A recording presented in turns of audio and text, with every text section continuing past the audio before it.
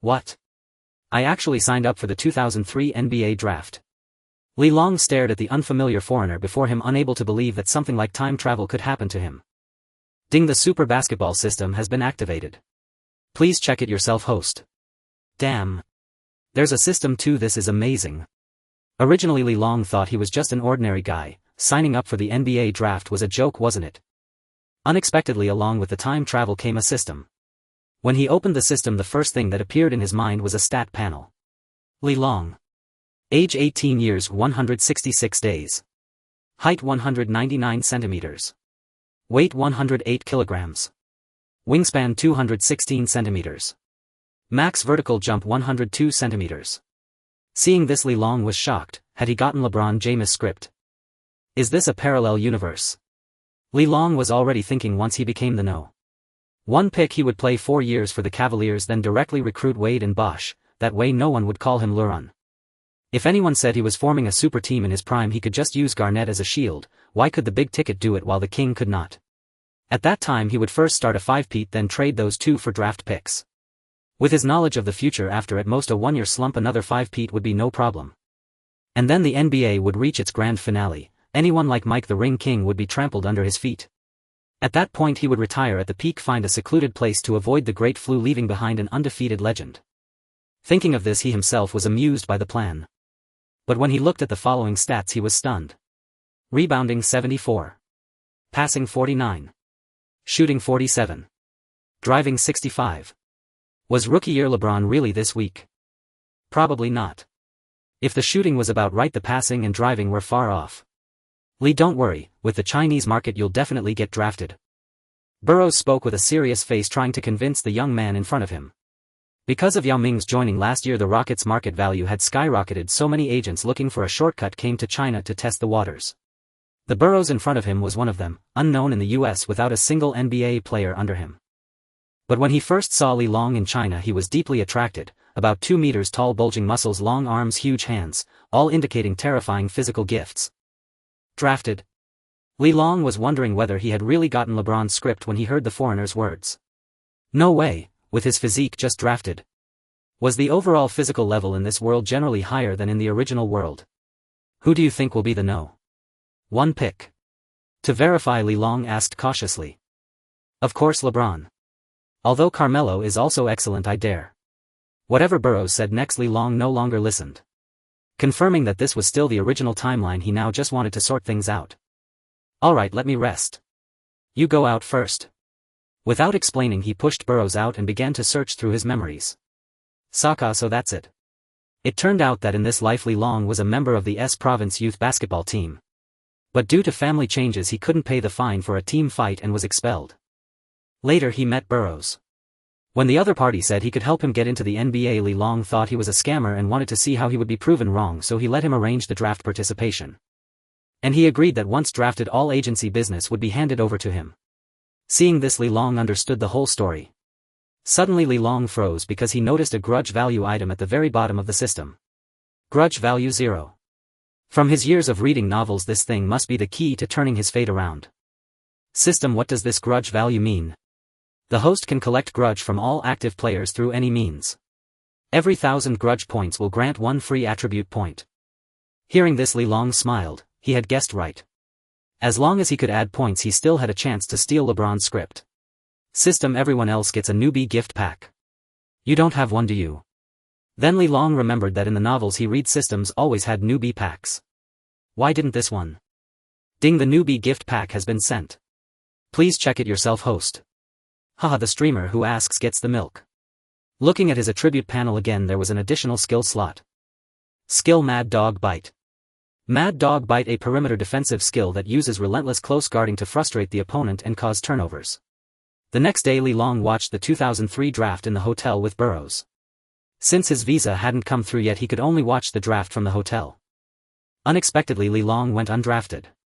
Damn, no way, with his physique, even if not the No. 1 pick, how could he go undrafted? Li Long didn't know that his body had been transformed by the system.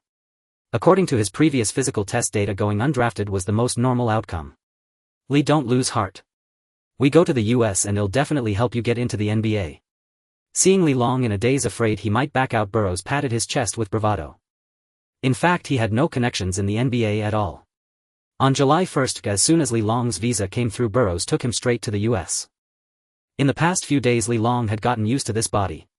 He had to say the new body was really amazing. His basketball skills might not be that high, but his past lives Jeet Kune Do had fully recovered. With this current body he could take on 3 of his past self. Long, you must seize this opportunity, you must seize this opportunity, you know. Go up and perform well, score as many points as you can, okay? It was now July 4th.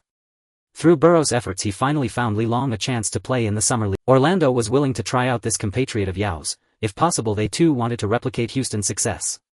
Meanwhile, the game on the court was between the Magic and the Cavaliers. This Orlando Summer League game attracted over 10,000 spectators. Of course, 99% came to see the little emperor LeBron James. Lee, get ready to go on. Just as the Magic head coach was watching James charge around the court, he remembered his team also had a big strong guy. Hearing the head coach's words, Li Long immediately stood up. Young LeBron. Having been used to seeing the bald older LeBron, seeing this youthful James felt truly surreal. Then during a dead ball, the Magic head coach sent Li Long in. Meanwhile, an ESPN reporter was watching the game while writing his article. LeBron, is he the next Magic? Or Jordan? After stepping onto the court, Li Long went directly to stand opposite LeBron James. Hey LeBron, your show ends here today. LeBron looked at the yellow-skinned kid in front of him and felt speechless. Who do you think you are? I was just having fun with my performance. However, he didn't bother to respond to Li Long, an unknown nobody not worth his attention. At that moment the Cavaliers were on offense. The point guard brought the ball up the court and directly passed it to James. He knew who the star of this show was. If he didn't obey, plenty of others would replace him. Seeing James catch the ball, Li Long immediately lunged in front of him. James was startled. Damn, this guy is like a mad dog. It must be said that Li Long's body was truly strong, and no matter how James tried to push, he couldn't create space. With no other choice, James had to dribble the ball and take a step back. However, Li Long wasn't about to let him go. He continued to stick tightly to him. Watching James' clumsy crab dribble, Li Long couldn't help but smirk. In a few years this sight would be gone.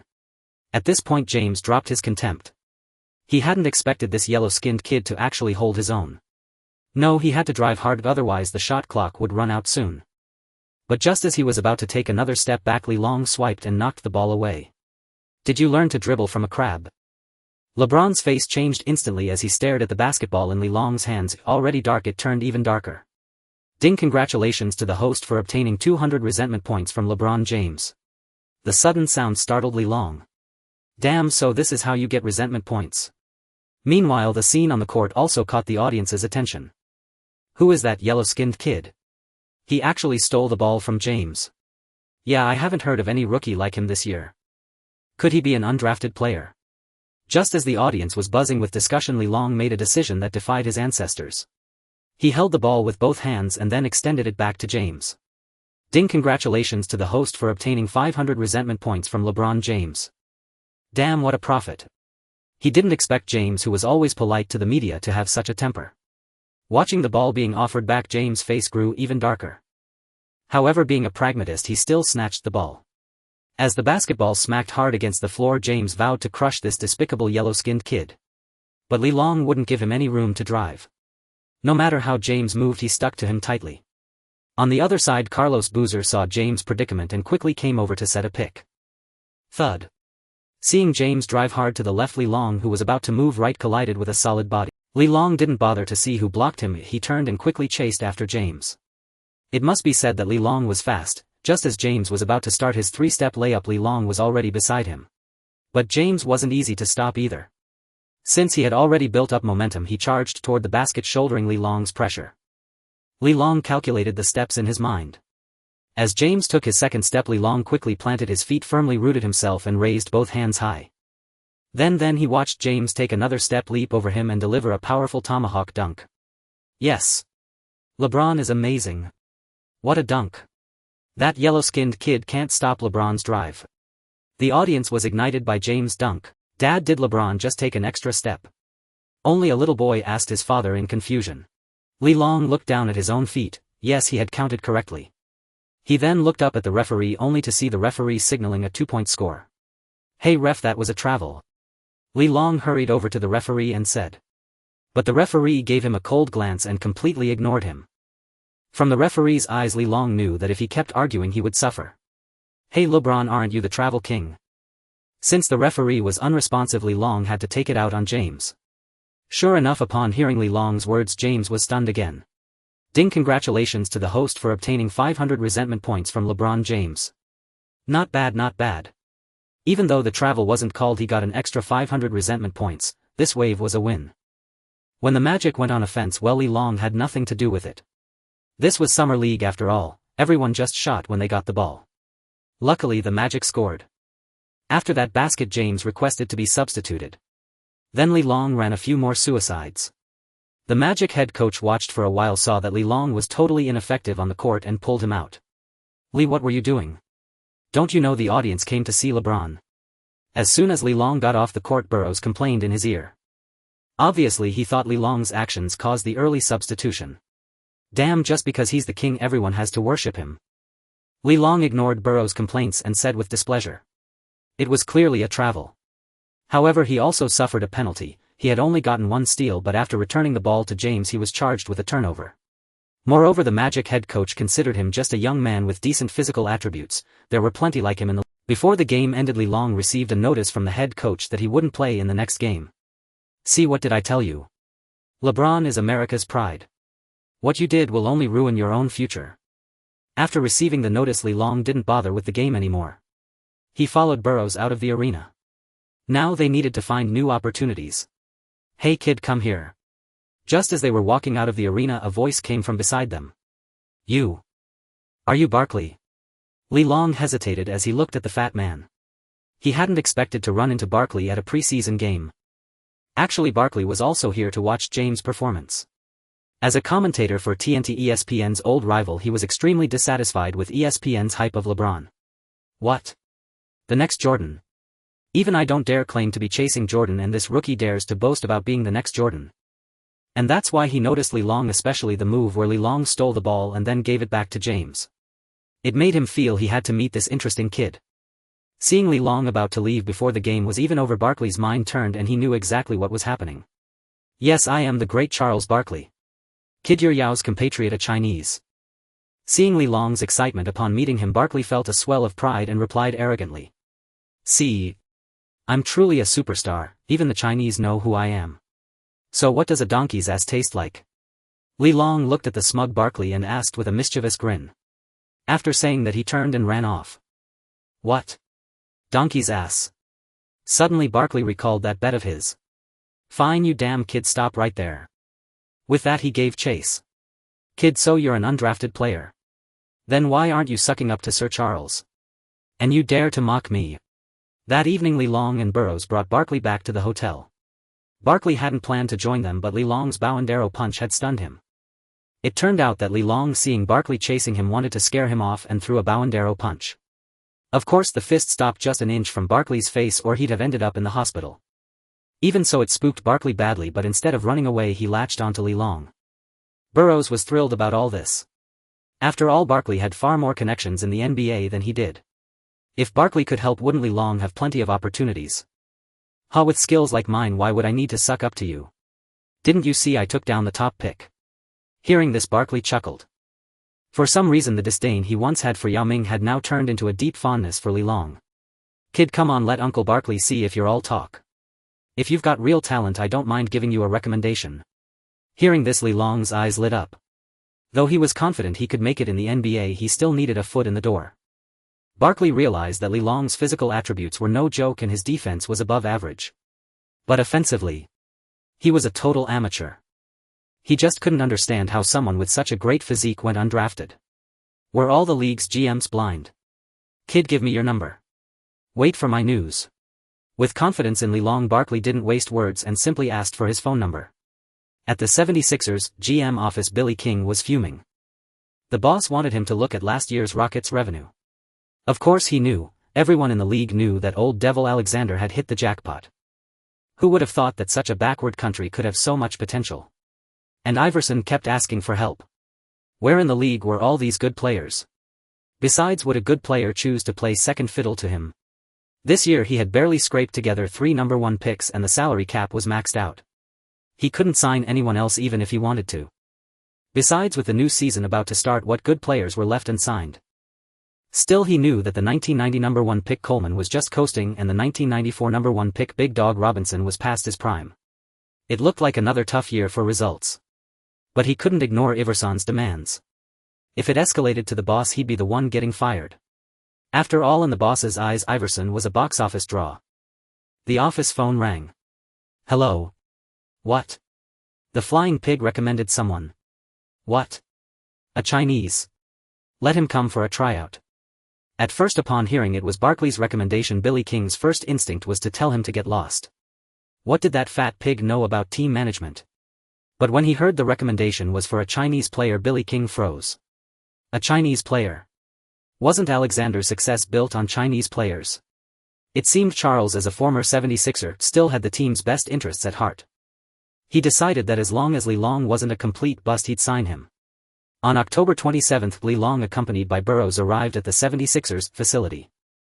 Over the past 3 months he had been practicing basketball constantly, finally looking like a real basketball player. He had also exchanged 1,000 resentment points for an attribute point, adding it to his defense, raising it from 90 to 91. He knew that mastering one skill could take him far. To make it in the NBA he needed a signature move. And his signature move was defense. However, he had also discovered that no matter how much he practiced, the numbers on his attribute panel never changed. Boss, we just snagged a lottery pick for free.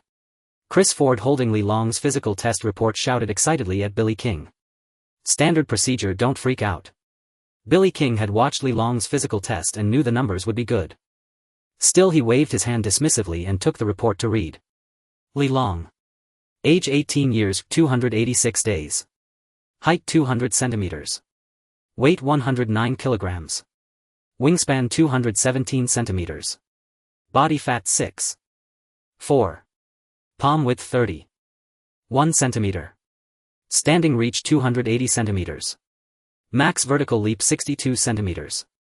The more Billy King read, the more astonished he became. Chris Ford hadn't exaggerated. Just looking at these static stats, Lee Long was on par with some lottery picks. But when it came to athleticism, it was very average, ranking near the bottom among this year's rookies. He couldn't understand how he had missed such great static measurements. What he didn't know was that Lee Long hadn't put any effort into the athletic tests, he just went through the motions. Otherwise his athletic numbers wouldn't have been inferior to LeBron James's. Why did he do this? He had once heard Burroughs mention that his athleticism seemed to have improved recently. That's when he realized that after his transmigration the system had modified his body. When he saw his original physical test data, he quickly made up a story. He said he had thought Burroughs was a scammer and had just fooled around during the test. Luckily he was only 18, the perfect age for growth. Otherwise he wouldn't have known how to cover up the lie. Reading further, Billy King understood why Lee Long had gone undrafted. He was a pure amateur with explosive physical attributes. Even so, he offered Lee Long a 1-year non-guaranteed contract. After all, even if he didn't pan out, it could help the boss make more money. And even if he failed to attract Chinese media attention, they could always cut him later. It was a non-guaranteed contract anyway. Lee, fantastic. I knew you would succeed. After signing the contract, Lee Long followed Burroughs out of the 76ers facility. Throughout the journey, Burroughs was ecstatic. He never imagined that his desperate trip to China would lead him to discover the second Chinese player to enter the NBA after Yao Ming from the Rockets. China, ah. Just thinking about that vast market made him feel a flood of dollars rushing toward him. All right, Burroughs, I think we should rent a place now. What do you think? Looking at the exuberant Burroughs, Lee Long shook his head with a smile. He had no worries about entering the NBA, he was the chosen one of the system. If he couldn't achieve this, then his transmigration would have been in vain. October 29th marked the opening day of the regular season. Lee Long arrived at the locker room early, gazing at his number 58 jersey, silently vowing that the legend of 58 would begin today. He had specifically chosen this number because no one in the NBA had ever worn it.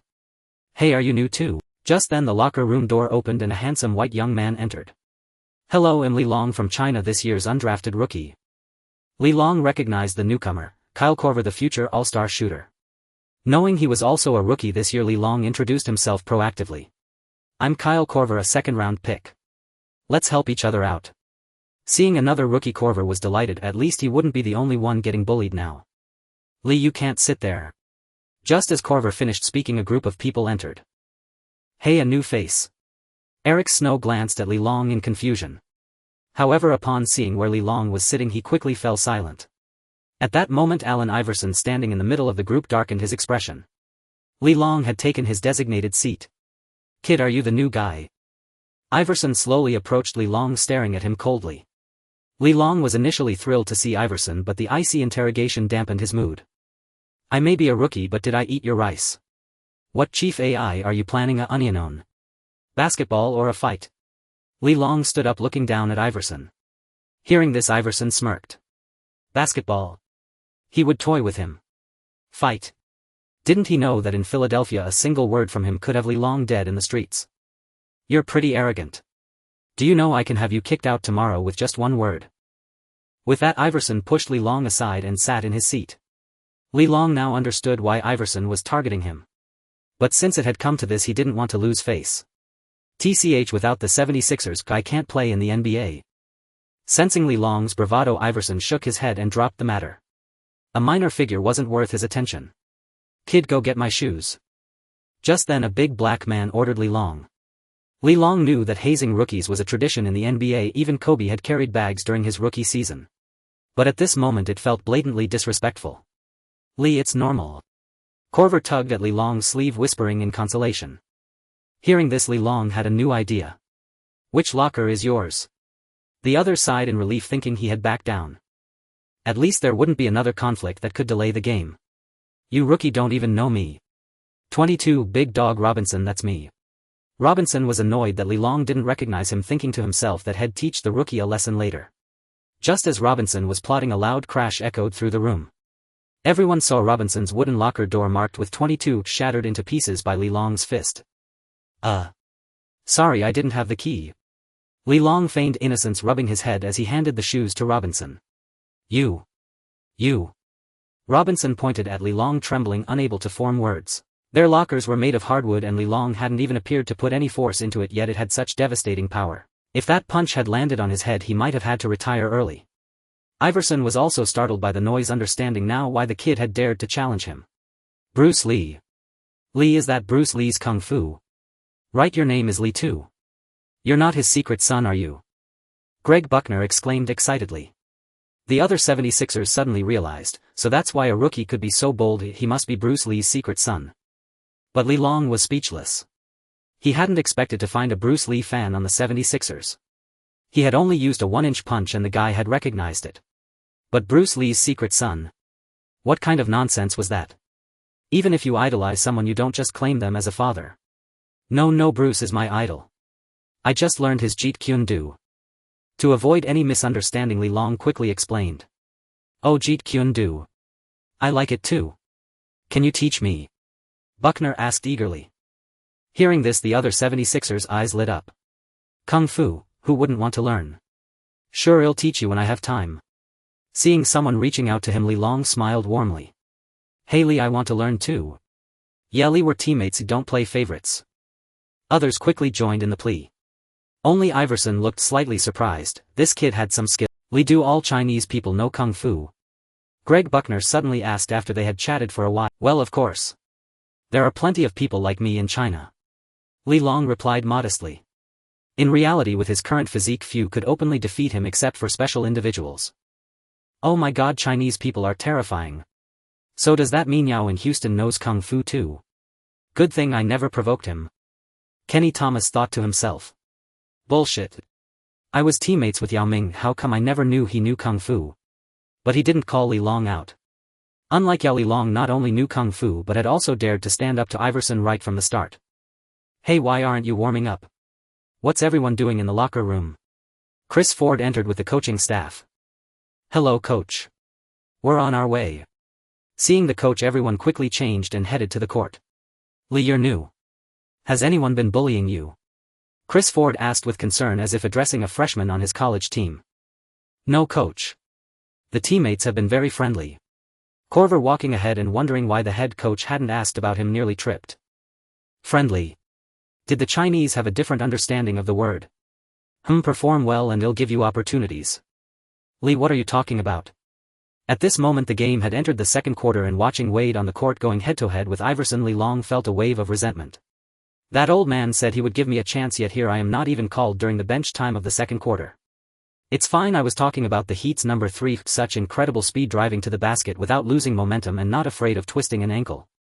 Li Long certainly wouldn't tell Korver that he was complaining about the head coach.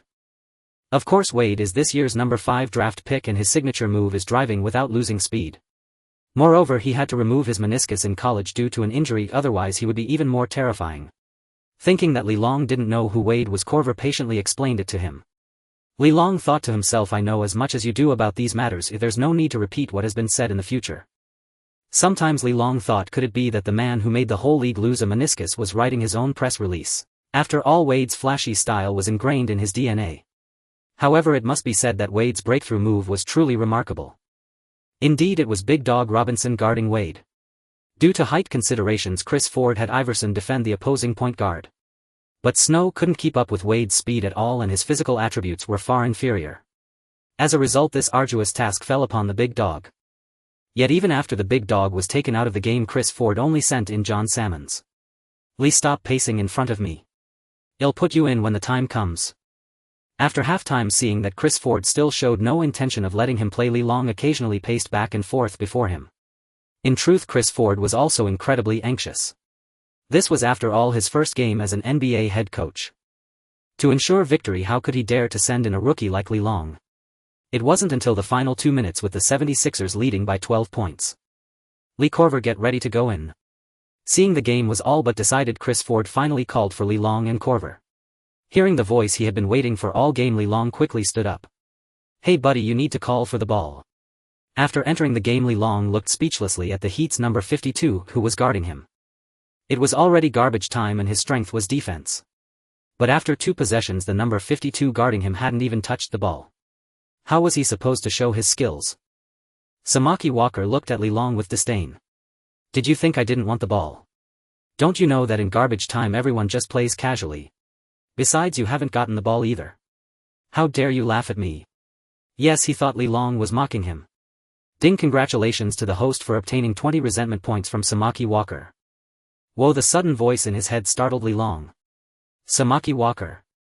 Who's that? Realizing he had only spoken to the Heat's number 52, he finally understood that his name was Samaki Walker. But the thing is, I didn't anger him, did I? And this resentment value is way too low, it can't even compare to a fraction of the Little Emperor's. Samaki Walker. To confirm his thought, Li Long deliberately tested it. What's your name? Samaki Walker was also dumbfounded. What's going on? Am I that famous? Out of politeness, he returned the question and asked for Li Long's name. Bro, I'm really not mocking you. You need to get the ball. If you don't show your skills, how can you stay in the NBA? Seeing time was running out, Li Long still tried to trick him into asking for the ball. Don't you also want to stay in the league? Why didn't I see you asking for the ball? Samaki Walker didn't understand why Li Long kept urging him to get the ball. Couldn't he see that both sides had already stopped playing? Li Long was puzzled. Who said black guys were all simpletons with no brains? Had he encountered an exception? Just then the referee blew the whistle to end the game. Li Long's NBA debut ended with all stats at 0. It's okay, it's okay. Yao Ming's debut was also scoreless. Even the hottest shooting guards now, Kobe and T-Mac, had 0 points in their debuts. Kid, weren't you talking about a onion? Don't leave yet.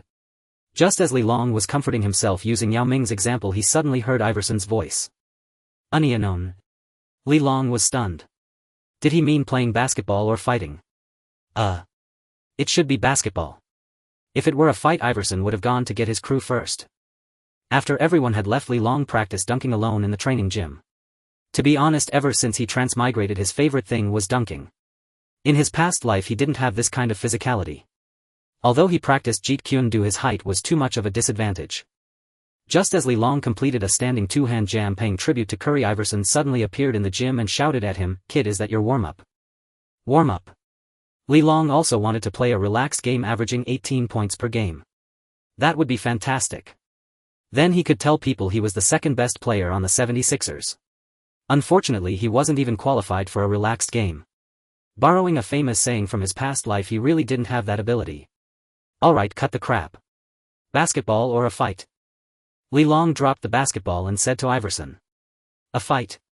Hearing Li Long ask such a shameless question, Iverson felt like spitting in his face. After witnessing Li Long shatter a locker door with one punch, if he still chose to fight him unknown, he would be a fool. Ding! Congratulations to the host for obtaining 100 resentment points from Iverson. Oh. So this could earn resentment points too. Li Long felt like he had made a new discovery. This way, wouldn't he? Bang! Suddenly a basketball hit him. A basketball player must fight in the way of basketball. 11 points. You attack first. After speaking, Iverson walked to the free throw line. Li Long looked at the basketball in his hand, then at Iverson. You're shorter, so you attack first. Li Long wasn't unaware of Iverson's offensive ability, but he himself had zero offensive skills. He could only pretend to be cool and toss the ball back to Iverson. Ding! Congratulations to the host for obtaining 100 resentment points from Iverson. Iverson's heart burned with anger. What did he mean by you're shorter? If he could grow to 2 meters tall, there would be no room for Jordan. This arrogant kid, I'm going to make him cry today. Thinking this, Iverson said nothing more and began dribbling beyond the three-point line. Watching Iverson's low center of gravity dribble, Li Long kept telling himself, guard the left, guard the left. Then he watched helplessly as Iverson drove right and blew past his left side into the paint. Kid, your defense is not bad, but did you really think I got the scoring title for nothing? After defeating Li Long in their unknown match, Iverson looked at him with a hint of pride. Having said that, he turned and left. On the other side, Li Long was utterly frustrated. He finally understood what it meant to know your opponent would go right yet still be unable to stop him. He had thought that with his height and reach plus his 91-point defense he could at least hold him to half. But dreams were full, reality was harsh. He only managed to stop 2 shots and soon Iverson stole the ball back. Meanwhile, after leaving the training gym, Iverson began gasping for air. In truth, he had given his all in those final few possessions, yet Li Long still managed to disrupt 2 of his attempts. This made Iverson, who had originally planned to thoroughly humiliate Li Long, wisely back off. He feared that continuing might end with him being the one embarrassed. I didn't expect this kid's defense to be this good. Ding! Congratulations to the host for obtaining 100 resentment points from Iverson. Just as Li Long was about to ask the system whether his 91-point defense was a sham, he suddenly heard the system's voice. Well, damn, so he was faking it. This realization made Li Long understand that Iverson wasn't as relaxed as he appeared, otherwise why would he generate resentment points? He was self-aware enough to know from the start that he could never fully stop Iverson. He only wanted to prove he wasn't a push. Now it seemed he had achieved his goal. Meanwhile, in China. Teacher Zhang, did you hear? In today's 76ers game, was there a Chinese player on the court at the end? What? Really? Zhang Heli was startled, a mix of shock and joy in his voice. That's exactly why I'm asking you. Alright, wait a moment, let me make a few calls to find out. After hanging up, Zhang Heli quickly called Yang Yi, who was in the U.S. What? You don't know? Then go find out immediately, this is huge. If you must, ask Yao Ming to help inquire with the 76ers players. After hanging up, Zhang Heli opened the NBA website and found the 76ers roster. Hey, there really is one, Li Long. Meanwhile, Yang Yi was also searching for news about the 76ers online and watching game replays. Eventually he confirmed the player was indeed Chinese. Because he heard Li Long's clear Chinese curse at the end of the game, damn it, idiot.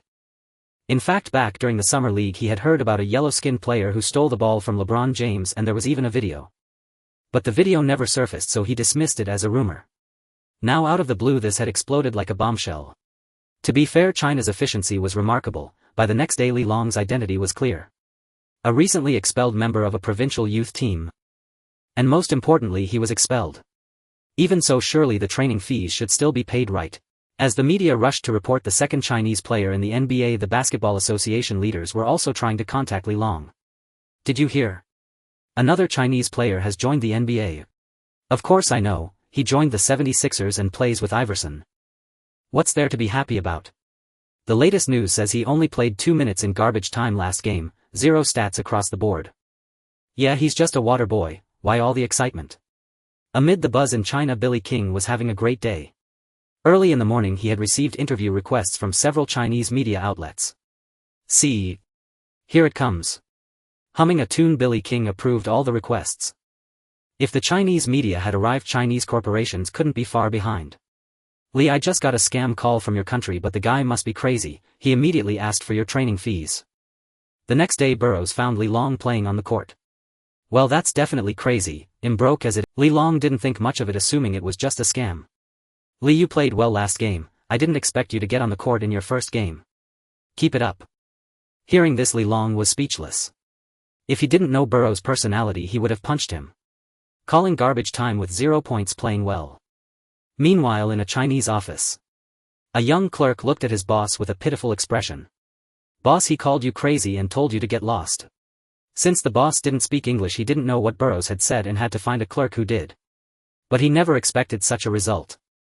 Arrogant, insolent. Does he really think he could play in the NBA without the country's support? Ignorant, despicable. The boss fumed angrily. With so many people in the office, if he didn't say something, how could he maintain his authority? Growing more furious, the boss took his phone and returned to his office. The next day, major Chinese media outlets began reporting. Chinese rookie is an undrafted player, non-guaranteed contract equals temp job. Li Long willing to be a temp just for attention. 0.0 rebounds, 0 assists. 76ers put Li Long in garbage time only to trick Chinese companies into big contracts. When fans on the NBA forum saw these news, they erupted. Damn, so he's just a temp. I was excited for nothing yesterday. Yeah, why not focus on improving your skills at home instead of going to the U.S. to embarrass us with these shady tricks? Obviously he's desperate for fame. People like him don't deserve our support. Maybe he's jealous of Yao Ming making big money over there. How can he compare to Yao Ming? Yao was a top pick, he's an undrafted player. You know what that means. Nobody wanted him, haha. Exactly, he's just a clown embarrassing himself. Hey, don't be so harsh, he's Chinese too. Maybe there's a misunderstanding. Besides, didn't Yao Ming also score 0 in his first game? At this point, a fan with the username Love P Jelly Noodles wrote this. Hey, what do you mean by that? Don't you watch basketball? Exactly, fake fan. And then all news about Li Long disappeared. Li Long had no idea that the scam call he dismissed had made him infamous in China. In the media's eyes, he was a vain fool exploited by Americans to swindle Chinese money. On November 1st, the 76ers faced the Kings on the road. With 2 of the 3 no.1 picks, Coleman and Big Dog sidelined due to injuries, Li Long felt a flicker of hope for today's game. At that time, the Kings were still a Western powerhouse. Chris Webber, in the twilight of his prime, led the team under head coach Rick Adelman, playing the most dazzling basketball in the league. 2 days earlier, they had crushed LeBron James' Cavaliers 106-92 at home. Although James posted 25.6 rebounds and 9 assists, it was the first time he experienced a loss where he could claim he didn't lose. James might have thought, I still have a veteran leader, how can you say I'm the one leading? In this game, Chris Webber was absent due to injury, but that didn't diminish the Kings' strength in the slightest. As expected from the opening tip, the 76ers were overwhelmed by the Kings. Despite Iverson's relentless drives and outside shots, he couldn't withstand the Kings' ferocious offense. By halftime, the score was 5,343. In just 2 quarters, the 76ers had fallen behind by 10 points. Watching Iverson gasping for breath, Chris Ford had no solutions. The college tactics he employed clearly couldn't crack the Kings' attack. As the third quarter began, Iverson chose not to rest. Seizing the moment when the Kings substituted their starters, he launched a furious scoring spree. Unfortunately, midway through the third quarter, the Kings gradually brought back their starters and the 76ers' firepower was once again suppressed. Watching the Kings' seamless teamwork on the court, Li Long couldn't help but feel envious. This wasn't even the peak Kings. The teams from 200,001 or 200,102 were the ones that truly struck despair into opponents' hearts. The Kings had already taken a 14-point lead. Chris Ford knew deep down that this game was likely lost. In the fourth quarter, Iverson was still striving to close the gap, but the 10-point deficit was like an unyielding chasm that seemed impossible to cross. With 3 minutes left in the game, Chris Ford called a timeout, pulled all his starters, and prepared to concede defeat. Li, get ready to go in. Hearing the assistant coach call his name, Li Long quickly shed his warm-up jacket. He had been waiting for this moment, and now it had finally arrived. The resentment points in his system were still frozen at 520. It wasn't that he didn't want to collect from his teammates, but he had just joined the team and wasn't familiar with them yet. What if he said something wrong and disrupted team chemistry? Otherwise, he would have sung Sunshine Rainbow White Pony right in the 76ers locker room.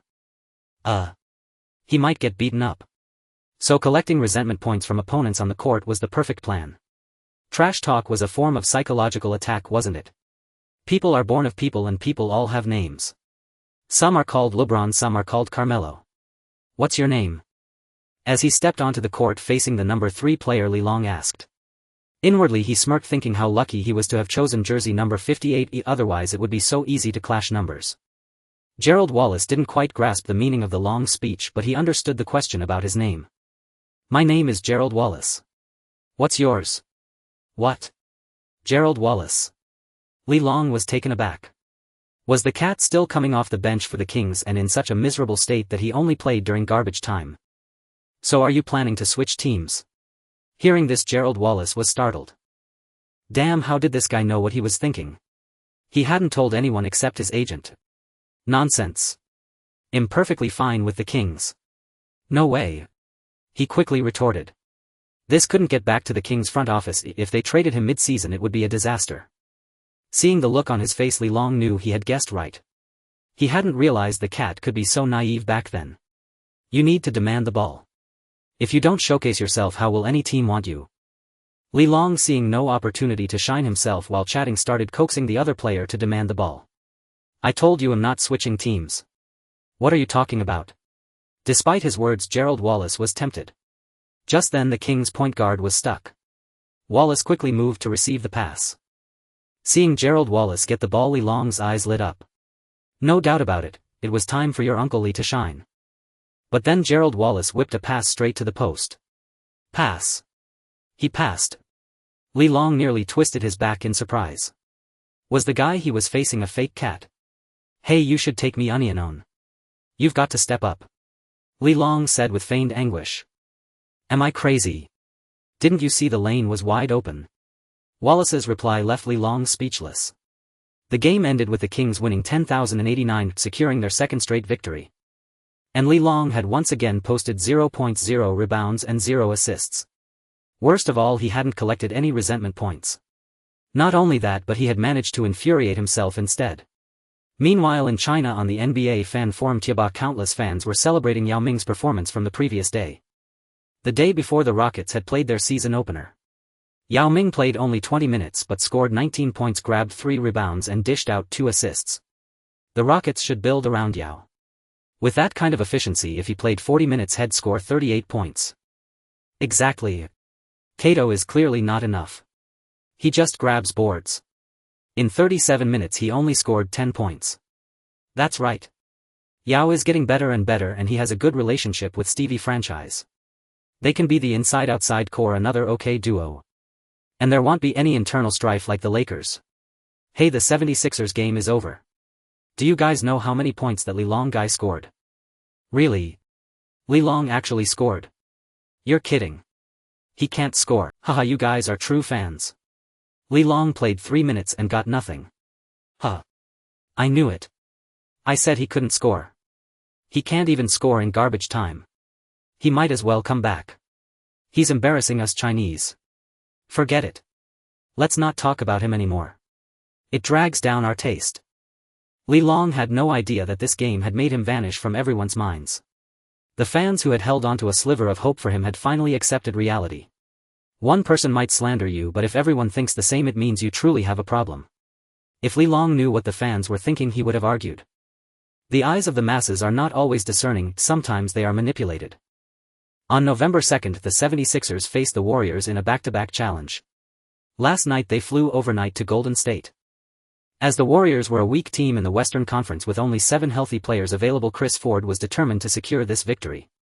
Moreover, Coleman returned from injury, greatly strengthening the forward line. From the very start of the game, Iverson activated his killer mode, frequently driving to the basket to draw fouls and combining passes with drives, helping the 76ers end the first quarter with a 2,725 lead.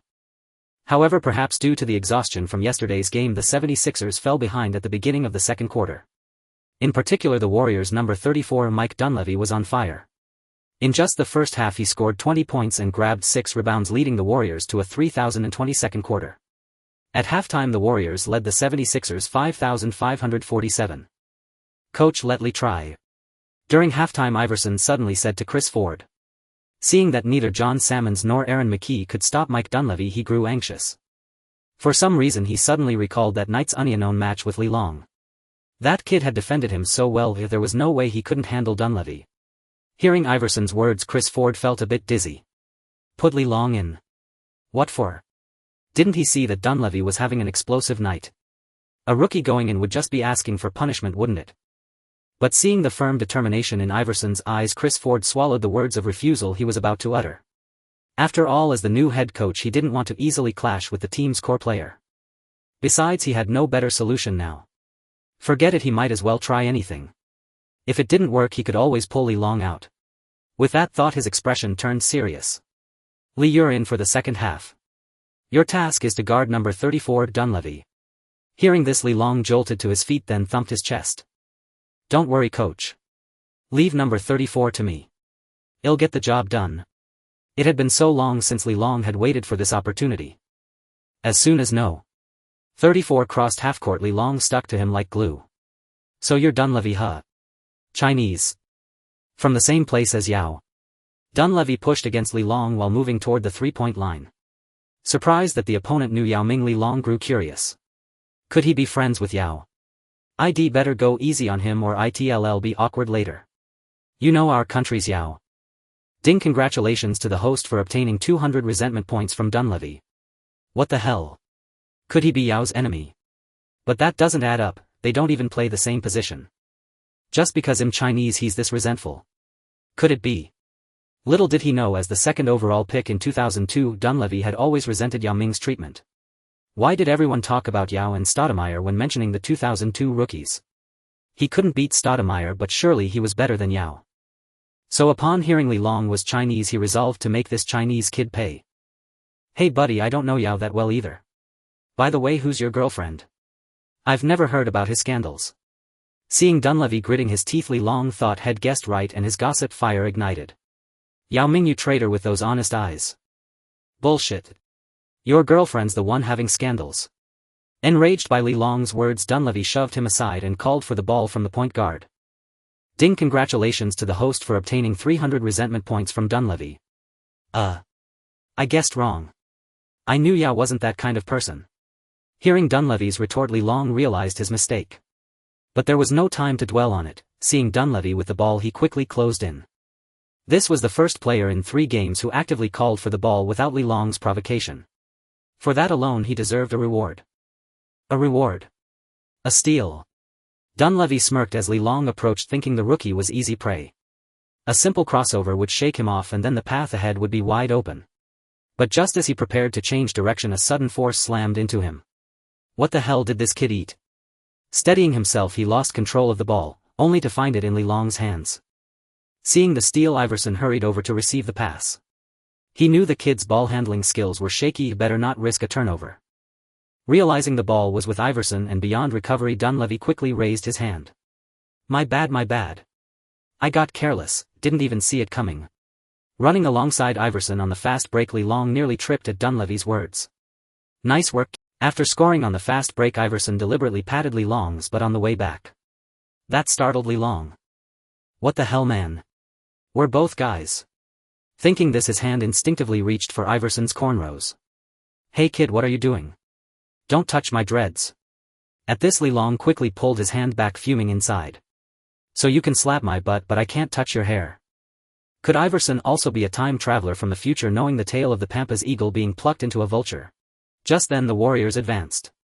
Seeing this, Li Long snapped back to focus and stuck to Dunleavy again. Buddy, tell me honestly, can you do the 5-whip strike? Dunleavy stared blankly at Li Long. 5-whip strike? What the hell is that? Seeing his expression, Li Long knew he was overthinking. Clearly this guy hadn't learned Hunyuan Xingyi Tai Chi. Annoyed by Li Long's incessant chatter, Dunleavy shoved him aside and called for the ball again. Ball. The referees were lenient back then. 15 years later, if he dared shove like that, Li Long would have shown him a move, butt first spinning 3.5 times in midair freefall landing. As for why he didn't now, Li Long was afraid of cracking up the ref and getting a technical. Hey buddy, that's not very sporting, shoving people. Good thing your Uncle Li is forgiving. Seeing Dunleavy with the ball again, Li Long quickly closed in, launching a relentless verbal assault. Kid, I'm a man, not a fairy. Can you keep your distance? Seeing Li Long pressing closer and closer, Dunleavy, unable to find an opening, had to dribble backward. Li Long was stunned inwardly. This guy was truly a fountain of resentment. In just a minute he had contributed 700 resentment points. I've got to milk him for all he's worth. Bro, I'm not one either, but since you have the ball, how about I teach you the 5-whip technique? The 5-whip technique. Wasn't that a Chinese martial art? Just as Dunleavy was pondering how to politely accept, he saw Li Long flailing his hands wildly as if having a seizure. 1 whip, 2 whips, 3 whips, 4 whips. See, no need for the 5th whip and the ball is mine. Young man, you should watch your conduct. Having stolen the ball, Li Long immediately passed it to Iverson. On the other side, Iverson, who had been waiting, ran toward him upon seeing the steal. On the 76ers bench, Chris Ford stared at Li Long in astonishment. He had never expected Li Long's defense to be so formidable, stealing from Dunleavy twice in just a minute. Had he known this earlier, he would have put Li Long in right away. Coach, look, Li's defensive fundamentals are solid, whether it's his stance or timing of the steal. An assistant coach pointed at Li Long as he spoke. Indeed, I didn't expect this young man to have hidden such a skill. If I'd known his defense was this good, I'd have put him in much sooner. Iverson, thrilled after scoring a layup, hadn't anticipated Li Long's impact to be so great. In less than a minute he had made 2 steals, making Iverson eager to join in. Kid, don't get cocky. I was careless earlier. This time I won't let you steal from me again. As the Warriors prepared for their next attack, Dunleavy spoke with a grim expression. He now recognized Li Long's defensive prowess and cast aside his earlier disdain. Being stolen from twice in a row by a rookie would be humiliating. However, after those 2 steals, the Warriors' point guard stopped passing to him.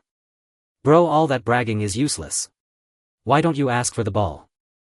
Hearing Li Long's taunt, Dunleavy's expression darkened.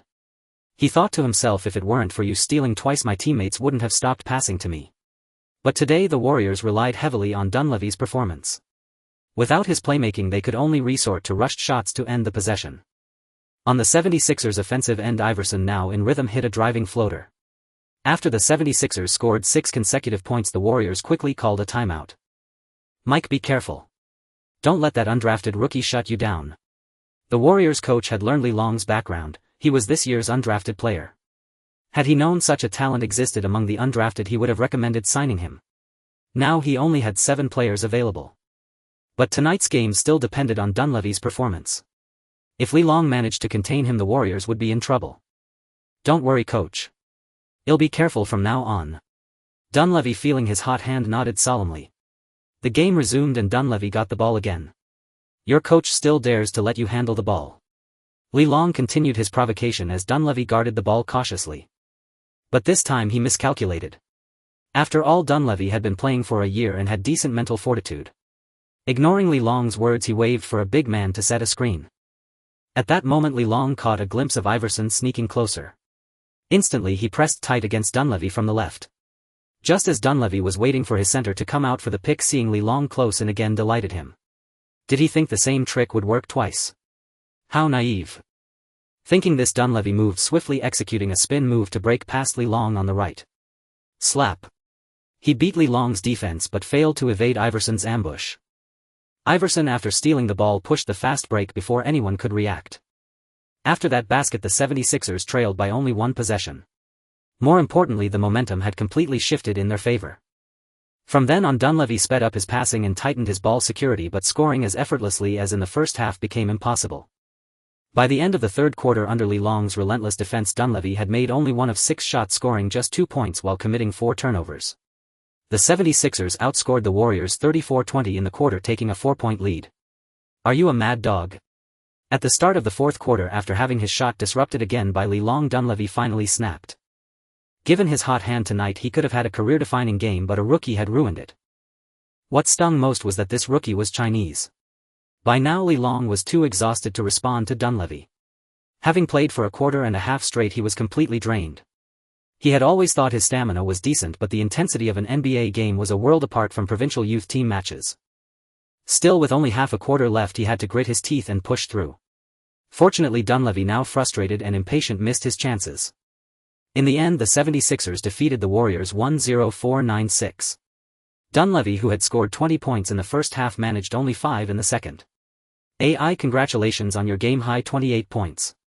How did you manage a 10-point comeback? As soon as the game ended, Iverson was surrounded by the media. Hearing the question, he beamed with joy, celebrating both the team's win and his personal achievement. Then he turned and spotted Li Long heading to the locker room. Pushing through the crowd, he grabbed Li Long and pulled him over. How did we turn the game around? It's this guy. He might have scored 1 or 2 points, or none at all, but anyone who watched knows he's the real hero of our comeback. Li Long never expected that Iverson would credit him for the comeback.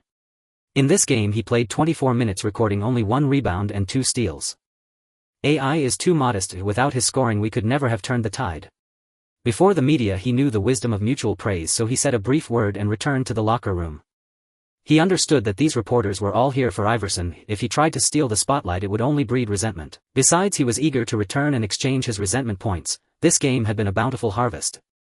Meanwhile, back in China on the NBA Tieba forum, Yao played really well today. He dominated his matchup against Gasol. Indeed, if it weren't for Francis poor shooting, the Rockets would have taken down the Grizzlies. 19 points and 10 rebounds, an easy double-double. On November 2nd the Rockets hosted the Grizzlies. Yao played 36 minutes, scoring 19 points and grabbing 10 rebounds, while his counterpart Pau Gasol managed only 12 points and 2 rebounds. Unfortunately, the Rockets still lost the game 7,179.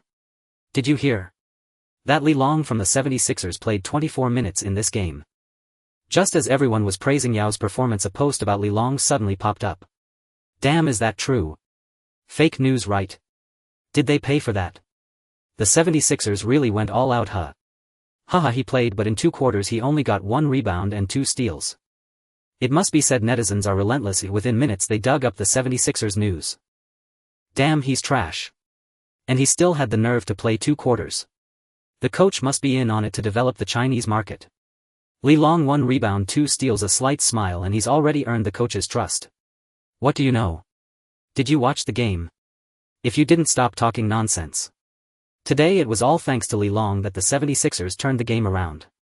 Even Iverson said Li Long was the key to the comeback. At that moment the fan with the screen name Mao Bishan, who loves P. Jelly, once again defended Li Long. Damn man, are you Li Long's alt account? Or did you get paid? Bro, how much per post? Hook me up too. Iverson is just playing along with the team to tap into the Chinese market, and you actually buy that. Exactly. Meanwhile, Li Long had already returned to the hotel. They would rest here tonight before heading to Portland tomorrow to face the Trail Blazers. Judging by the 76ers' schedule, the team was clearly not a priority for the league. But none of that concerned Li Long. What troubled him now was whether to allocate his attribute points to defense or stamina.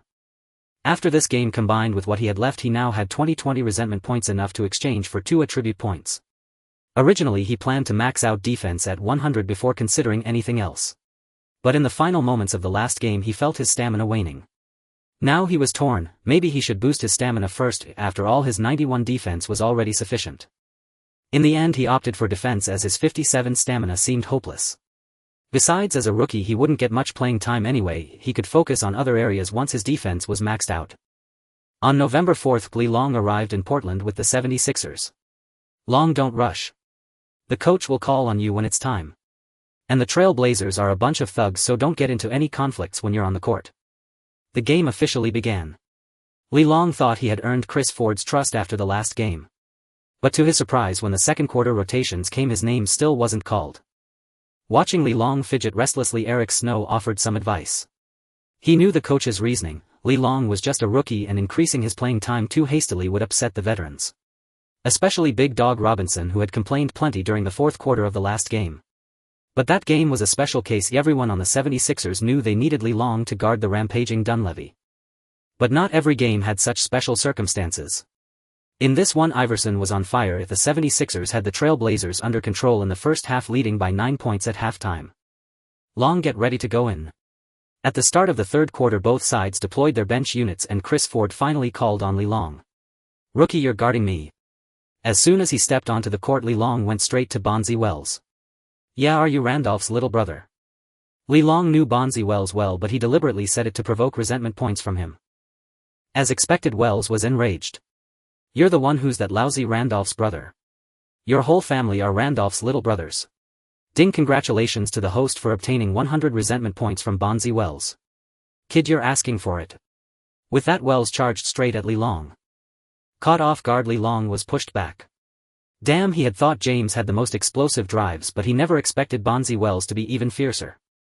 He didn't realize that the James he had faced was just a young rookie entering the league, while Bonzi Wells was in his prime, relying on his brute strength. Using his power, Bonzi Wells broke through Li Long's defense, thinking this kid isn't so tough if the coach was overreacting. But just as he went for the shot, a gust of wind swept from behind. Slap. Li Long blocked his shot, sending the ball flying. Bonzi Wells was indeed strong but not fast, and with his contempt for Li Long he never expected to be chased down for a block. Bonzi, watch out. Didn't I just tell you? At that moment the Trail Blazers head coach shouted from the bench. Ding, congratulations to the host for obtaining 200 resentment points from Bonzi Wells. Kid, you're dead.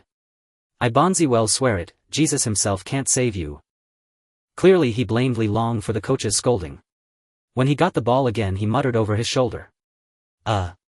We don't believe in Jesus in China. How about asking the Jade Emperor? This time Li Long learned his lesson, planting his feet firmly to hold his ground. Damn, this kid is tough. After several attempts Bonzi Wells couldn't push Li Long aside, growing increasingly frustrated.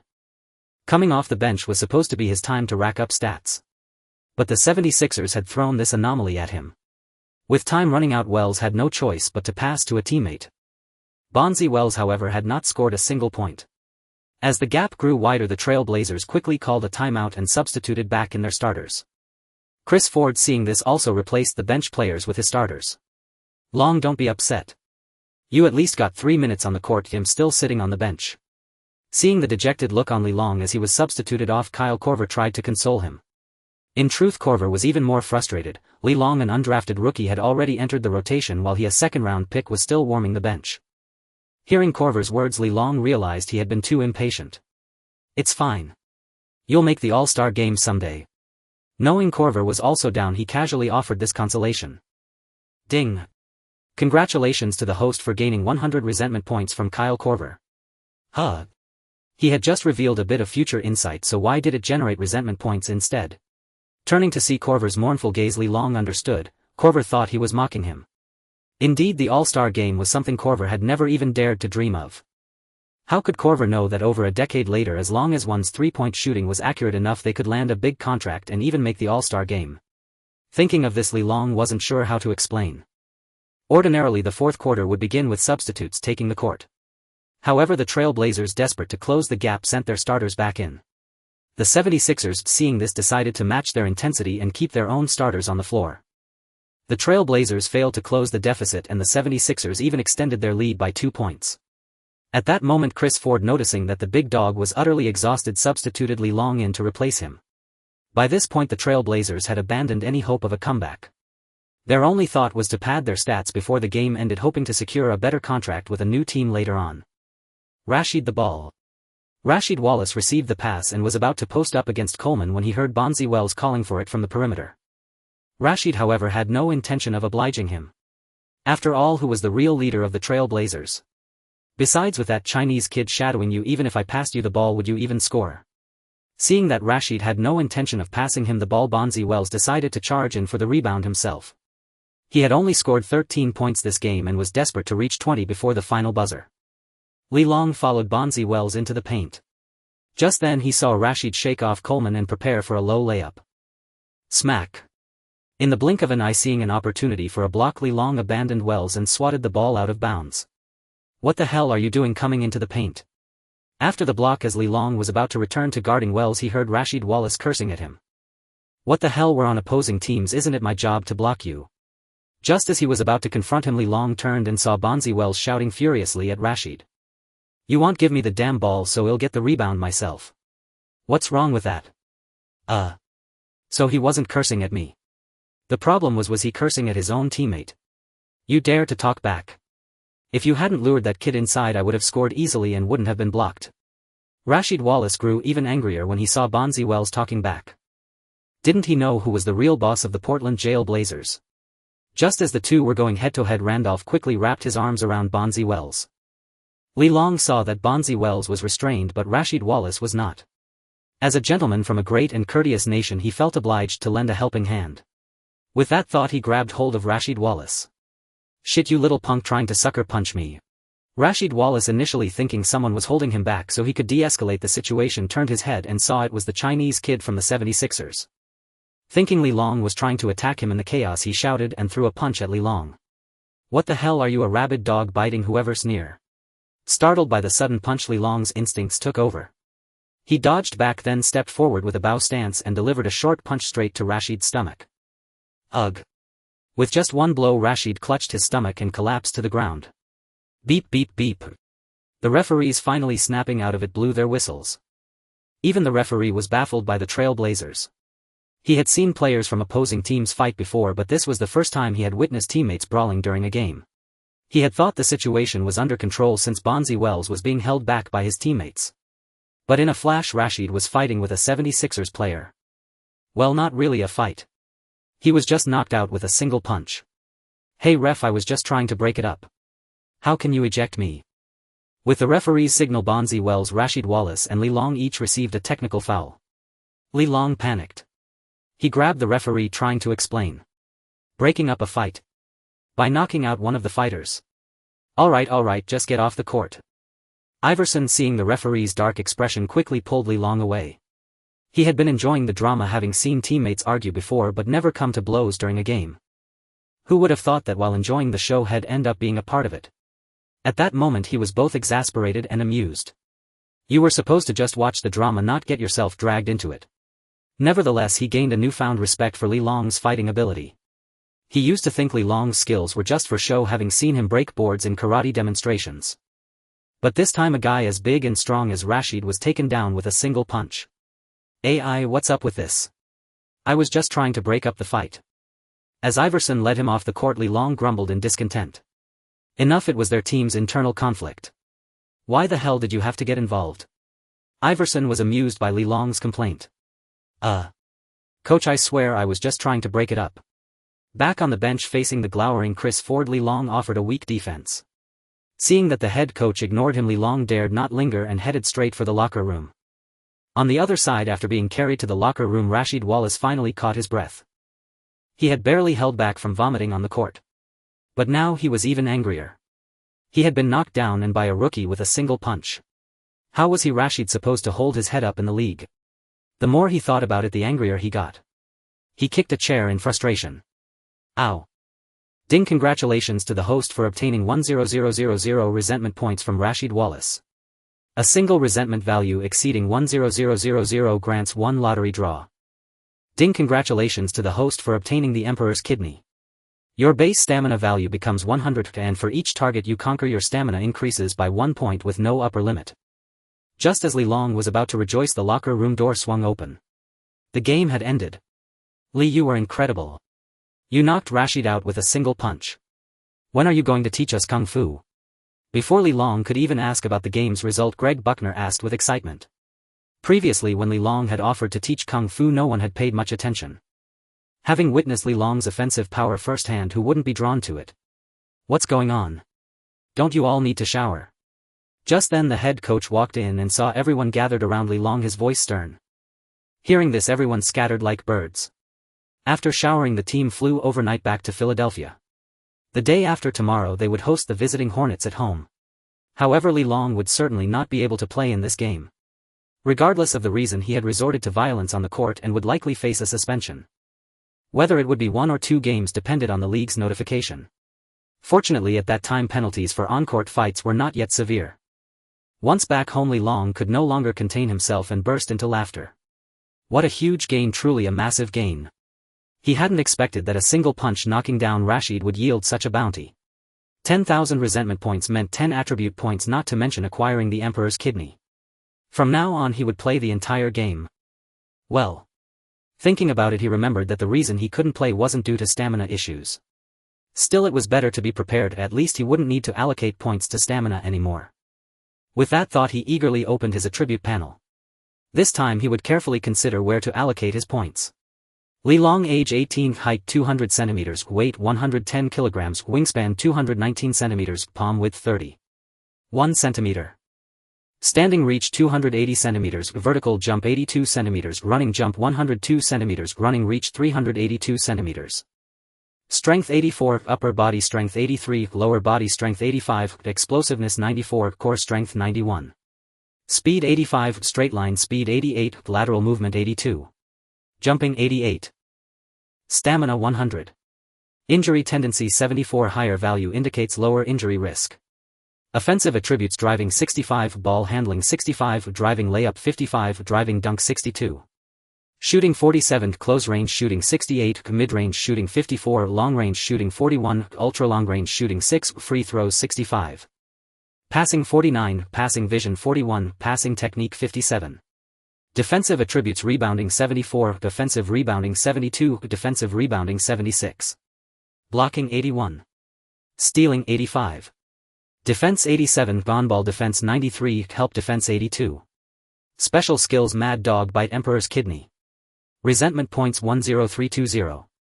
Looking at his resentment points, Li Long didn't hesitate. He first raised his on-ball defense to 100. After that, seeing the remaining 3 attribute points, he hesitated briefly before adding them to explosiveness. Since this stat was closest to 100, he would find an opportunity to max it out first. After allocating his points, Li Long peacefully drifted off to sleep while across the ocean a storm was brewing. Fighting. It's a disgrace to the nation. Blacklist him, a complete blacklist. Early in the morning, the official received news of Li Long's fight in the NBA. This gave the official who had long wanted to deal with Li Long the perfect opportunity. At the official's command, the name Li Long was completely censored. Across China, fans could only receive news about Yao Ming, and not a single piece of information about Li Long leaked out, much like the case with De Ji. The next day, Li Long received a call from the head coach informing him that he had been suspended for 1 game. He would have to watch the next match from the stands. On November 6, the 76ers hosted the Hornets. Li Long watched the entire game from the stands. 10699. After an overtime period, the 76ers ultimately lost by 7 points. It must be said that Baron Davis, as the first-generation Big Beard, was truly formidable at that time. No wonder he made it to the All-Star game that season. In this game, he efficiently scored 37 points, 5 rebounds and 6 assists, leading the Hornets to victory over the 76ers. On November 8, Li Long followed the 76ers to Chicago. Today they were to challenge the Bulls on the road. Staring at the statue of the old rogue outside the arena, Li Long silently vowed. What the Chosen One couldn't achieve would have to be done by this system's Chosen One. After all, relying on media hype alone wouldn't catch up to the old rogue. At 8 p.m. the game officially began, and Li Long sat on the bench as usual. Today Allen Iverson was burning with fury, especially after losing in overtime to the Hornets in the previous game. Right from the tip-off, the Bulls were dominated. Li prepared to take the stage. 3 minutes later, Li Long was replaced in disgrace. During the 3 minutes he played, both teams scored 0-0. It wasn't because of his formidable defense, but rather the lackluster performance of both teams' substitutes.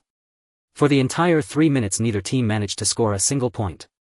The Bulls head coach, unable to sit still, knew they were still trailing by 8 points. Seeing the opponents send in their starters, Chris Ford waved his hand and deployed his own starters as well. By the start of the fourth quarter, the 76ers led by 18 points, and only then was Li Long sent back onto the court. After 2 possessions, Li Long found himself practicing sprints again. During the next Bulls offensive play, Li Long stepped directly in front of Hinrich. Compared to Li Long, Hinrich, as this year's 7th pick, was clearly more valued by his team. With the game's outcome all but decided, the Bulls' possessions were concentrated in his hands. Whether to shoot or pass was entirely his decision. At that moment Hinrich was bewildered. Why was a small forward guarding him? Thinking this, a spark of inspiration struck him. Wasn't a small forward guarding him a mismatch? With this thought in mind, his hands moved without pause, executing a crossover to drive toward the paint. Li Long was startled. Damn, this kid has no basketball ethics. I haven't even started trash talking and he pulls a surprise attack. Seeing this, Li Long abandoned his trash talk and quickly gave chase. Hinrich drove to the basket in 2 steps and was about to lay the ball up when he caught sight of Li Long closing in from behind. If he went for the layup now, Li Long might block it. Recalling Li Long's foolish demeanor earlier, he decided to toy with him using footwork. To be fair, Hinrich's devilish footwork was indeed impressive. He first feigned a layup, then executed a swift pivot. Li Long, focused solely on blocking the shot, was completely fooled by the move. He thought he had made a mistake and that Hinrich would surely score an easy 2 points with a floater. Unexpectedly, Hinrich spun again. Sliding like a demon's dance. Under Li Long's astonished gaze, Hinrich, looking dizzy, jumped and threw the ball out of bounds. Pfft. Both teams on the court burst into laughter. Li Long's face darkened. Had he just been fooled by this guy? He was doomed. Whenever Hinrich's embarrassing moment was brought up, he would definitely be associated with it. After the laughter subsided, the 76ers began their offense. Li Long, aware of his limitations, simply stood beyond the 3-point line to draw defenders. He had no offensive capability and the 76ers wouldn't pass him the ball anyway. However, sometimes luck is unstoppable. Just as he was about to retreat after watching Korver take a shot, the rebound came flying toward him. Seeing this gift from the heavens, Li Long didn't hesitate. He grabbed the rebound and prepared to drive. But the Bulls weren't about to let Li Long pass so easily. Li Long, whose dribbling was poor, panicked upon seeing the defender and immediately picked up the ball to take 3 steps. If Giannis could take 3 steps from beyond the arc, surely he could do it from inside the line. Then Li Long was engulfed by a sea of defenders. Beep. Although he didn't get the shot off, Li Long was awarded 2 free throws. Taking a deep breath, he made one of 2, finally breaking his scoring drought. Coach, let Long guard that kid. As the game resumed, Li Long naturally found Hinrich again. Coach Chris Ford initially wanted to send him back to his position, but Iverson spoke up. They're from the same draft class and Long went undrafted. He wants to test the mettle of the 7th pick, it's normal. Iverson thought Li Long was jealous of Hinrich being selected. Little did he know Li Long simply saw the ball in Hinrich's hands and knew that if he didn't defend him he wouldn't have a chance to shine. Man, your footwork is terrible. You should go learn from Hakeem. Li Long didn't know that Hakeem's tutorial camp hadn't started yet. Hearing Li Long bring up the incident again, Hinrich's face darkened. Ding. Congratulations, host, for obtaining 100 resentment points from Hinrich. Hearing the system notification, Li Long was overjoyed again. Dude, others spin their opponents dizzy, but you managed to spin yourself dizzy. Hinrich was fuming at Li Long's words. At least I'm better than you, an undrafted nobody. Normally he wouldn't bother with Li Long. Now that Li Long was guarding him, it meant there might be an opportunity at the small forward position. However, Li Long's venomous tongue enraged the usually mild-tempered Hinrich. He vowed to score on Li Long unknown. This played right into Li Long's hands.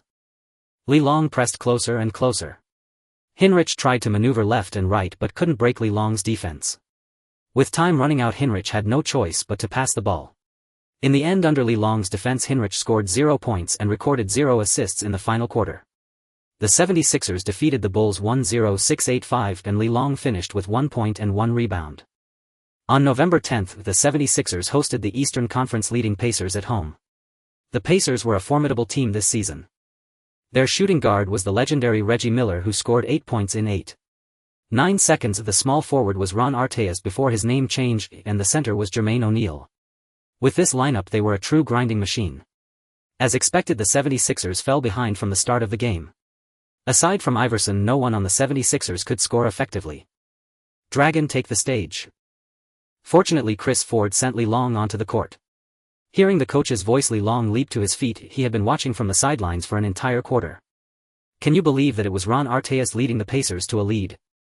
Who the hell said this guy was just a defensive player? He's got 3-pointers, defense, drives, passes, rebounds, everything you could ask for.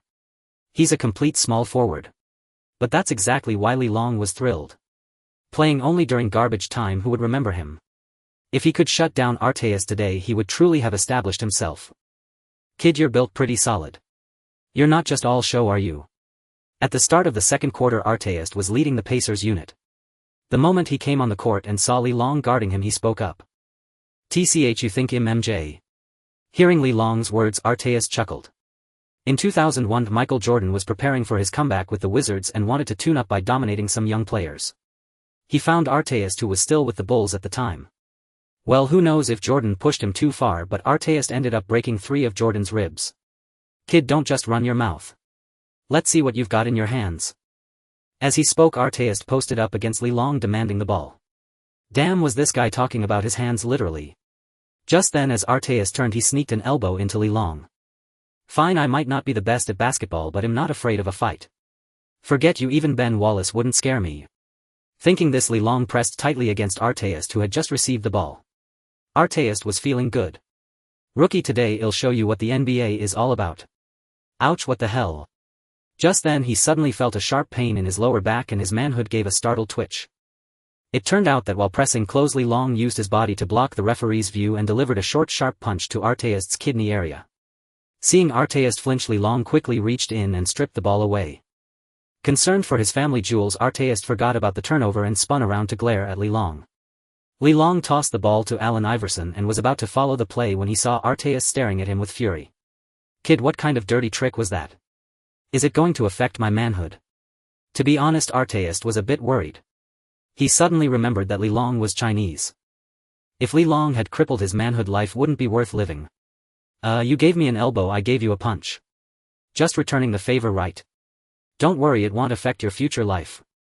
Li Long replied with an innocent expression. Ding. Congratulations to the host for obtaining 200 resentment points from Ron Artest. Seeing Li Long's reaction, Artest relaxed. However, he no longer dared to use any dirty tricks against Li Long. After Iverson scored, it was the Pacers' turn on offense. This time Artest abandoned his dirty tricks, directly jostling for position and demanding the ball from his teammate, eager to exact revenge on LeLong. Seeing Artest like this, LeLong knew he intended to force a play. He immediately pressed tight against Artest, planting his feet firmly and holding his ground. After receiving the ball, Artest began backing down LeLong inside the three-point line. Once, twice, thrice. Why didn't he budge? Artest shoved hard 3 times yet remained rooted to the spot. Damn, this defied logic. Wasn't James supposed to be the strongest rookie in this draft class? He had faced the king before just last game and hadn't encountered such immovability. Seeing his back down ineffective, Artest decided to shake LeLong with his footwork. A left dribble, a right jab step. In the end, Artest chose to punish LeLong with a pass. He whipped the ball over to his team's backup point guard. Then Iverson stole it again and ran a fast break. Over the next few possessions, Artest tried 2 more times but still couldn't shake LeLong's defense, while the 76ers scored consecutively. At this point, the Pacers head coach couldn't sit still any longer and immediately brought the starters back in. It must be said, players from this era had to be durable. Playing over 40 minutes a game was standard. Quite unlike the future Kawhi, a true playoff superstar. Seeing the Pacers sub in their starters, the 76ers also began bringing their main players back onto the court. However, Chris Ford decided to keep LeLong on the floor. He had just witnessed LeLong's defense against Artest. Without it, the 76ers wouldn't have been able to cut the deficit by 6 points. But upon hearing this decision from the head coach, Big Dog Robinson's face immediately darkened. It must be said the Pacers starters were indeed formidable. The 76ers interior simply couldn't contain Jermaine O'Neal's dominance, and because LeLong had to help double-team O'Neal, Artest managed to get going again. However, by then Iverson's shooting touch was also scorching hot, allowing him to answer the Pacers' scores. LeLong played the entire second quarter, helping the 76ers outscore their opponents 2,617 in that period. At halftime, the 76ers trailed by only 2 points. In the third quarter, Chris Ford subbed Big Dog back in. After all, he was the team's second-best player, and keeping him on the bench for too long could harm team chemistry. This time, however, Big Dog might have been spurred on by LeLong's performance. He was not only putting in effort on defense but also making contributions on the offensive end. Seeing the starters performing so well, Chris Ford decided to keep them on the court for the fourth quarter. However, this time they hit a wall. For 3 full minutes, the 76ers failed to score a single point, watching helplessly as the Pacers turned a 5-point deficit into a 5-point lead. As the game progressed, the Pacers' lead continued to widen. Although the 76ers managed to score sporadically, the 10-point gap remained insurmountable. LeLong had intended to guard Artest, but the head coach, focused on closing the gap, refused to send in a player without offensive capabilities. With just 1 minute left and the deficit still at 10 points, Chris Ford waved the white flag in surrender. Only then did LeLong get another chance to play. By then, however, the Pacers had also pulled their starters, so he couldn't guard Artest. Ultimately, the 76ers fell 74-85 in a disappointing loss. Iverson finished the game with 37 points, 4 rebounds and 4 assists. For the Pacers, Artest recorded 30 points, 10 rebounds and 3 assists, while Jermaine O'Neal added 23 points, 10 rebounds and 4 assists. Right after the game, Artest was stopped by a reporter on the sidelines. "Ron, congratulations on the win. But we noticed some issues with the team in the second quarter." Artest, still riding the high of victory, felt a chill in his groin at the reporter's words, recalling LeLong's inch punch. As a top small forward in the league, he couldn't let anyone discover that. "Yes, that Chinese kid from the 76ers is underestimated. I guarantee he's a strong defender. At least he put more pressure on me than LeBron does." To make an excuse, he used James as a comparison. After all, the stronger LeLong appeared, the more reasonable his own performance during that stretch became. Moreover, he genuinely believed LeLong was a good defender, fierce yet with few dirty tricks, at least far fewer than his own. Little did he know his words would spark a huge controversy. I didn't say that kid is better than LeBron. I meant defensively, he's better defensively." At the post-game press conference, when asked who was stronger between LeLong and James, Artest clarified once again. Ron Artest reveals undrafted rookie LeLong is better than LeBron James. Chris Ford's lineup blunder. Artest admits LeLong should have guarded him. It must be said that media personalities worldwide share the same trait, chasing traffic with the most sensational headlines. Taking things out of context and generalizing were basic tactics. Unbeknownst to LeLong, who was fast asleep, Artest's comments had given him a bit of a name in the league. The next day, LeLong traveled with the 76ers to Washington for an away game against the Wizards. Meanwhile, at the Cavaliers' training facility, a reporter intercepted LeBron James. "LeBron," Artest said, "the strongest rookie in your draft class is LeLong. What's your take on that?" Hearing the name LeBron James' pupils constricted. He immediately recalled his first summer league game where his agent had been quick to confiscate the footage, saving him from embarrassment. Since then he had gathered information on LeBron. Learning that he was an undrafted player without a team, James had felt relieved. To his dismay, the guy eventually found a team. Oh. LeBron. Is he the second overall pick in our class? I recall the third pick was Carmelo.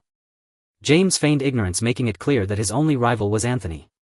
Oh no, LeBron is just an undrafted player. But he did a good job defending Artest yesterday. Really? How many points did he score in that game and how many did he hold Ron to? He was asking knowingly as his PR team had already briefed him after the news broke last night.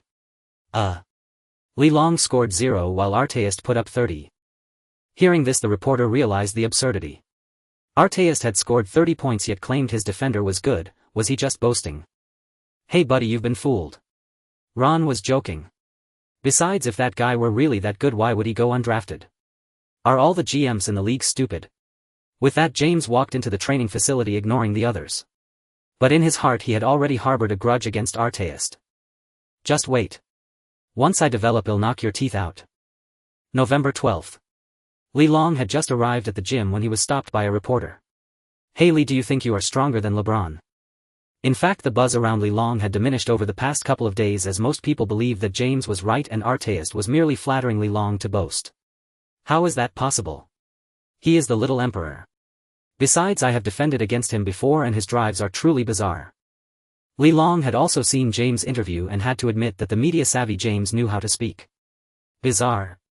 The reporter was baffled by LeBron's response. He had never heard anyone describe James' drives with that word. You defended against James. Were you conquered by his drives? Seeing the puzzled expression on the reporter's face, LeBron cursed inwardly. You were the one who was conquered. No, what I mean is you never know how many steps he has left to take after his second step. After saying this, LeBron pushed the reporter aside and went to warm up. However, in this game Chris Ford did not give LeBron any playing time. The first reason was that the match was too intense. The second reason was that Big Dog Robinson had already approached him. If he couldn't guarantee playing time, he would ask for a trade. Between Big Dog and LeBron, Chris Ford of course chose Big Dog. After all, LeBron was just a purely defensive player without scoring ability. Not to mention he was still a rookie. 1-1-2-1-0-5. The 76ers secured victory on the road. In this game Iverson scored 40 points while Arenas on the opposing side recorded 36.7 rebounds and 10 assists. LeBron, who sat idle throughout the game, returned to Philadelphia with a gloomy face. Lee, good news, Billy King is going to convert your contract into a guaranteed one. The next day Burroughs excitedly found LeBron. What does that mean? LeBron asked with some confusion upon hearing this. Logically speaking, since he hadn't played at all, how could the 76ers suddenly convert his contract? Of course it's because your performance has impressed the management. Besides, no matter how they think, a guaranteed contract is definitely better than a non-guaranteed one.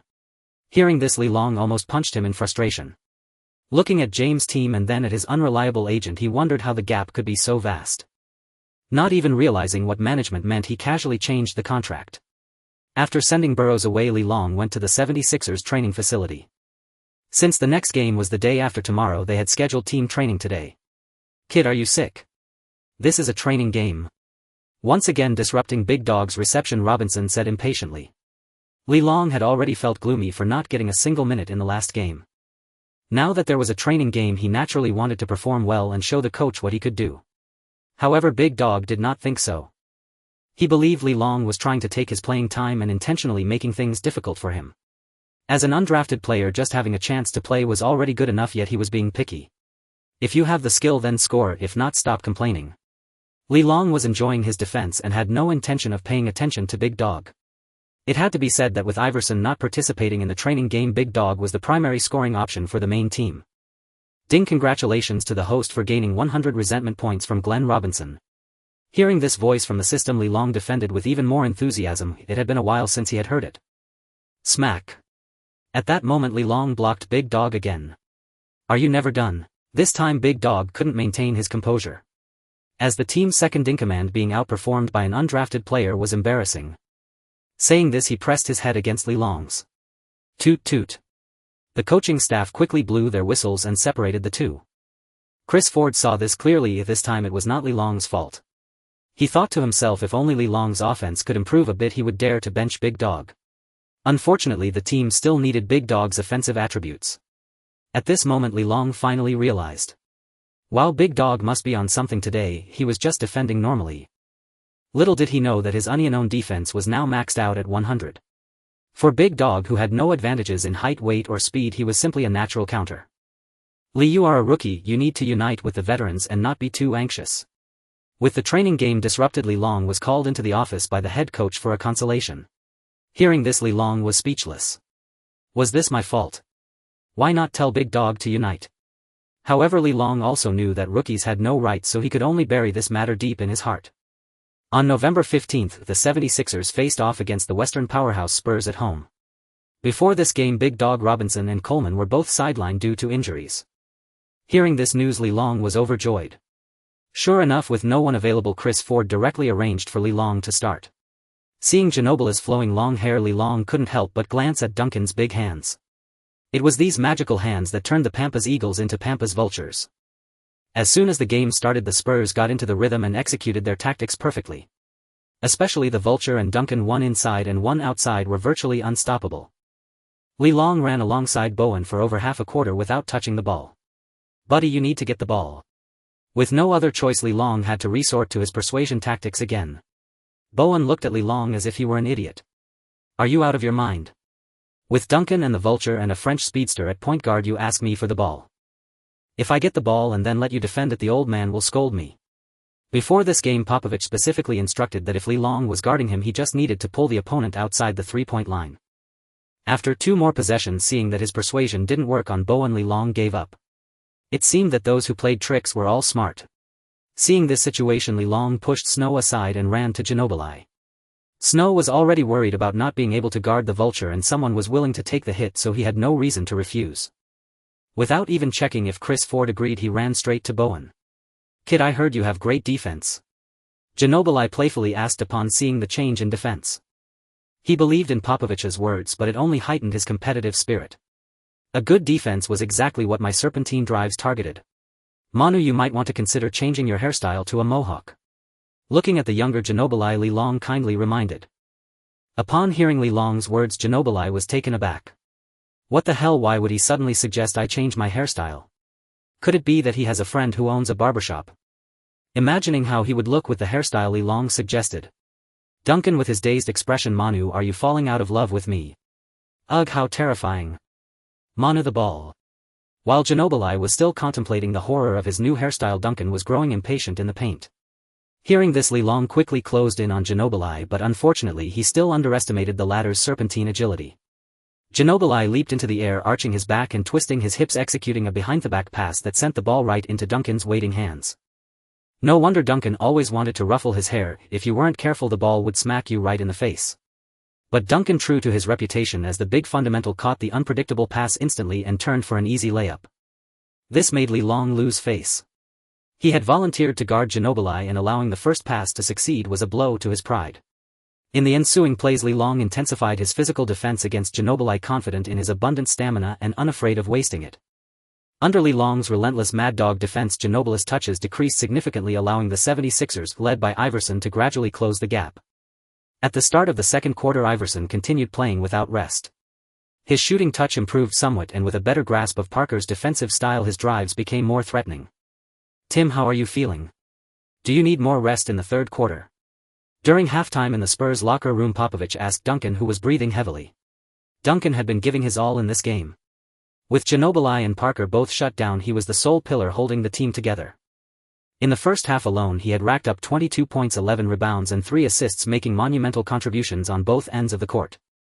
Yet despite his efforts, the Spurs were still trailing by 3 points, prompting Popovich's concern. I'm spent. These young bucks are ferocious. Duncan paused to catch his breath before replying. He knew his limits. If he pushed through the third quarter, he'd be utterly drained by the fourth. Moreover, this game was far from over, so he spoke honestly. Under normal circumstances, he'd have brushed off Popovich's query, but time waits for no man. Seeing Duncan admit he needed a breather, Popovich's brow furrowed deeply. He knew that if Duncan rested too long in the third quarter, there might not even be a fourth. With that in mind, he didn't hesitate. We need a strategy to survive while Tim rests. Though framed as a question, his gaze fixed on Bruce Bowen, who was lacing his shoes in the corner. Catching the coach's look, Bowen immediately grasped his intent. Seeing that Bowen understood, Popovich moved on, outlining the tactics for the second half. As the third quarter began, Iverson led the 76ers in a relentless charge just as in the second. Within 2 minutes they had stretched the lead to double digits. On the Spurs bench, Popovich grew restless. He had anticipated a struggle, but not such a fierce onslaught from the 76ers. Defense. Guard your men. Popovich called a timeout, shouting at his players. Ignoring whether Duncan was fully rested, he sent all the starters back onto the court. During another 76ers possession, Iverson dribbled to drive past Parker's defense when a figure lunged toward him. Reacting swiftly, Iverson halted and launched a jump shot. Midair, he mused, what fool waits this long to double team? Watch out! Lee Long shouted in alarm as he spotted a dark foot sliding under Iverson's takeoff point. He recognized the foot's owner instantly. Damn, isn't that Bruce Bowen, the notorious dirty player? Ouch! Despite his caution, Iverson twisted his ankle upon landing. Hearing the cry of pain, Lee Long's eyes turned red with fury. Bowen was infamous for injuring Carter, a scoundrel chased by his victim. Lee Long charged at him. Hey kid, Bruce didn't mean it. He was just trying to block AI's shot with his foot.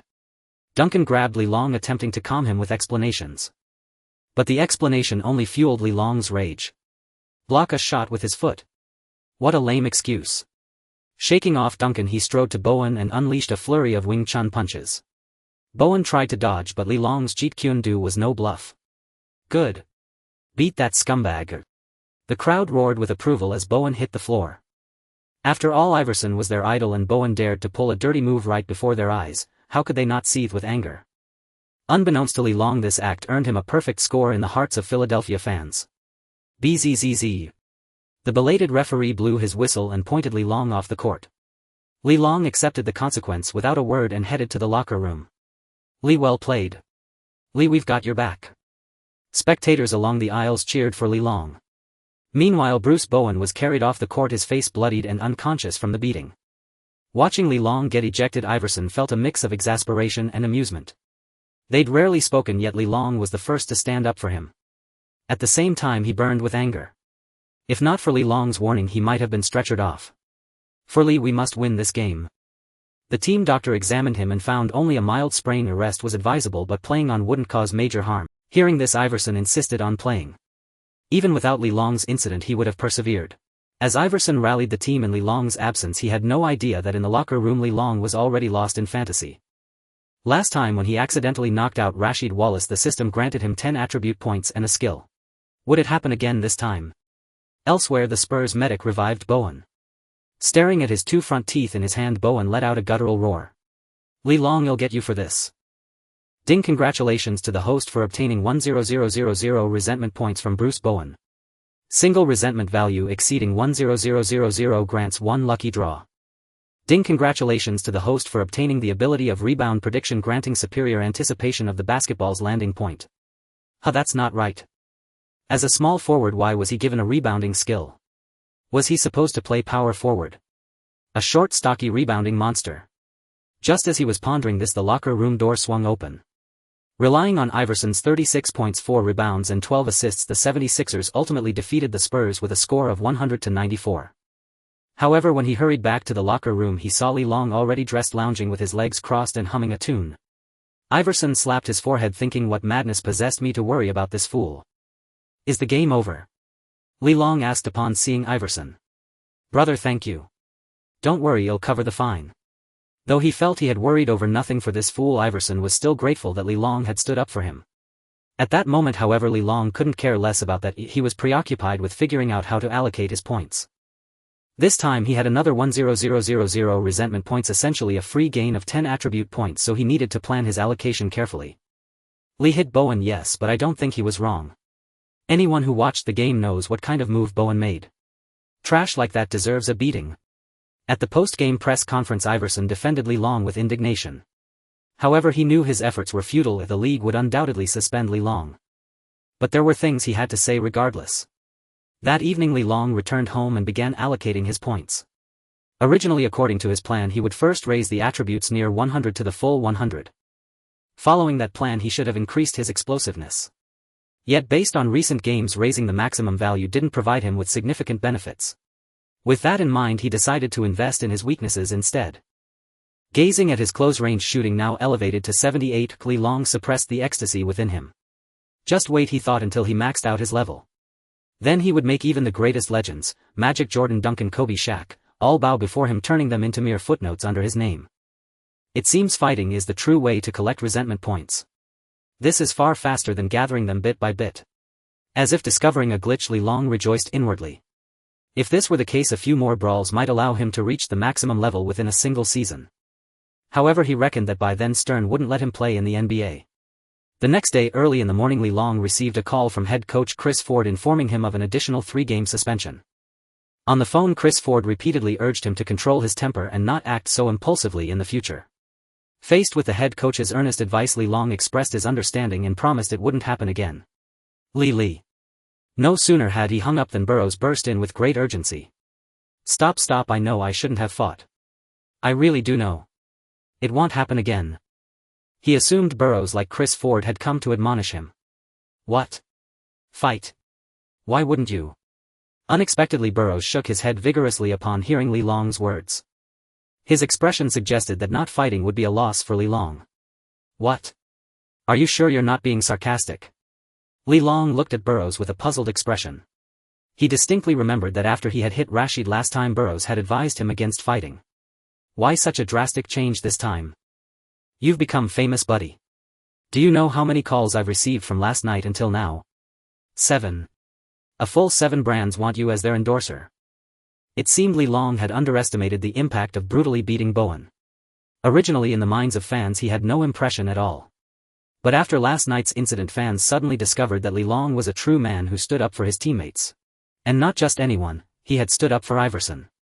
At the time, Iverson was the foremost of the 4 shooting guards, with a fan base second only to the legendary Jordan. Well, Yao Ming didn't count, he was like a player on steroids. So after last night's game, Li Long had become quite famous. He had established an image as a tenacious defender, a loyal and righteous teammate, and a tough guy willing to stand up for his leader, no a basketball underling. All of Iverson's fans, loving their idol, extended their affection to Li Long. Moreover, early this morning TNT had replayed the complete video of Li Long punching Bowen. Consequently, Bruce Lee's fans also took notice. This basketball player, whose name was just one character different from their idols, actually knew Jeet Kune Do. Seeing the massive traffic Li Long was generating, other media outlets seized upon this golden opportunity and began reporting on him extensively. Li Long inherits Bruce Lee's legacy, knocks down Rashid with 1 punch. Li Long fells Bowen using Bruce Lee's 1-inch punch. Overnight, Li Long's popularity rivaled that of this year's top draft pick, the prodigy LeBron James. With such immense popularity, it was only natural that businesses would want to capitalize on it through advertising. By the way, Li, there's one brand that's particularly suitable for you. Take a look. Burroughs handed a document to Li Long. Li Long took it and first glanced at the endorsement fee. Wow, $2 million a year, that was quite generous. He then looked at the brand Everlast. What do they sell? Not knowing the company, Li Long asked Burroughs. What? You've never heard of Everlast? And you claim to practice boxing? They're the world's most famous boxing equipment company. Hearing Burroughs' explanation, Li Long was speechless. I'm a basketball player. What am I doing endorsing boxing gear? Wait a minute. Explain this to me. A clause stating I must achieve 3 KOs over opponents in a season to receive the endorsement fee. Translate this for me. What does KO mean? Suddenly spotting a term in the contract, Li Long looked at Burroughs with exasperation. KO, like what happened with Bowen and Rashid. Burroughs began explaining with gestures seemingly oblivious to Li Long's displeasure. But seeing Li Long's face darken, he trailed off. If you're not interested, I can renegotiate. In truth, Burroughs hadn't anticipated this. He had initially planned to trick some naive Chinese sucker, but instead an American fool had appeared. Get out, get out, get out. Don't bother me with endorsements unless they're at LeBron's level. Growing increasingly furious, Li Long kicked Burroughs out the door. He thought to himself, every time I've hit someone there's been a reason. If I were to initiate a fight, would they really think I'm just some thug who happens to carry a basketball? Hey Li, be realistic. LeBron is. Burroughs felt Li Long was getting carried away and wanted to advise him to cash in on his current popularity while he could. But before he could finish, Li Long had already shut the door on him. On November 16, the 76ers, having lost, Li Long faced the Cavaliers in a back-to-back away game. It was supposed to be the first meeting between Li Long and the Little Emperor, but it was postponed due to Li Long's suspension. Perhaps due to injury or the back-to-back nature of the games, Iverson's shooting was cold, making only 8 out of 29 attempts and failing to score from beyond the arc, ending up with 19 points, 5 rebounds and 7 assists. Meanwhile, the Cavaliers' LeBron played for 46 minutes, shooting 10 of 19 for 22 points, 5 rebounds and 8 assists, leading the Cavaliers to a victory over the 76ers with a final score of 9,188. After the game, some media asked LeBron about Long. I know him. He wrestled with Rashid and Bowen. Well, maybe since he's just entered the league I think he will get better. One must admit the little emperor is eloquent. With a simple sentence he expressed that Long was not worthy of being compared to. However, in his heart he valued Long greatly. A top-tier perimeter defender, if he could recruit him he would be a crucial piece for the championship puzzle, helping LeBron surpass Jordan. On November 18, the 76ers returned to their home court to face the Rockets. Long also arrived at the arena early to get a close look at Yao Ming. "Hey, who is this? Isn't this our enforcer? So your suspension is over." The 76ers players came to warm up and Iverson immediately spotted Long sitting behind the bench. "Bullshit, this suspension cost me a lot, alright." He spoke the truth. At that moment he already knew that he had been blacklisted by Wagwa's official media and he had been waiting for this game ever since. In the 76ers games they could choose not to broadcast, but when facing the Rockets they had to cover it right. By then he could perform well and see how they would continue to blacklist him. However, despite all his planning he never expected to be suspended, causing him a significant loss. Fortunately there was still one more game against the Rockets this season. "Hello, Long." Just when Long was engrossed in watching, a huge figure blocked his view.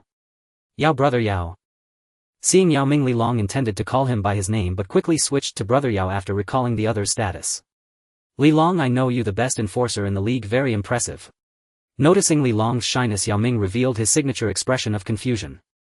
Long was speechless, not knowing which media outlet gave him the title of the best enforcer for clicks.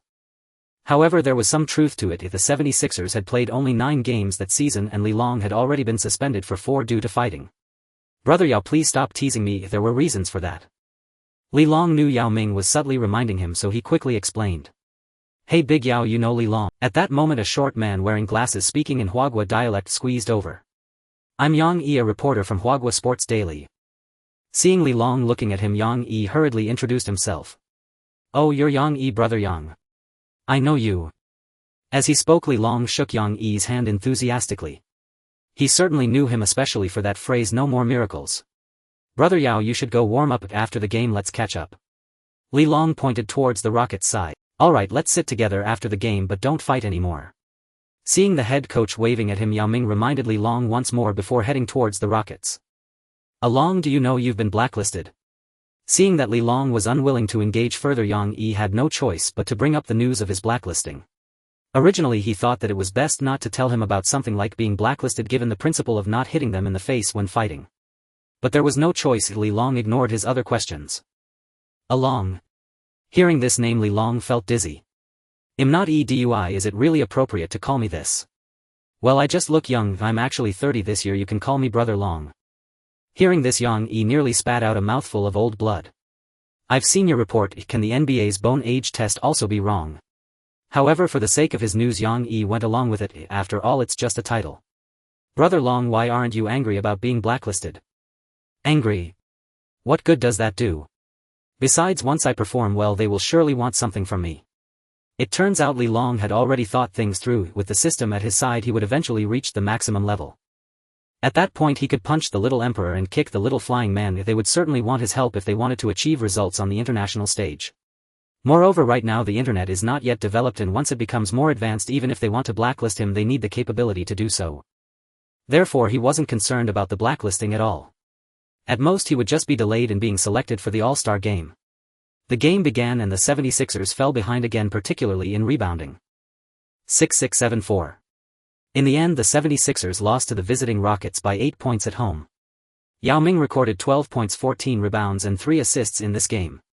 As for Iverson, he turned into a little blacksmith this game, making only 4 of 19 shots and 0 of 3 from three-point range, managing to score 15.7 rebounds and 6 assists thanks to free throws.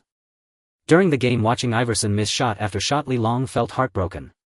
What a great opportunity for rebounds. If he were there he would have gone crazy grabbing them. At that moment he still did not realize that he was subconsciously thinking about rebounding. Yang Yi observing this scene thought Li Long was worried about his team's performance and couldn't help but admire his professional spirit. Once the game ended, Iverson returned to the locker room with a dark face, not even acknowledging Li Long. Hee Long, I won by accident. Does that affect our getting together later? At this moment Yao Ming suddenly walked over and said. Hearing this address, Li Long was speechless. It seemed he couldn't escape being called along. He dared not act like Yang Yi with Big Yao. Alright, stop being sentimental. I'll wait for you outside the arena, we'll chat later. Li Long knew Yao Ming still had to attend the post-game press conference, so he said this. After Yao left, he greeted a few teammates from the 76ers before heading outside.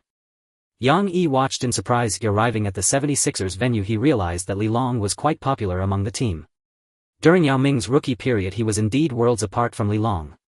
He did not know that this was entirely because Li Long stood up for Iverson, fighting with Bowen, earning the team's recognition. After all, who wouldn't want a teammate who would step in for them during conflicts? Hey, aren't you going to the press conference? Why are you following me?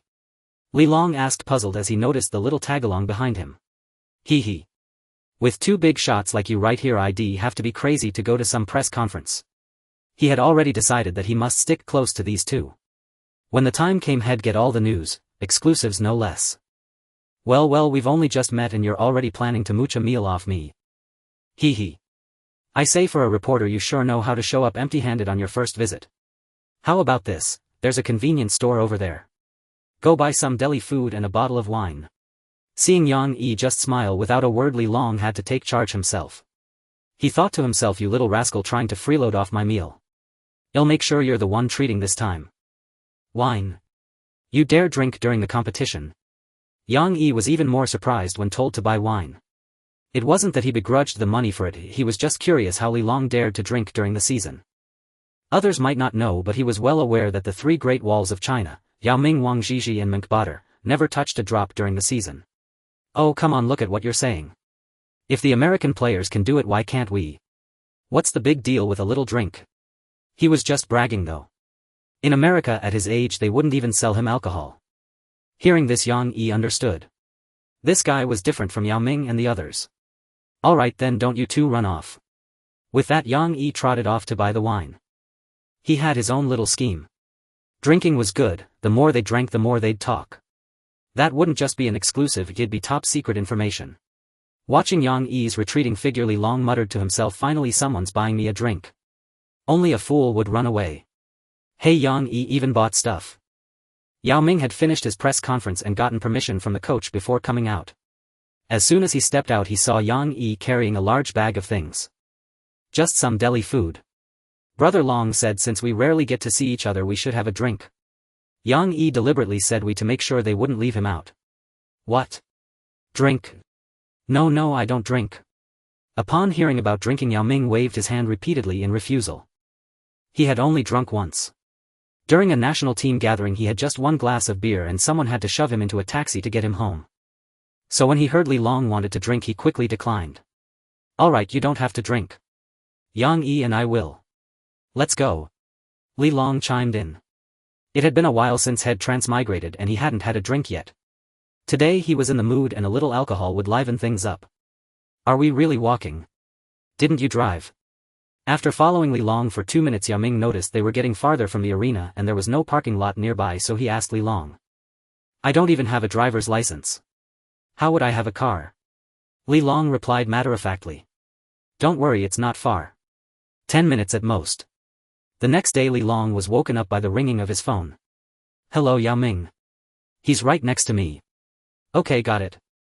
It turned out that Yao Ming had said he would return to the hotel that night, but when the Rockets team waited until the next morning and still didn't see him, they had to ask Li Long for him. But none of them had Li Long's number. In the end it took Steve Francis contacting Allen Iverson to get through to Li Long. Li Long slapped his forehead, remembering that after a few drinks last night he had gotten more and more excited. Eventually, unable to withstand their goading, Yao Ming had taken a small sip. And it really was just a small sip, but he was out cold. Just like that. Brother Yao's gone. Aren't you leaving? After seeing off the flustered Yao Ming, Li Long turned to Yang Yi. Actually, Yang Yi was older than Yao Ming, which was why everyone called Yao Ming Big Yao. But in front of Li Long he didn't dare play the big brother and could only call him Brother Long. He's on the Rockets' chartered plane. I have to buy my own ticket. Speaking of which, Brother Long, don't you have practice? Yang Yi was self-aware enough to start cleaning up the mess from last night. Practice my foot. It's the same old drills over and over. With that, Li Long lay back down. Woken up by the phone today, he wanted to catch a few more winks. At first he did go practice with the team, but after 2 sessions he noticed his attribute points hadn't changed at all, so he stopped going. Anyway, he had a guaranteed contract now. The head coach had called him at first and had promised to come, but he never showed. Eventually Chris Ford just gave up. As long as he could play defense, they'd let him be. On November 22nd, Li Long's suspension ended, and today they were hosting the Boston Celtics. In their last game, the 76ers had beaten the Raptors 81-75 on the road, but Iverson hadn't traveled with the team. After the game against the Rockets, his old injury had flared up, so he sat out 1 game.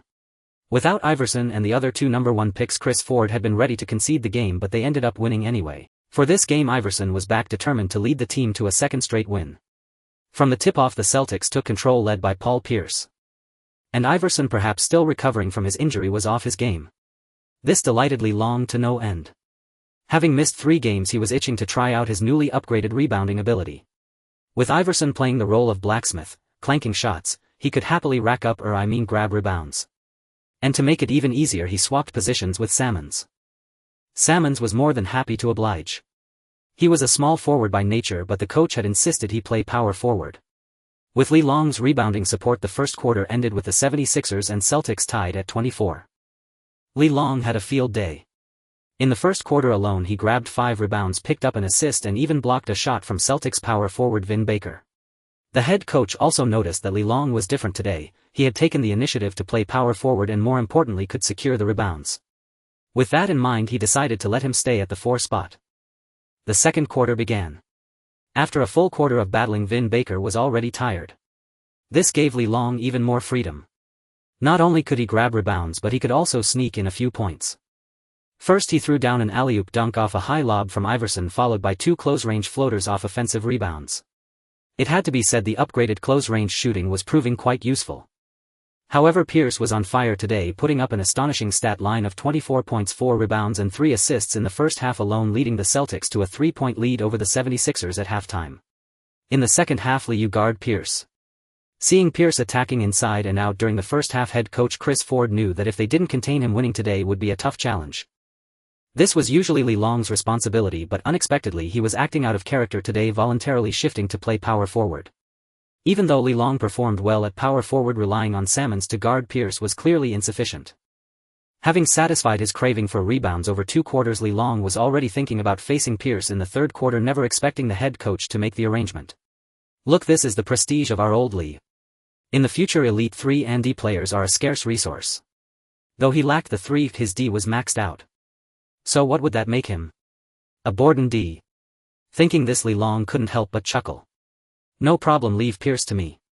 In the second half, he'll show him what a deep freeze really means. Seeing Li Long's unwavering confidence, Chris Ford momentarily set his worries aside. Kid, did you forget to gift a fruit basket to your head coach? Why else would he send you to your doom? Today he felt his touch was truly exceptional, so he didn't mind switching defenders. It must be said that Pierce's mouth was foul, but he thought Li Long was just an ordinary rookie. How wrong he was. Seeking death. Or do you want to give me 11 stab wounds? In 2000, Pierce got into a quarrel with thugs at a nightclub and was stabbed 11 times in 35 seconds, with the deepest wound merely 2 centimeters from his heart. Even the heavens were moved to tears. But as they say, the wicked live long. The guy was back on the court after only 18 days in the hospital. No wonder he's called the Phoenix. Surviving 11 stab wounds had always been Pierce's pride, but hearing Li Long's words, he somehow felt the remark wasn't complimentary. Kid, you're done for. I swear even AI can't save you. Give me the ball. After hurling a threat, Pierce demanded the ball from his guard. Old bird, bring it on. I'll show you the power of 35 seconds and 11 punches. Seeing Pierce receive the ball, Li Long shot back some trash talk and closed in tightly. Hearing this, Pierce shuddered, realizing he wasn't facing an ordinary rookie. In the first 11 games of the season, this guy had already been suspended for 4 due to fights. They called Rasheed Wallace the technical foul king, but Li Long was the true suspension king. Media were already predicting how many games Li Long would ultimately play this season. While other rookies sat out due to lack of skill, Li Long's absences were purely from brawls. Realizing he was up against someone dubbed a boxer who wandered onto the wrong court, Pierce refrained from more trash talk. But just as he tensed up, Li Long's long arms darted in and stole the ball. Go cornrows. Since the incident with Bowen Iverson and Li Long had grown closer, so Li Long grew bolder by the day. Iverson, already watching their duel, sprinted forward the moment he saw the steal. A quick three-step layup ended the play. Coach Chris Ford's eyes lit up from the sideline. He had only been testing Li Long without high hopes, especially since Pierce was playing out of his mind today. Yet Li Long's defense proved effective. Moreover, as head coach, he could see Li Long's defensive level was far beyond Salmon's. On Boston's next possession, Li Long faced Pierce again. Pierce, itching to throw some harsh words, choked them back. But deep down he was determined to make Li Long pay. Pierce dribbled while sneaking glances at the basket. Seeing those big white eyes, Li Long recalled that Pierce had a signature step-back game winner, just like this. Pierce executed a crossover step left to shift Li Long's weight right, then stepped back beyond the three-point line and rose for the shot. Slap. Unfortunately, the ball barely left his hand before a large yellow palm swatted it away. Li Long, on guard, wouldn't let him shoot so easily. On the other side, Iverson saw the block, pounced on the ball and dashed toward the frontcourt. Just 1 minute into the third quarter, the 76ers took a 1-point lead. Li Long's rebound count hadn't increased but had notched a steal and a block. Paul, watch your passes. From the Celtics bench, the coach saw Pierce stifled on 2 straight plays and shouted to prevent him from losing his cool. But no reminder was needed. Pierce already knew Li Long was trouble. For the rest of the quarter he was completely shut down, playing 8 minutes in the third with 0 points on 0 for 4 shooting and 3 turnovers. However, as one problem was solved, another arose. While Li Long guarded Pierce, Celtics power forward Vin Baker started causing havoc. The only shot he missed was when Li Long, after Pierce left the court, moved to the power forward position and defended against him. Witnessing this, Chris Ford finally confirmed that Li Long's defensive prowess was undoubtedly among the league's elite. 7-6-6-6. Thanks to Li Long's defense, the 76ers entered the fourth quarter with a 10-point lead. At the start of the fourth quarter, Pierce began to charge recklessly, but unfortunately under Li Long's defense he made only 1 out of 5 shots, scoring a mere 2 points. By the time there were 6 minutes left in the game, the 76ers had already built an 18-point lead. Just then Pierce, who had been off the ball, suddenly collapsed, clutching his leg. "Hey! I didn't touch him." Li Long, who had been guarding him, quickly raised his hands and shouted. Seeing this, the referee immediately called a timeout, allowing the Celtics medical staff to come onto the court. After a while, Pierce was carried off the court by 2 people. "This old fox isn't faking it again, is he?" Watching Pierce being carried off, Li Long muttered. Somehow he couldn't help but recall that future finals game where Pierce made his legendary return after a bout of diarrhea. Li Long was unaware that back in the locker room Pierce was sitting boldly on a bench. "Good thing I was clever, otherwise the media would be saying I was shut down by a rookie." As Li Long had guessed, Pierce, seeing the game was unwinnable and that he had been thoroughly stifled by Li Long in the second half, decided to fake an injury and leave the court. After all, the game wasn't being televised, so for most fans his 26 points would be enough to explain his performance. Coupled with his injury, it would largely diminish the impact of Li Long's defensive efforts. On the other side, after Pierce left, the Celtics switched to their bench players. Seeing this, the 76ers side thought, well, they've surrendered, so we should be merciful and let them off. "No, I'm not coming off. I've been stuck on defense this whole game and haven't even grabbed many rebounds." When he heard the coach wanted to substitute him out, Li Long was displeased. He had finally started scoring and was only 4 points away from a double-double. Now during garbage time, that old man Chris Ford wanted to pull him out. Wasn't that like killing the donkey after it had done its job? Chris Ford was speechless. If this was the first time he had encountered someone so blatant about padding their stats. Other players would at least find some excuse to cover it up. But this kid just laid his cards on the table. "You don't need to worry about your stats. We all know about your contributions on the defensive end. You know, what's the use of knowing? How many fans actually watch the games?" Ultimately, Chris Ford, unable to sway Li Long, still sent him onto the court. "Brothers, just shoot the ball when you get it. I've got the boards." After stepping onto the court, Li Long shouted and began sprinting all over the floor. If one didn't look at the score, they'd think his team was the one trailing. Relying on a furious effort in the final 6 minutes, Li Long finished the game with a comprehensive stat line of 10 points, 17 rebounds, 2 assists, 2 steals and 2 blocks. Watching Li Long's beaming smile, Chris Ford grumbled inwardly. Foolish boy, what management would hand out a big contract based solely on stats without considering performance? He thought Li Long was chasing good stats to land a big contract. Little did he know Li Long wasn't worried about the contract at all. He was doing this to attract fans. As for the contract, once he leveled up to the max, wouldn't a big contract naturally come his way? However, most media outlets focused on Paul Pierce's injury-related exit, and Lee Long's 17-10 performance in garbage time went unreported. Early the next morning, Lee Long boarded the team's flight to New York. Yes, they had a back-to-back game against the Knicks today.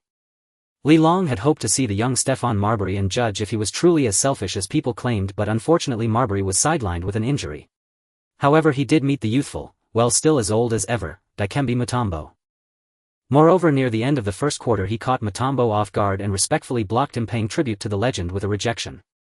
Mutombo, well, thank you very much. Initially the Knicks still had a chance to win this game. But starting in the second quarter, Chris Ford once again drove Lee Long away from the paint. Before the game, Lee Long had said he wanted to play power forward and Chris Ford had agreed. Unexpectedly, the Knicks' small forward erupted. Seeing his opponent's liveliness, Chris Ford had no choice but to assign Lee Long to guard him. And then that was that.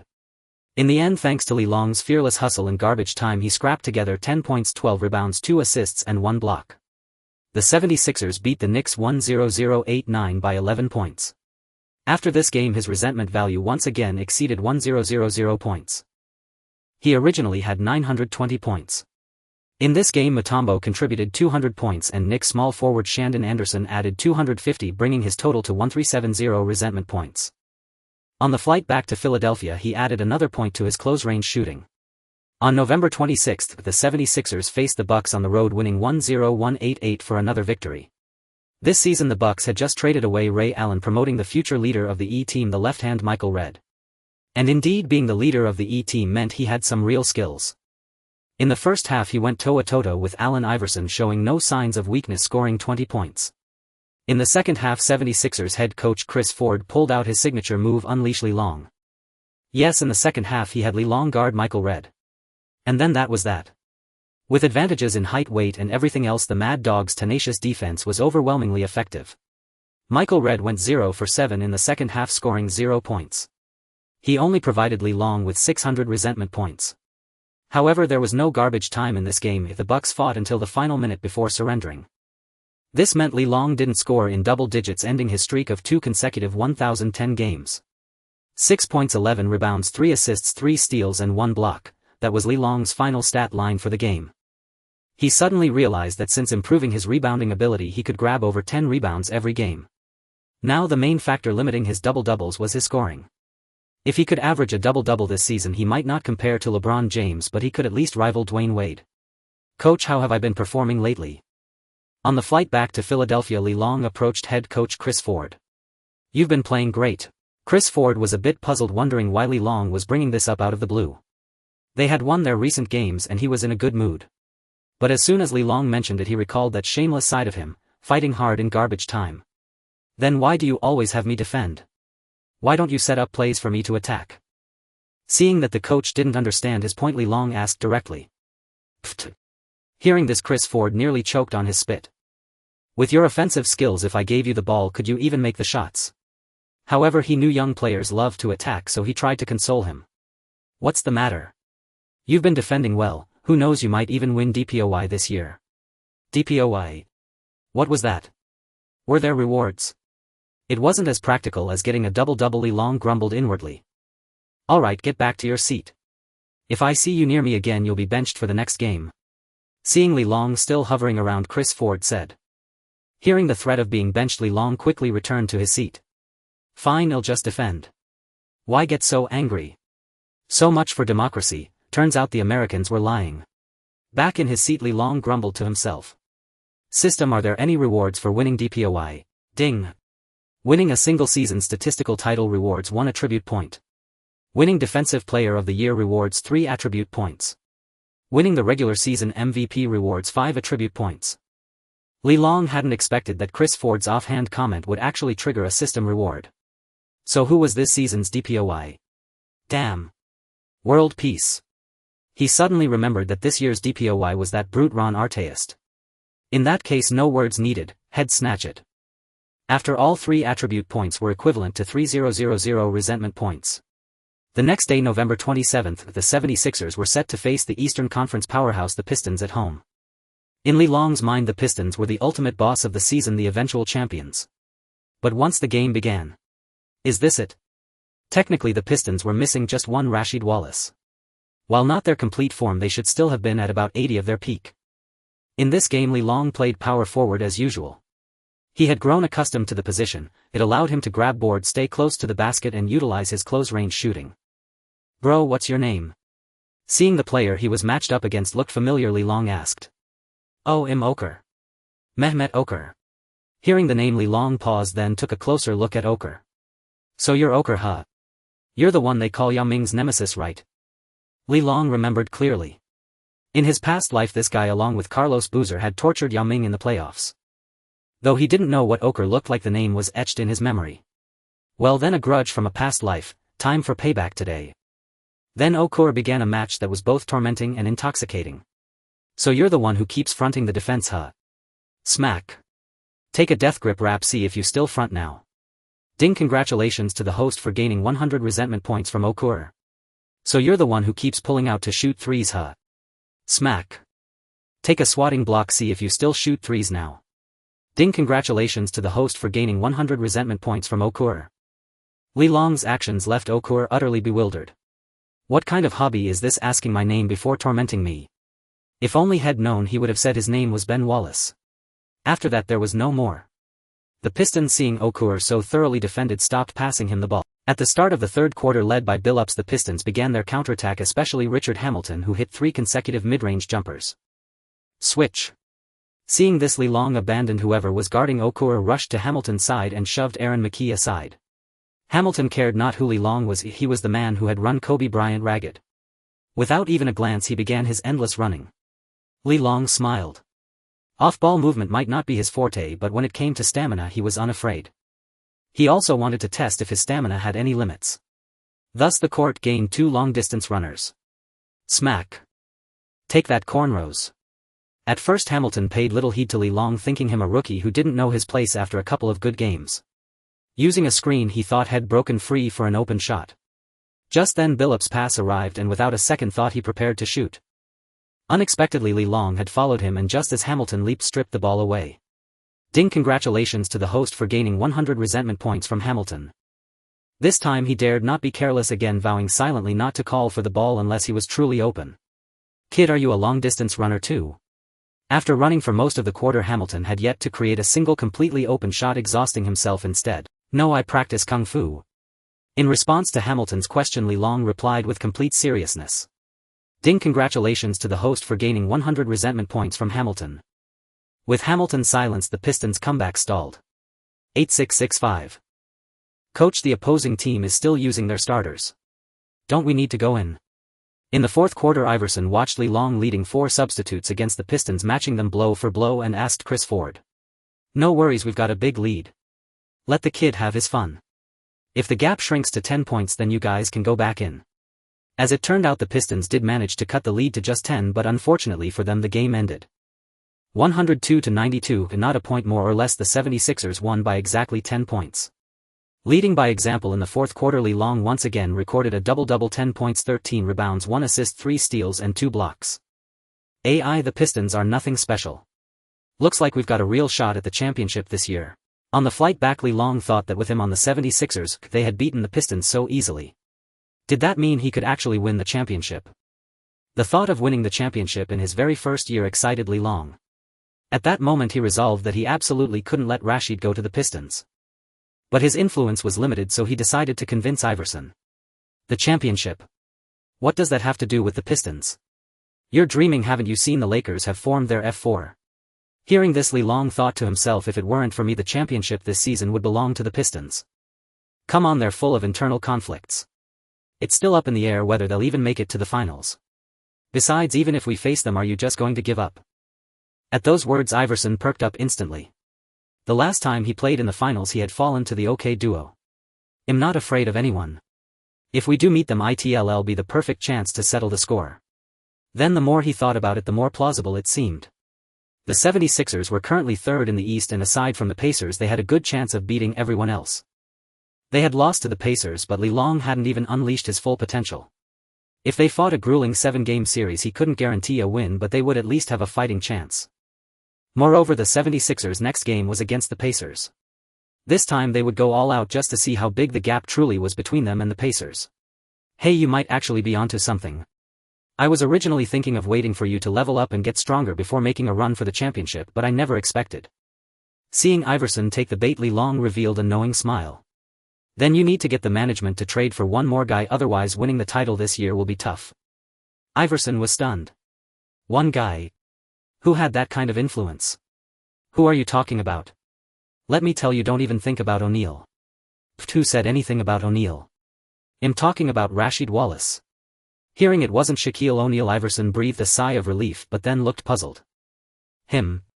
Why him? If you two are on the same team, you'll be getting technical fouls from the refs every single day. What's the point? Clearly Iverson didn't agree with Li-Long's view and even teased him about their notorious reputations with the officials. Hey, what are you saying? Am I that kind of person? Alright, get serious. Rasheed isn't cheap. Even if we trade for him come the finals, are you going to guard O'Neal or is he? Li-Long was momentarily taken aback by Iverson's question. Right, he had been so focused on dismantling the Pistons that he forgot about the problem of who would contain O'Neal in the finals without Big Ben. He didn't think his own stats were enough to stop O'Neal. Given O'Neal's current form, it was obvious his strength attribute was off the charts. If he let Shaq win another championship and then another one with Dwayne Wade, there was no need to mention anyone else. Could Kobe even handle it? And then there's LeBron. When he becomes the old king, he'll look back and see that the founding emperor's work was unfinished while Shaq had already ascended the throne. How would he ever be able to compare to Jordan? Forget it. He was just worrying about things that weren't his concern. With that thought, he stopped dwelling on it. He would just focus on accumulating resentment points and working hard to improve himself. Watching Li-Long return to his seat, Iverson smiled knowingly. He had always thought Li-Long lacked ambition, skipping practice, only caring about padding his stats to land a big contract. He never expected this side of him. Whether or not they had a shot this year, just seeing this side of Li-Long was enough for him to be willing to wait. He would wait for Li-Long to develop his jump shot, wait for a few more good teammates to join, and then he would make another run at the championship. Upon returning to his seat, Li-Long first allocated today's attribute points. After this match, he had already accumulated 1370 points of resentment value. Seeing his close-range shooting had increased to 80, Li-Long pulled down his blindfold and drifted off to sleep. On November 29th, the 76ers hosted the Eastern Conference leading Pacers at home.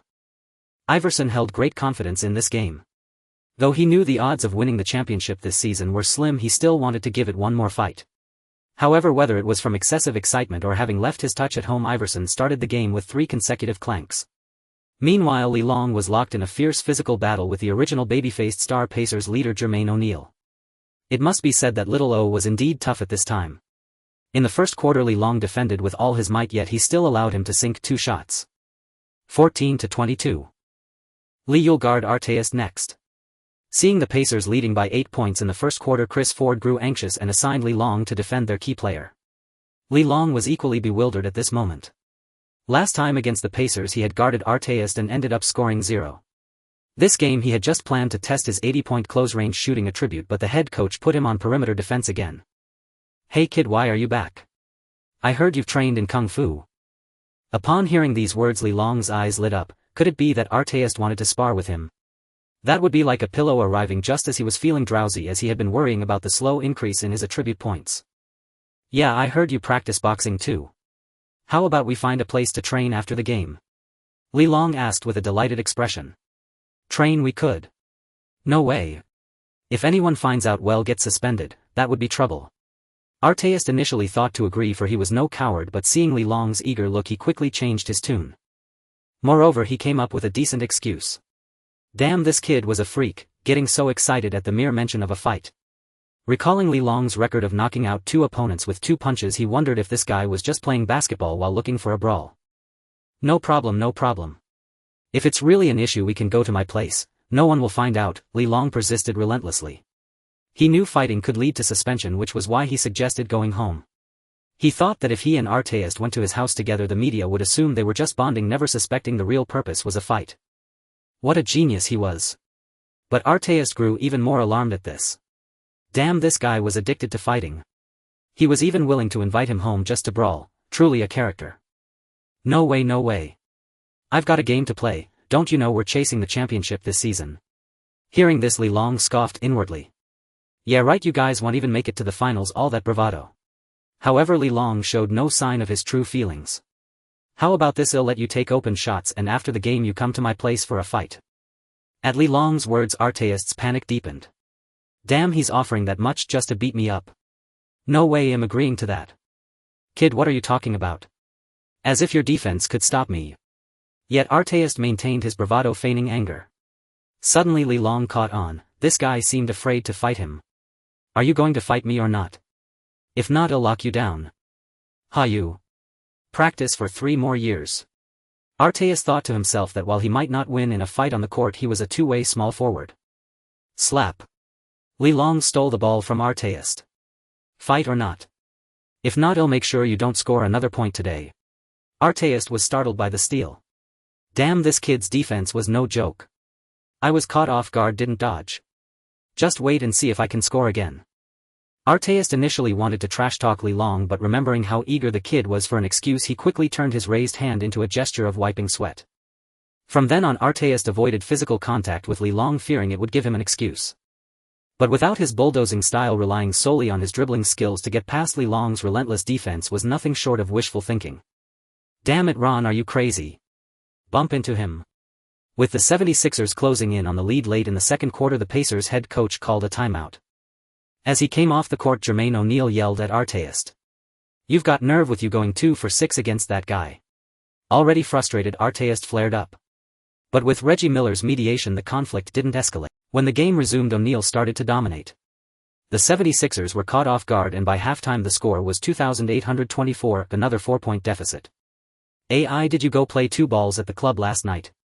Your touch seems to have stayed in the nightclub, Li Long asked Iverson with a look of mock grievance, seeing he had only made 2 of 13 shots in the first half.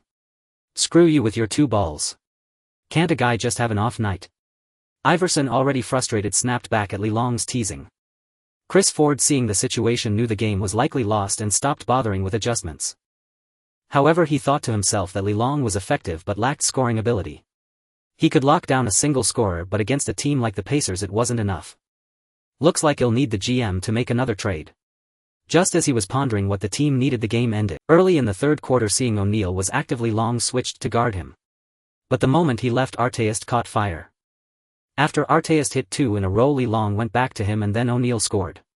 Forget it, head, just focus on padding his stats. Yet a question lingered in his mind: if the Pacers were this strong, how did the Pistons beat them? Was adding Rasheed Wallace really that impactful? 9,077. The game ended with the 76ers losing by 13 points. Li Long finished with only 6 points and 8 rebounds. Coward Ty, sure you don't want to come to my place? He asked Artist one last time as they left the court, but Artist didn't even acknowledge him. Hey Ron, you seem pretty tight with that kid. He even invited you over. O'Neal asked Artist on the way to the locker room. Huh? What? I didn't hear him. That kid. He probably admires my skills and wants me to teach him a few moves. The next day the 76ers faced the Hawks in a back-to-back game. Iverson shook off his slump from the previous day, shooting 20 for 34 and scoring 50 points to lead the 76ers to a 98-80 victory over the Hawks. Li Long also recorded a stat line of 8 points, 11 rebounds, 2 assists and 3 steals. Moreover, after 2 consecutive games, Li Long gained another attribute point. Gazing at his mid-range shooting now at 55, Li Long mused whether he would transform into an all-around power forward by the time the playoffs arrived. By then his template would be Rodman. The next day Li Long slept in, as the next game was 3 days away and Chris Ford had given the team a day off. Lily, you're amazing. Suddenly Burroughs burst in with great urgency. Yeah, I know him great, but how did you find out? Do you have a sister to introduce to me? Li Long, annoyed at being roused from his slumber by Burroughs, retorted. Damn it, you're ranked 5th on the rookie ladder. Hearing that it was only this, Li Long was speechless. Just 5th place, was it worth all this excitement? Besides being in the same draft class as James, he had never even considered Rookie of the Year. LeBron James, the chosen one, was a media darling. When it came to media voting, he never lost. Alright, I suggest you think carefully before you speak. If you tell me you came all this way just to deliver this news and disturb my sleep, you're dead. Seeing that Li Long was unmoved by the news he brought, Burroughs was surprised. What's going on? Isn't he happy? Well, there's actually something today. The 76ers general manager wants to discuss a contract extension with you. A 31 deal totaling $12 million. What do you think? At the mention of money, Li Long became interested. How much? Only an average of $3 million per year. Li Long said, somewhat dissatisfied. Bro, 3 million is a lot. That's USD, you know. Besides, even the prodigy LeBron James only gets a little over 4 million, alright. Hearing this, Burrows felt Li Long was getting cocky. Damn, why don't you mention LeBron's sneaker deal? Comparing yourself to him on that, are you crazy? Also, the contract is too long. At most a 11 deal with a player option for the second year. The first year must be at least 5 million. Li Long thought that in 2 years he would have honed his skills. He could then opt out and sign a big contract anywhere. Are you insane? Who turns down a long-term contract? Aren't you afraid you won't pan out? Burrows wasn't stupid, he immediately understood Li Long's plan. He had been learning how to be a good agent in his spare time. He worried that if Li Long suffered an injury he would be at a huge disadvantage. Pippen signed a long deal. Do you think he's happy? Hearing this, Burrows was speechless. Pippen was crying in the bathroom over his short-sightedness. But you don't have to sign for just 1 year. And how can Billy King agree to this? Burrows still thought it was a bad idea and continued to persuade him. If he doesn't agree, fine. After this season plenty of teams will be willing to pay me 5 million a year. But. No buts. It's settled. If you can't negotiate it, I'll find someone who can. Burrows wanted to argue further, but Li Long cut him off. Hearing this, Burrows dared not press the issue. Li Long was his cash cow now and he couldn't afford to offend him. On December 3rd, the 76ers hosted the Raptors. Chinese kid, today I'll show you who the real top power forward in this rookie class is. Chris Bosh started trash-talking Li Long right from the tip-off. Recently, as Li Long put up consecutive double-doubles, some media outlets had called him one of the 2 best power forwards among the rookies. Especially a couple of days ago, Li Long climbed to 5th on the rookie ladder right on his heels, which made him resentful. How could an undrafted blue-collar player with no offensive game compare to me, the future Dragon King? Top power forward. Isn't that Tim Duncan? Li Long naturally recognized Chris Bosh, but at the mention of top power forward his mind instinctively went to old Duncan. Hearing this, Chris Bosh was confused. We're talking about rookies, what does Duncan have to do with it? But while he was dazed, Li Long had already grabbed a defensive rebound. Hey Chris, stay focused. The Raptors leader Carter shouted at Bosh for losing concentration. Internally he was full of resentment toward the management. Why did they pick Bosh? Look at that 58th pick on the other side. If they had drafted him, wouldn't the team be stronger than the 76ers right now? He's a defensive stalwart with rebounding skills, doesn't hog the ball, and unlike his cousin doesn't scheme to be the leader. After running a few futile sprints up and down the court, Li Long was speechless. After all that tough talk, you haven't even touched the ball. Dude, are you trying to show me your top power forward style through running? After another useless sprint, Li Long couldn't help but ask Bosh. Hearing this, Bosh's expression changed instantly. Ding, congratulations to the host for gaining 200 resentment points from Chris Bosh. He hadn't expected that his leader Carter would be so uncooperative, not giving him the ball even once in the first quarter. You don't have the ball either, do you? Bosh, having nothing else to say, tried to turn the tables. Pfft, I'm just an undrafted rookie. Who made me the top power forward? Ding, congratulations to the host for gaining 200 resentment points from Chris Bosh. Hearing Bosh's retort, Li Long almost burst out laughing. Did they read Lu Sun's The True Story of AQ in America? Hearing Li Long tease him about being the top power forward again, Bosh's face fell. During the next Raptors possession, Vince. Boss, let me take one. Bosh boxed out for position, intending to call for the ball authoritatively, but his tone involuntarily softened when he saw Carter. Seeing this, Carter knew his junior had been bullied by the 58th pick. He thought that no matter how good Li Long was, he belonged to another team. So he passed the ball to Bosh, hoping he could vent some frustration. Kid, get ready. Seeing that Carter had indeed obliged him, Bosh's confidence swelled again. Look at this is what you call status. Unfortunately, before he could finish his sentence, Li Long stripped the ball cleanly. He had deliberately let Bosh establish position earlier, otherwise just watching from the side was boring. Cornrow, go. After stealing the ball, Li Long hurled it downcourt, shouting loudly. Iverson had already started sprinting forward the moment Li Long made the steal. Catching Li Long's pass, he finished with a 3-step layup. Cornrow. You. Is that how you address your leader? Observing Bosh, who was not yet the Dragon King, in such astonishment, Li Long felt a secret thrill. What's the big deal? It's just a nickname.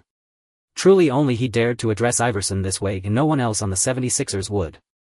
It was simply because Iverson regarded Li Long as his own Rodman. Hadn't Rodman called Jordan Baldy without causing offense? Hearing this, Bosch was truly in awe. This was a real alpha. He thought to himself, a man should aspire to be like this. Chris, watch your damn step. You can't just mess up the play. Just as Bosch was pondering a nickname for Carter, Carter launched into a tirade against him. Ding! Congratulations to the host for acquiring 200 resentment points from Bosch. Carter was already frustrated. He had been going head-to-head with Iverson and thinking Bosch was a promising rookie favored by management had passed him the ball. But this was the result. Not only was the pass intercepted, but Iverson had scored again. This was the era of the 4 shooting guards vying for supremacy, and none of them wanted to be overshadowed by another. Li Long found the scene amusing. It seemed Bosch was the most miserable of the 0-3-4. James, though he had an arrogant team leader, would soon see him traded away to make James the cornerstone. This guy still had to develop under Carter for another year. Thinking this, Li Long felt there was little point in playing against him now.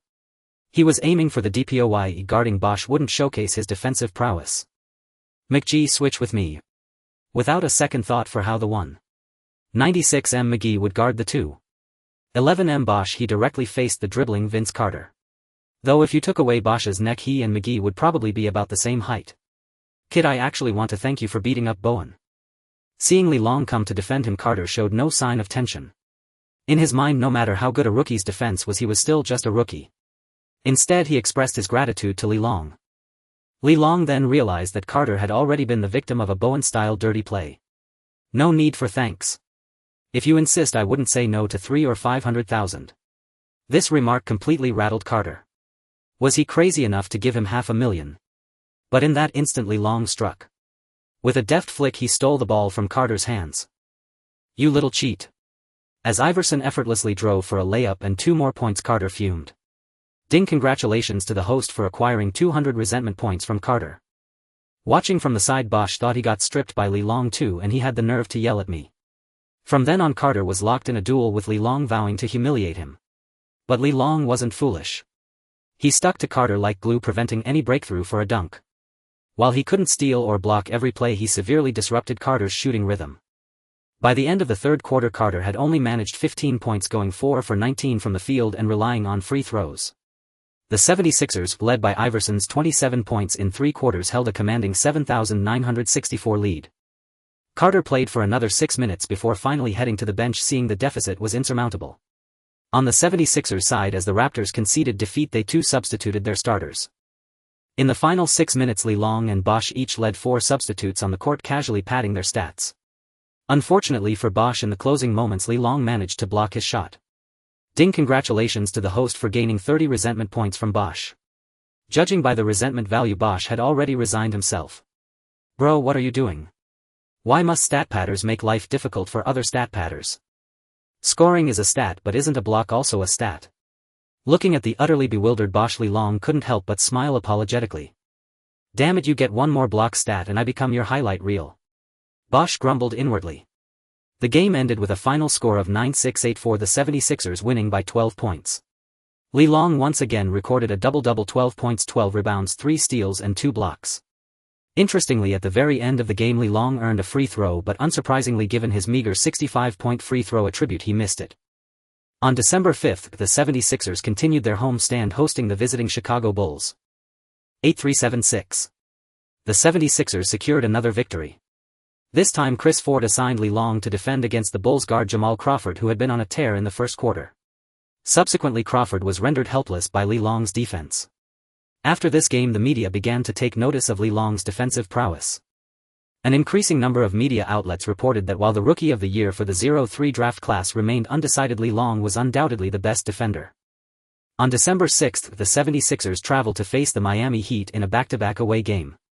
In this match, Li Long gave a thorough lesson to Dwayne Wade, whose cheeks were not yet as famously large. Although not as fast as Wade, Li Long employed a strategy of guarding against the drive rather than the shot, forcing Wade to suffer the consequences of his poor shooting ability. Why must rookies make life difficult for other rookies? I absolutely must develop my jump shot. These were Wade's only 2 thoughts after the game. However, after the match, Li Long and Wade exchanged phone numbers and had a brief conversation. After all, this was the Scottie Pippen he had reserved for himself, walking LeBron's path to leave LeBron with no path. Thanks to Allen Iverson's 35 points, the 76ers defeated the Heat 9-3-8-8, continuing their winning streak. Following this game, Li Long raised his mid-range shooting attribute to 58. To reach 80, he would need an additional 22 attribute points. At his current rate of collection, he would need about 28 more games. However, they had 4 days off next, not playing until the 10th, when they would travel to challenge the Pistons. Hello, really? Okay. Early the next morning back in Philadelphia, Li Long received a call from Iverson. Iverson said he was treating the whole team to a nightclub outing to celebrate their 4-game winning streak. Hanging up, Li Long quickly turned on the TV and switched to the Philadelphia news. He didn't believe for a second that Iverson was throwing the party just because of the 4 consecutive wins. The 76ers had had winning streaks before. Sure enough, the news was reporting that Iverson had been named the Eastern Conference Player of the Week. With a perfect 30 record for the week and averages of 35 points, 5 rebounds and 2.4 assists per game, he was fully deserving of the honor. Confirming his suspicion, Li Long felt no jealousy. Since his offensive attributes were still terrible, he decided to calmly focus on securing the Defensive Player of the Year award. After all, wasn't that later legend with 600 million fans also starting from the bench? However, just thinking about confirming that night whether his Emperor's kidneys had any other special functions made him excited. When night fell, Li Long took a taxi to the nightclub and called Iverson to come out and get him. There was no other choice, he wasn't 21 yet, so they wouldn't let him in on his own. You sure have a big ego. I'm treating you to a meal, yet I still have to come out and pick you up. Anyone would think you're my boss. Shortly after, Iverson swaggered out. Can't help it. I'm too young, right, Mr. Player of the Week? Li Long wasn't intimidated at all, even directly referencing Iverson's recent award.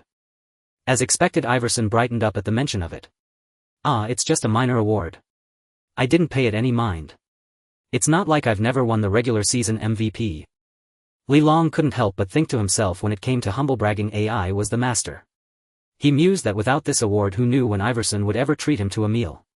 Nevertheless, he said nothing more and simply followed Iverson into the private room. As soon as Li Long appeared, he immediately drew the attention of many young women. After all, Li Long was young and robust, and he was considered one of the more handsome players on the 76ers. The next day, Li Long woke up feeling refreshed. He finally understood that the Emperor's kidney was truly formidable. Looking at his stamina stat, which had risen to 103, Li Long couldn't help but wonder if the Emperor's kidney belonged to Wilt Chamberlain. No wonder the Big Dipper had been with 20,000 women. At that thought, he couldn't help but fantasize about how many he might have in the future. He told himself it wasn't for pleasure but to boost his physical stamina. However, recalling Magic Johnson's fate, Li Long couldn't help but shudder. He decided it was better to be cautious. He would never engage in anything reckless without a proper introduction from a trusted acquaintance. On December 10th, the 76ers were set to play the Pistons on the road. Li Long only learned right before departure that Iverson would miss the game due to injury, perhaps from partying too hard. Li Long had already prepared himself for a loss on the road. To his surprise, the Pistons lost 7,876. In that game, Richard Hamilton was run ragged by Li Long, whose stamina had just been enhanced. Watching Li Long remain energetic after a full game of chasing Chris Ford was utterly amazed. Could Chinese Kung Fu really be so miraculous for building endurance? He was almost tempted to promote it within the team. Unbeknownst to Li Long, Larry Brown was watching him intently from the Pistons bench. Having just left the 76ers, Brown knew exactly what kind of players they had. Although some new faces had joined this season, the games showed their true caliber. Only the undrafted Li Long suited his taste perfectly.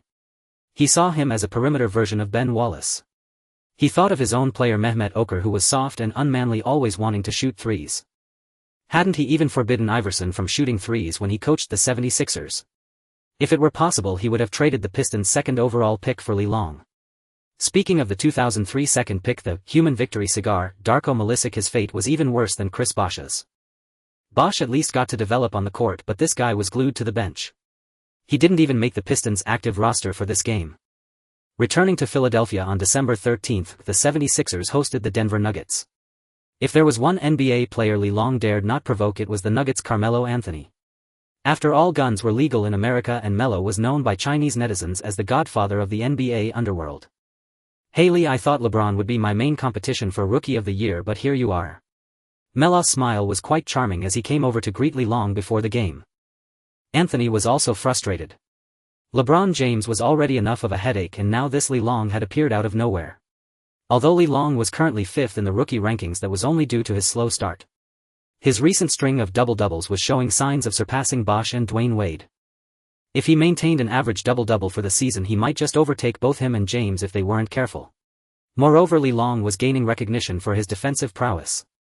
The most baffling thing was that a player this talented had gone undrafted. The scouts from every team must have been blind. Well, not all of them. The 76ers scout was excellent. If Anthony knew that Li Long had only made the team through connections, he might have been shocked. Iverson returned from injury for this game, but his shooting touch was off. The 76ers trailed for the entire first half. It wasn't until the second half, when Li Long began guarding Andre Miller, that the tide turned. In the end, relying on their defense, the 76ers defeated the Nuggets 77-73. Li, your defense is truly formidable, but it'll work hard. Next time I'll get you. After the game, Melo came over to say goodbye before heading to the locker room. Because he was guarding a guard, Li Long only managed 2.7 rebounds, 3 blocks and 2 steals. Unfortunately, after this game, Iverson's old injury flared up again, this time more severely, sidelining him for at least 2 weeks. Players in this era truly gave their all. Iverson had originally been injured during the road game against the Chicago Bulls on December 5, yet he still played through the pain against the Heat. He had rested 1 game due to discomfort, then played through injury against the Nuggets. Now he was completely done for. Why couldn't he learn from future stars like Kawhi Leonard, who got paid to rest at home? Without Iverson, the 76ers became a bottom-tier team. On December 15, they lost 8,694 at home to the Jazz. On December 18, they lost 8,188 to the Cavaliers.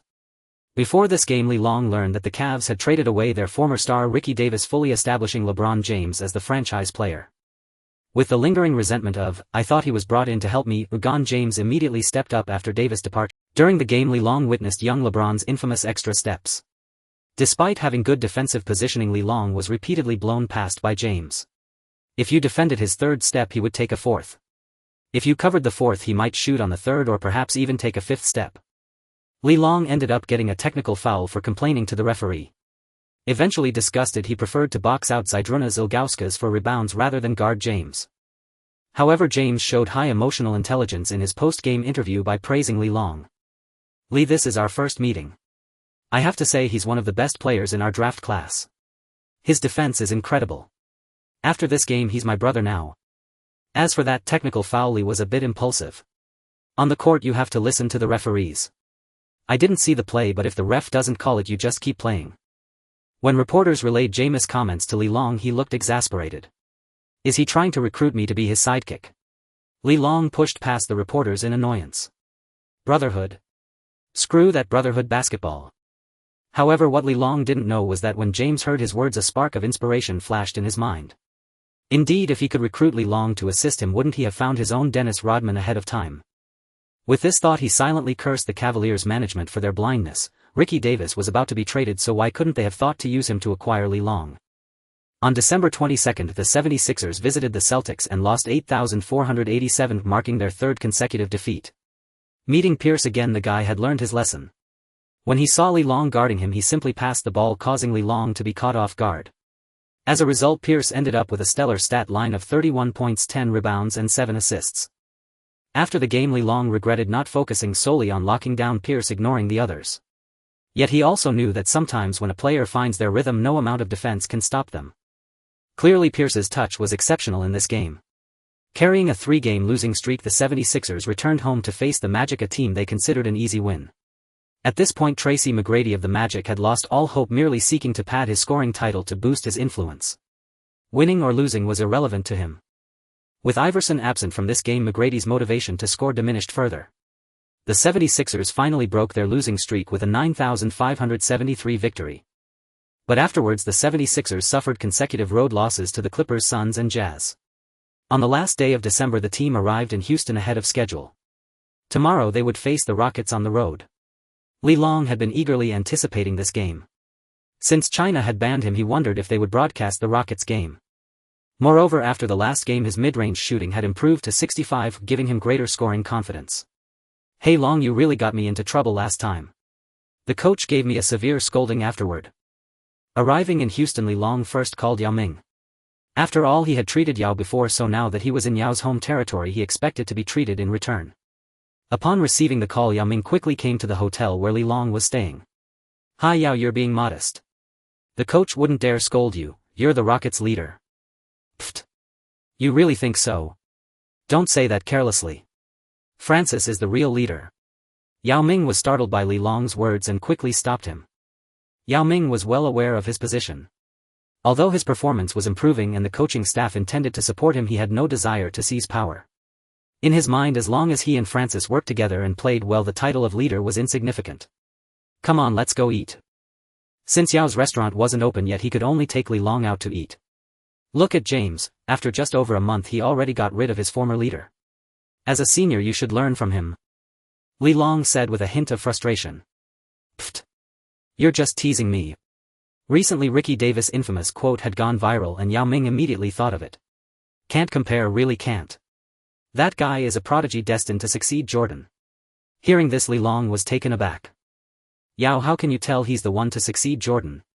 At that time James was still competing with Anthony for Rookie of the Year and hadn't started comparing himself to Jordan. Yao, unlike him, didn't know the future. Isn't it obvious? He signed a huge shoe deal before entering the league, gets favorable treatment from referees right from the start. I watched the game when you guarded him last time, he took such obvious steps without a call.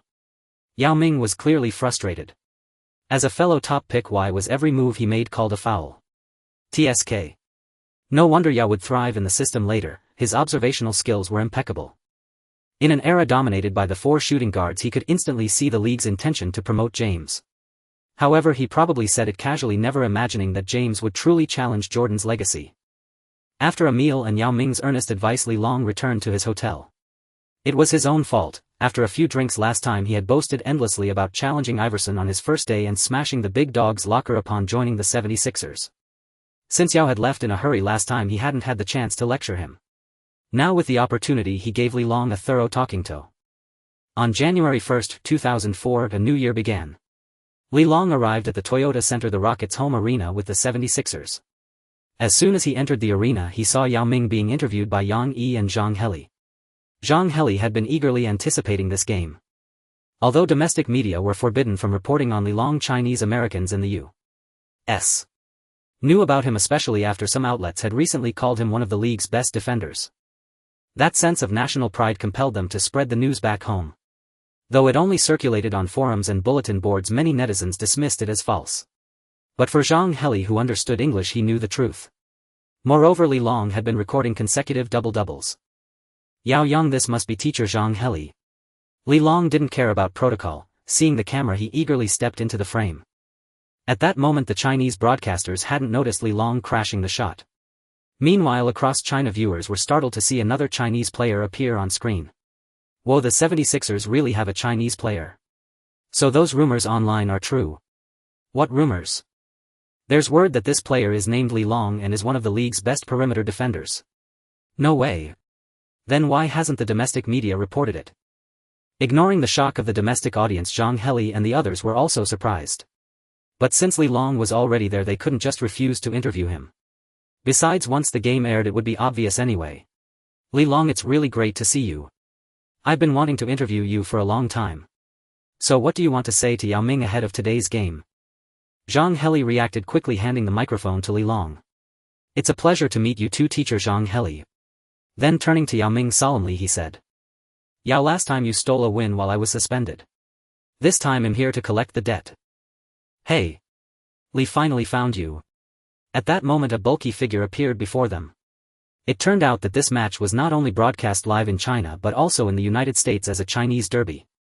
The American media broadcasting this game was TNT.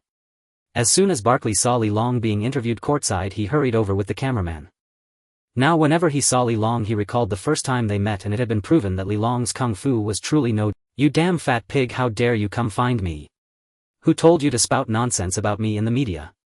At that moment Barkley remembered that he had indeed made up stories about Li Long while commentating on another game. He hadn't expected Li Long to find out, especially since he had said it during a live broadcast of a Spurs game. Little did he know Burrows had been watching that very broadcast and saw it. Later Burrows told Li Long. Meanwhile the Chinese audience was utterly bewildered. Seeing Barkley, Zhang Heli and the others were excited and turned the camera toward him. But as soon as Li Long spoke, they had no idea how to translate. As you can see, Shaoli and Barkley have a great relationship, they're greeting each other warmly. Zhang Heli, ever the seasoned veteran, translated Li Long's words without a hint of embarrassment. Pfft. Do they think we're illiterate? At least I understood that damn part. Exactly, is this how Americans greet each other warmly? But just as Zhang Heli thought he had glossed over it, he broke out in a cold sweat again. The fat pig, ignoring the interview, backed away shouting, "Don't come near me." Meanwhile, Li Long chased after him, rubbing his fists. "I'll teach you to make up stories about me." TNT's camera, never one to shy away from drama, captured the entire scene and transmitted it back to the studio. Upon seeing this, Kenny Smith burst into laughter. "Serves you right, you fat pig, for always bragging about your good relationship with Li Long. Now you're eating your words." And being mischievous, he even added commentary for the two. "Barkley must be trying to test Li's boxing skills, but running away like that won't do. As you can see, Xiao Li has excellent social skills, even joking around with legendary star Barkley." Zhang Heli, quickest to react, forcefully tried to salvage Li Long's image. "Pfft, teacher Heli, stop spinning it. Do you really think we're blind?" "Exactly, but this guy named Li Long is really fierce. Yeah, why doesn't the media cover someone this tough? Along, come here." At that moment, Yao Ming, who had been watching from the sidelines, finally called out to Li Long. If this continued, he wouldn't know how to smooth things over. After all, this was happening during his own interview. Hearing Yao Ming's call, Li Long stopped messing around with Barkley and returned to Yao Ming's side. "Li, it's not that I'm afraid of you, I'm worried I might hurt you and then the 76ers would lose the game. After all, I'm a 76ers legend." But just as Li Long returned to Yao Ming, Barkley started boasting into the TNT camera. Yao Ming quickly grabbed Li Long, who was about to go after him again. "Yao, you're the best, I'll never badmouth you again." Seeing Yao Ming holding Li Long back, Barkley shouted to Yao Ming and then hurried back to the commentary booth with the cameraman. Yao Ming hadn't expected to win over a detractor, not through his skills but by holding Li Long back. "Xiao Li, let's not waste time. The game's about to start. Any final words?" Zhang Heli noticed the Rockets head coach repeatedly glancing at Yao Ming, knowing time was short, so he wanted to ask one last question to wrap up the interview. "No rush, they still need to warm up. Let's chat a bit more." Li Long ignored the hint. "Warm up? Why should I bother? I'm not scoring anyway." The real priority was to get more screen time in front of the Chinese people.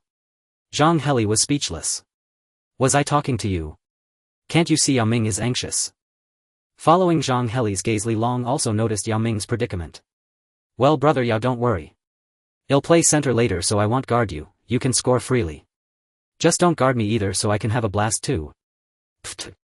Hearing this, Yang Yi couldn't hold it in anymore. "Dude, this is a national broadcast. Are you sure it's okay to say that?" At that moment, the national audience was also stunned. What a character, truly one of a kind. So even the Americans play fixed games. "Alright, A Long, stop joking. Play well later. I'm going back to warm up."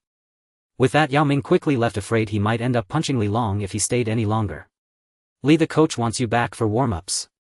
Just as Li Long was about to chat more with Zhang Heli, Glenn Robinson, known as Big Dog, suddenly came over. "Hey, come on, let me introduce everyone to my great teammate Glenn Robinson, the 1994 No.1 draft pick." Li Long, who had been wondering how to boast, was thrilled to see Big Dog. Why brag about yourself when you can have a teammate do it? In his past life he loved watching that kind of thing. Li. Big Dog, seeing it was Chinese media, was about to interrupt Li Long when Li Long cut him off. "I'll give you another chance to phrase that.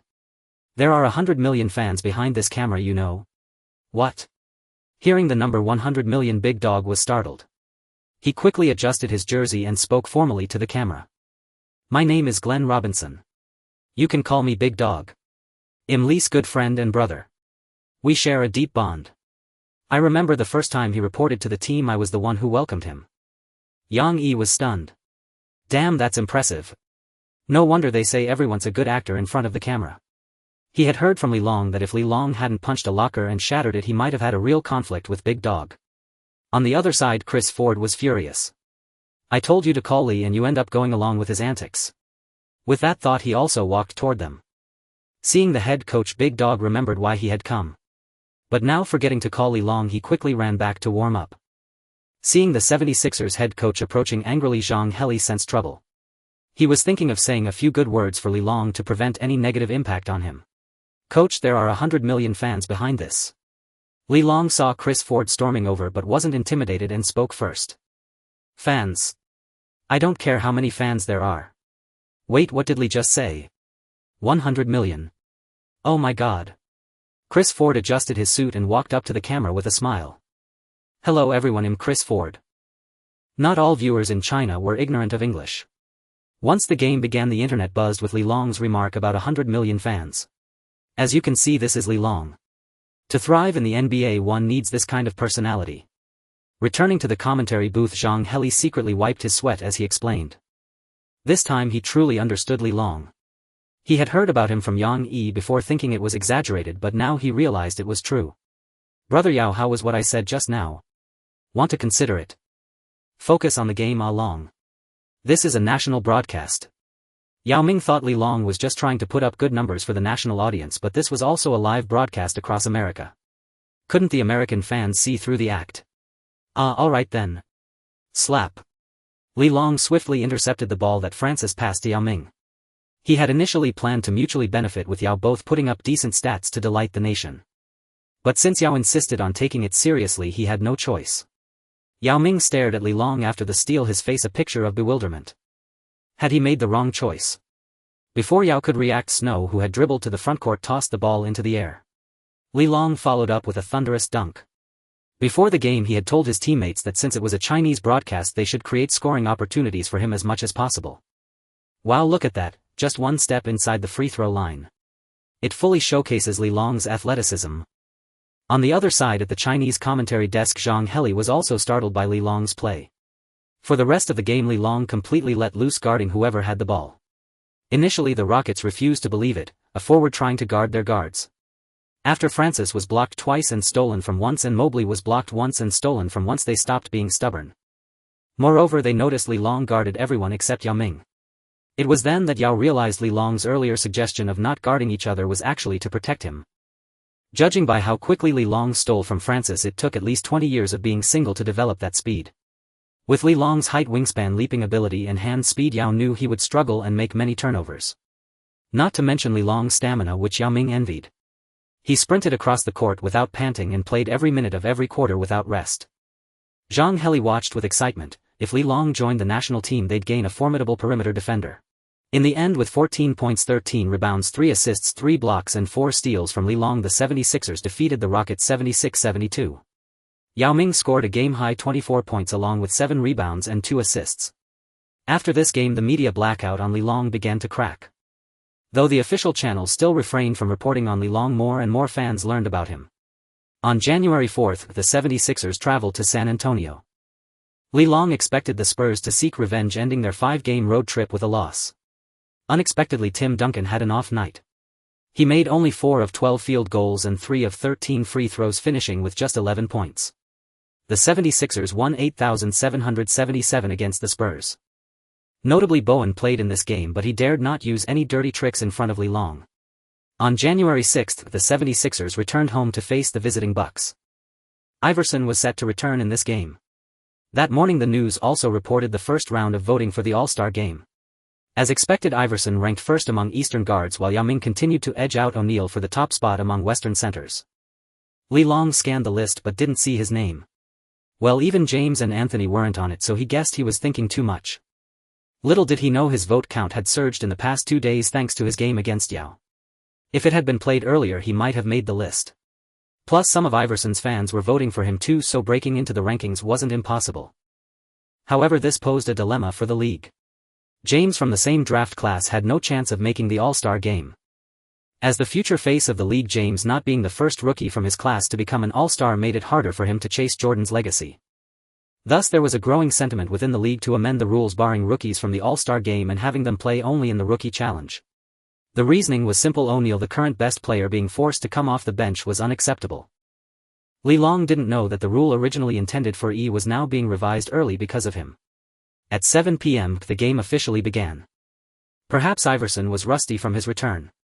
He made only 6 of 18 shots and 0 of 3 three-pointers, relying on 6 of 7 free throws to finish with 18 points, 5 rebounds and 3 assists. Despite Li Long's usual strong defense, the Bucks had a balanced attack with 5 players scoring in double digits. All 9 players who took the court scored.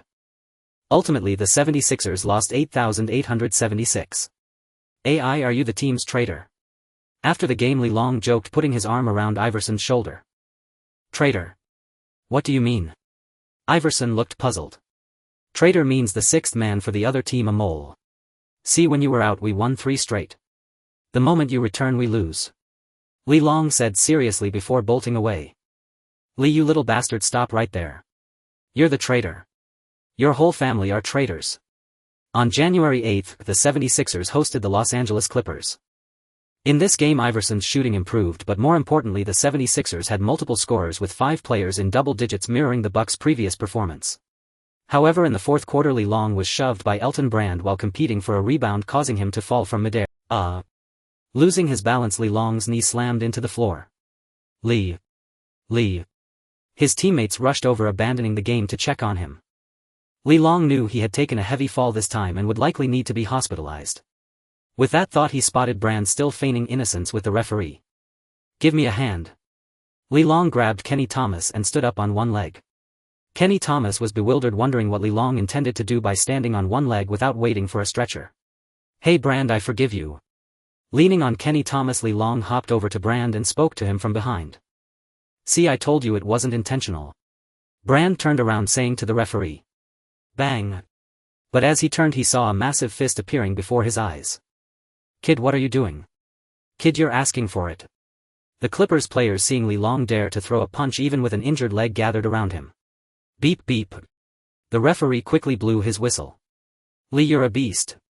Kenny Thomas finally snapped out of it, whispering to Li Long. Then the 76ers stretcher arrived, and after helping Li Long onto it he was taken to the hospital.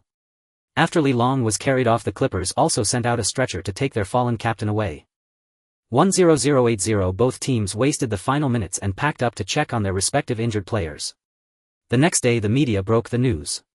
76ers Chinese rookie Li Long has a torn cruciate ligament and meniscus, expected to rest for 1 to 2 months. Upon hearing the news, Yao Ming immediately called. Brother Yao, it's fine, just a minor injury. A couple of months of rest and he'll be good. In truth, Li Long wasn't worried about this injury. He relied on his system attributes and would just keep playing once he recovered. Not to mention he had knocked out Brand before leaving the court. The league had already added a 5-game suspension for that, but since he was going to be sidelined anyway he couldn't care less about the suspension. Thinking of this he smiled happily. Because when he was being carried to the hospital he heard the system's voice as expected. Ding, congratulations to the host for obtaining 100,000 resentment points from Brand. Single resentment points exceeding 100,000 reward a lottery draw. Ding, because the host completed a hidden achievement, knocking down an opponent 3 times, a special reward, a Klay Thompson single quarter miracle card.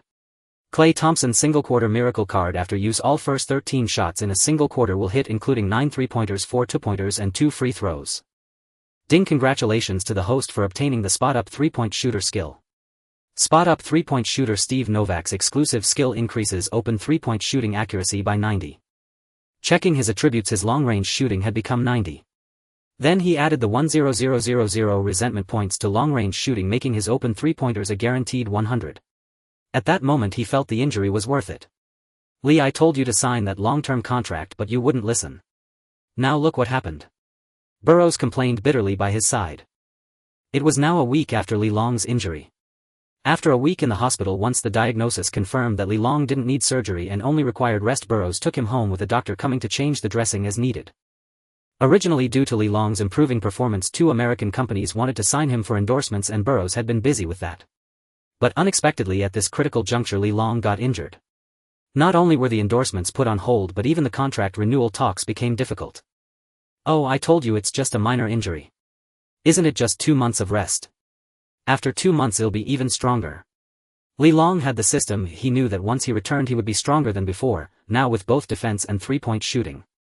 He would definitely be a top-tier 3-and-D player. But Burroughs didn't think so. Originally Li Long relied on his explosive physicality, and now with the injury his physical abilities would surely decline. With his mediocre skills he might soon be eliminated from the NBA. Thinking this, he grew even more frustrated that he hadn't convinced Li Long to sign that 31 contract earlier, which would have guaranteed at least 3 years. Ring. Speak of the devil. Burroughs picked up his phone and saw it was Billy King, the general manager of the 76ers. Hello, okay, I'll be there this afternoon. What's wrong, who was that? Seeing Burroughs' worried expression after hanging up, Li Long was puzzled, thinking it was another endorsement cancellation. Just a few endorsements, no big deal. Once he played at a high level next season, would he lack endorsement money? It's Billy King, that old fox. He's definitely trying to lowball us. This is trouble. Billy King. You mean the 76ers want to lowball my contract renewal? Lee Long finally understood why Burrows was worried. Lee, you have to listen to me this time. I'll try my best to get you the original 31 contract. Even if it's for less money, well, take it. Also, you'd better have AI put in a good word for you, it'll go smoother. Watching Burrows fret and scheme, Lee Long couldn't help but laugh. Damn, was he kidding? He was the chosen one of the system and he had to beg Iverson for help just to get a contract. Still, he was extremely annoyed at the 76ers for trying to take advantage of his situation. What, I just got injured and you're already acting like this? Too cold-hearted, right? But thinking about Iverson's later fate, he felt a bit more at ease. It's fine, go negotiate first. When you come back, well, make a decision. On the other side, Billy King had also figured out why no Chinese companies were advertising. Though he couldn't understand why a player's status within a system had anything to do with advertising in their home arena. But he knew he had been deceived. Lee Long couldn't bring the same revenue to the 76ers as Yao Ming did to the Rockets. However, Lee Long was playing better and better, fully anchoring the team's perimeter defense. If possible, he would still like to keep Lee Long. Of course, this willingness was within a reasonable price range. Hey Burrows, how's Lee's health? In the afternoon, Burrows arrived at Billy King's office. Don't worry, the doctor said, with some rest Lee's physical condition won't be affected. When he returns, he'll still be the league's top defender. After some experience, Burrows had matured, deliberately emphasizing that Lee Long's physical abilities wouldn't decline. Billy King smirked inwardly. A defensive player who had lost the Chinese market, how much could he be worth? And that was assuming his physical condition didn't decline. Oh, that's great news. Come on, let's talk about that proposal you mentioned last time. It's good for young people to have drive and I hope Lee becomes an all-star. I think a 11 contract is fine, but the second year has to be a team option. Hearing the first sentence, Burrows knew he was up to no good. Sure enough, the old fox only wanted a one-year deal. Burrows completely ignored the second-year team option, believing that Lee Long would surely be cut by the 76ers due to declining physical abilities. No, Mr. General Manager, after my persuasion, Lee has changed his mind. He now thinks the 31 deal is more reasonable. What do you say, shall we sign as originally discussed? Hearing Burrows' words, Billy King chuckled inwardly, a flicker of suspicion crossing his mind. He had seen Lee Long's injury report, which stated it was unlikely to affect his physical condition, yet the other party had suddenly changed their stance. Could there be some inside information he was unaware of? Oh no, Burrows. I've already submitted your proposal. Changing it now would be a real hassle. How about this, let's sign a 11 deal first and we can renew later, isn't that the same? Besides, Lee is still in his development phase, he might even land a bigger contract. Burrows cursed inwardly. You old fox. A year from now you'll be lucky if you don't cut him, let alone renew. Nevertheless, he could see that Billy King wasn't going to budge easily. He could only regret that Lee Long had been too cocky. Fine, 5 million for the first year. No, Burrows. You should know that would make Lee's salary higher than the top picks. I think 2 million for the first year and 5 million for the second is more reasonable. Bullshit. You're taking advantage of the situation. I won't agree to this. Hearing Billy King's proposal, Burrows couldn't hold back any longer, jumping up and shouting. Young man, no need to be so hot-tempered. How about this, go back and discuss it with Lee. After all, I was the one who discovered him. Billy King, unfazed, patted Burrows on the shoulder with a smile. Discuss my ass. After this season he'll hit the free market and get 5 million anywhere. That evening, upon hearing Burrows recount the conversation with Billy King, Lee Long flew into a rage. Seeing Lee Long's reaction, Burrows grew increasingly uneasy. We can't do that, he'll get traded. Maybe we should just accept it. Burrows feared Lee Long might end up on a team where he wouldn't get playing time, losing even the 2 million next year. Damn it, Burrows, what the hell do you mean? Do you think him washed up too? Hearing this, Lee Long grew even angrier. He was the chosen one of the system, yet no one seemed to believe in him. Seeing Lee Long's anger, Burrows became even more convinced he was putting up a bluff. Don't get mad. I'm just talking about the worst-case scenario. We have to consider all possibilities, don't we? Just as Burrows was pondering how to persuade Lee Long to accept Billy King's offer, Lee Long spoke with utmost seriousness. Stick to the original terms, a 1-year contract, minimum 5 million. If he won't give it, let him trade me if he wants. Thus another 10 days passed. During this period the 76ers played 6 games, managing only 2 wins and 4 losses. Chris Ford was growing anxious. Without Lee Long, the team's performance hinged entirely on Iverson. He approached Billy King hoping to trade for a few useful players to hold the fort until Lee Long's return. Given the 76ers' promising start, Ford harbored hopes of making a playoff run. That day Billy King called Burroughs again. He had contacted Burroughs a few days prior, but the other party remained adamant about the $5 million. Well, that's truly regrettable. Receiving Burroughs' answer once more, Billy King began to contemplate trading Lee Long. After all, Lee Long's trade value was at its peak. If he returned and performed poorly, he would become a dead asset. By the time the All-Star break approached, the 76ers had managed only 4 wins and 8 losses. This time even Iverson couldn't sit still. Though he knew the championship hopes were slim, he still wanted to give it his all. The 76ers, once third in the Eastern Conference, had slipped to 6th due to their recent record. On February 13, the All-Star game began. Lee Long, who was supposed to participate in the Rookie Challenge, was absent due to injury. The Detroit Pistons, Atlanta Hawks, Philadelphia 76ers, and Boston Celtics engaged in a 4-team trade. Rasheed Wallace played only 1 game for the Hawks before being traded again. Billy King worked his magic as the 76ers swapped an undrafted player and a draft pick for a 2nd overall pick. On February 18, the final day of the All-Star break, Lee Long learned through the media that he had been traded. Damn it, that bastard didn't even tell us. Watching Burroughs' impotent rage, Lee Long was secretly overjoyed. Hell, I'm the chosen one. Am I really going to win a championship in my rookie year? Alright Burroughs, don't worry. Billy King will regret this. Go to Detroit and rent a house for me.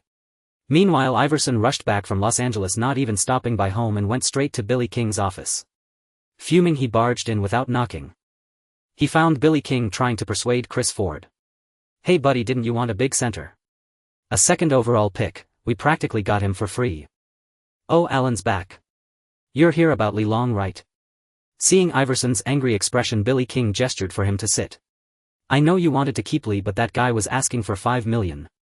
An undrafted player, a guy who only plays defense, demanding $5 million. If I gave him that, I'd be a laughingstock. Billy King explained to the two. Isn't Lee worth $5 million? Look at his impact on the court and look at our record without him. Iverson, however, felt that $5 million was a bargain for Lee Long's contributions.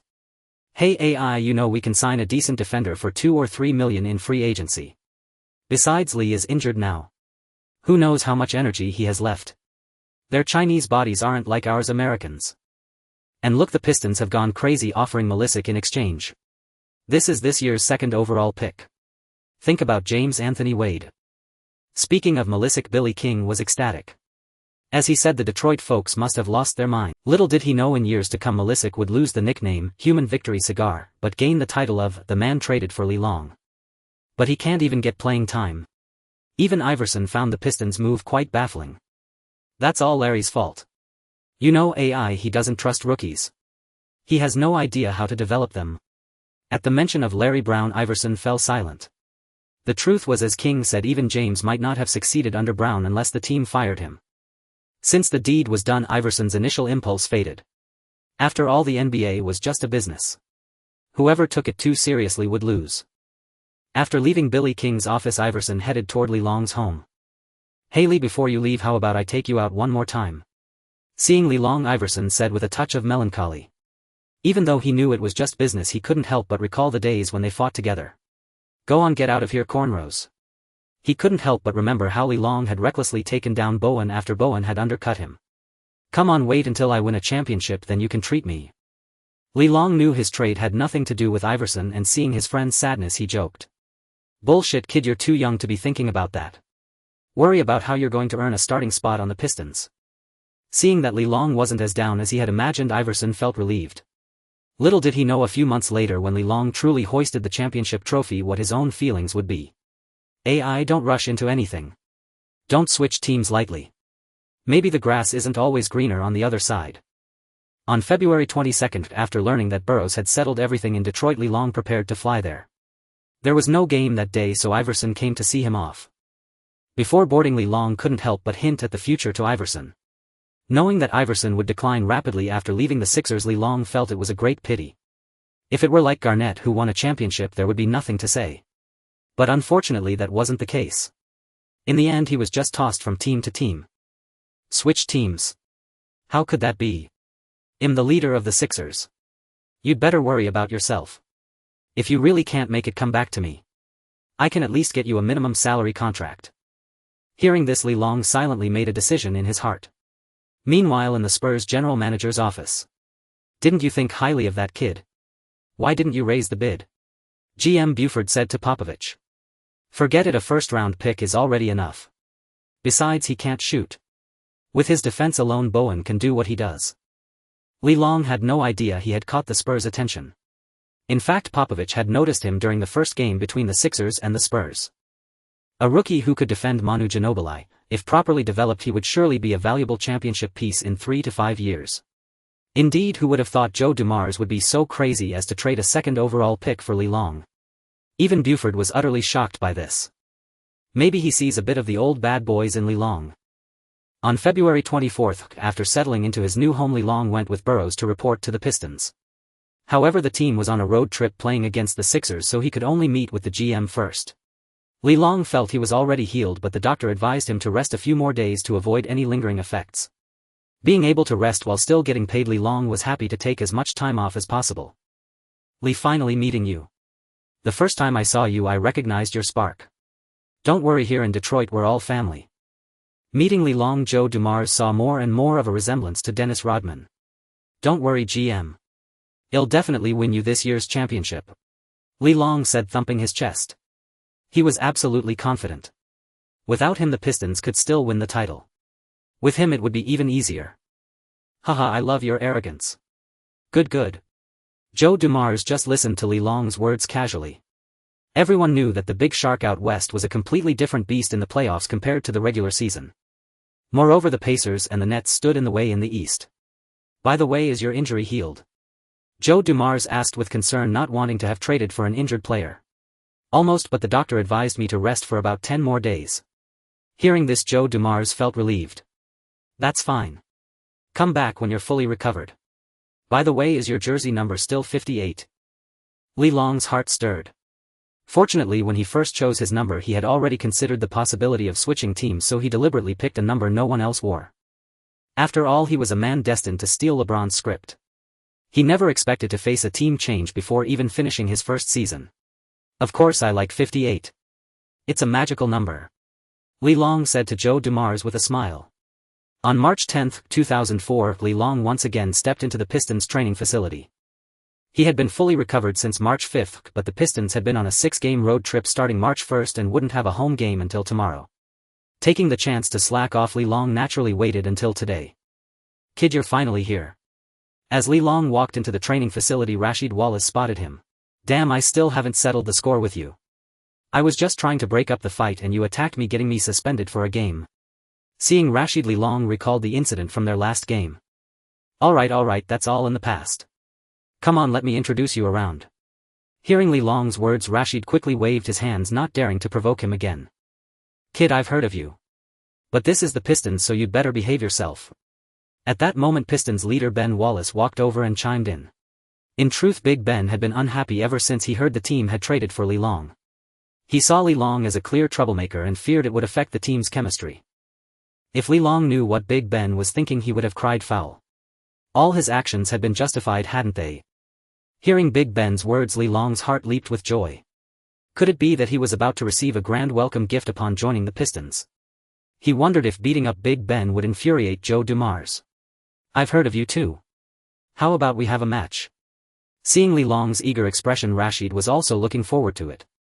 Though he didn't dare provoke Lee Long himself, Big Ben's strength was nothing to scoff at. When Rasheed first joined the Pistons, he had also come with the intention of being the team leader. But after arriving, he was put in his place by Big Ben. Truly a man who could stand up to the big shark. Now seeing Lee Long wanted to try his luck, Rasheed thought, misery loves company. It was better for two people to get bullied than just one. Lee, come over here. Just then an aged voice called out. It was Larry Brown. Lee, is your body all right? I've been looking forward to having you on the team. Huh? Who said Larry Brown ruins rookies? Lee Long had been prepared to rally the players if Brown gave him a cold shoulder. Beating Big Ben into submission was a crucial part of that plan. But unexpectedly, Larry Brown was so cordial. No problem, coach. Don't worry, he'll help you win this year's championship. Upon hearing Lee Long's words, Larry Brown felt a stir in his heart, never expecting that Lee Long shared the same thought. In truth, this was something he had recently considered himself. Originally, he had planned to have Lee Long play power forward once he arrived. That way there would be no concerns on defense. Aside from the lack of height in the paint, they would have rebounds, blocks and excellent mobility. Then they could make a charge for the highest trophy, which was the primary reason he was willing to trade the second overall pick for Lee. However, he hadn't anticipated such excellent chemistry between Rasheed Wallace and the Pistons.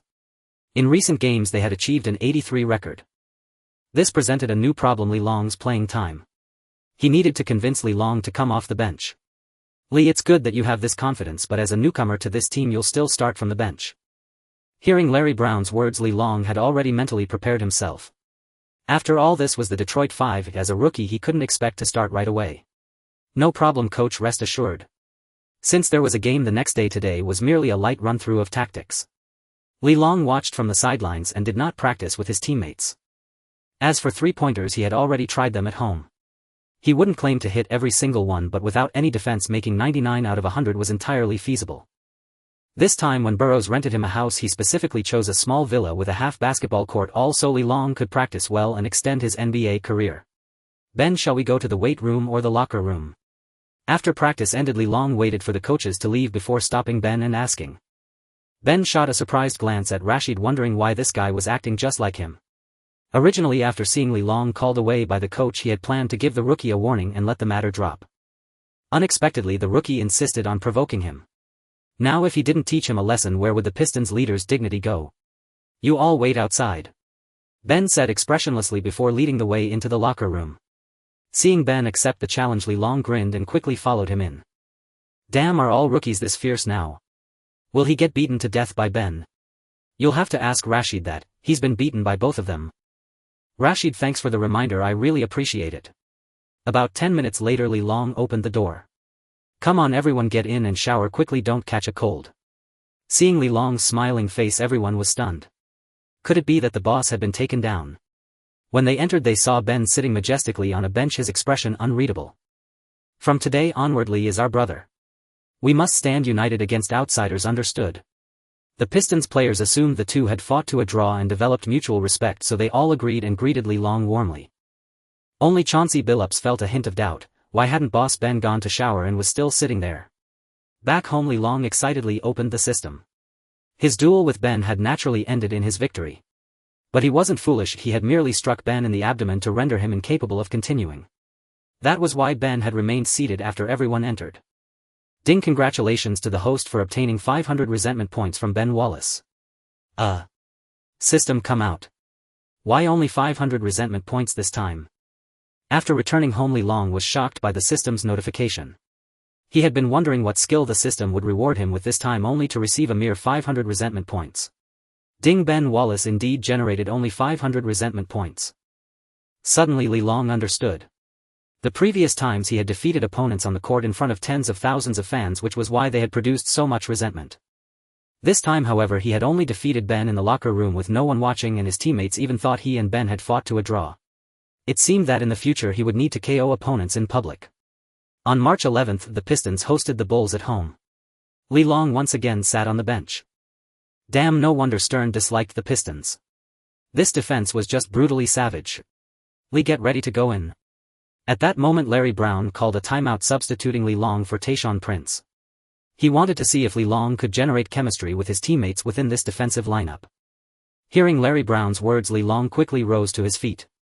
As soon as he stepped onto the court, he automatically ran to the three-point line. He was playing small forward now, so there was no need to fight for position under the basket. Unexpectedly, Linton Johnson, 3 of the Bulls, seeing this situation, simply left him open by 3 full steps to double-team Hamilton. Damn it, he's disrespecting Lee Long's shooting.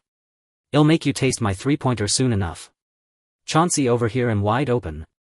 Thinking this, he immediately signaled Billups for the ball. However, just at that moment, Billups spotted an opening and took the shot himself. "Damn it, even you guys look down on me." Watching the ball soar toward the basket, Lee Long knew words were useless. Only by sinking a three-pointer himself could he earn his teammates' trust. Just then he saw Billups' shot clank off the rim and fly in his direction. However, Johnson 3 had already sealed off the rebounding position. "You want pass to me? Fine, I'll just grab it myself." Acting on the thought just as Johnson 3 was about to secure the rebound, Lee Long snatched it right out of his grasp. On the Pistons bench, Larry Brown watched the scene with a surge of excitement. This was it, this was the role he envisioned for Lee Long. "Lee, over here." Billups, who was about to fall back on defense, stopped in his tracks upon seeing Li Long grab the rebound and ran toward him for the ball. He knew that Li Long couldn't do anything except rebound and play defense. Li Long initially wanted to dribble it out himself to show off his three-point shot, but Johnson 3 wasn't foolish. Seeing Li Long take the rebound right over him, Johnson 3 quickly closed and ready to steal the ball. Now Li Long was in an awkward spot. He wanted to shoot a 3, but he had to dribble the ball out first. He couldn't very well cradle the ball and walk out like LeBron James, could he? He didn't have that privilege. With no other choice, he tossed the ball to Billups. "Damn it, if you don't pass me the ball again the next time I grab it, I'm never giving it to you," Li Long thought to himself as he ran back to the three-point line. Once he reached the three-point line, Johnson 3 stopped chasing him again. Larry Brown, watching from the sidelines, now understood without any shooting ability Li Long simply couldn't draw a defender. That meant the Pistons were essentially playing 5-on-4 on offense. And if you added Ben Wallace, who couldn't shoot either, except for dunks, then wasn't it effectively 5-on-3?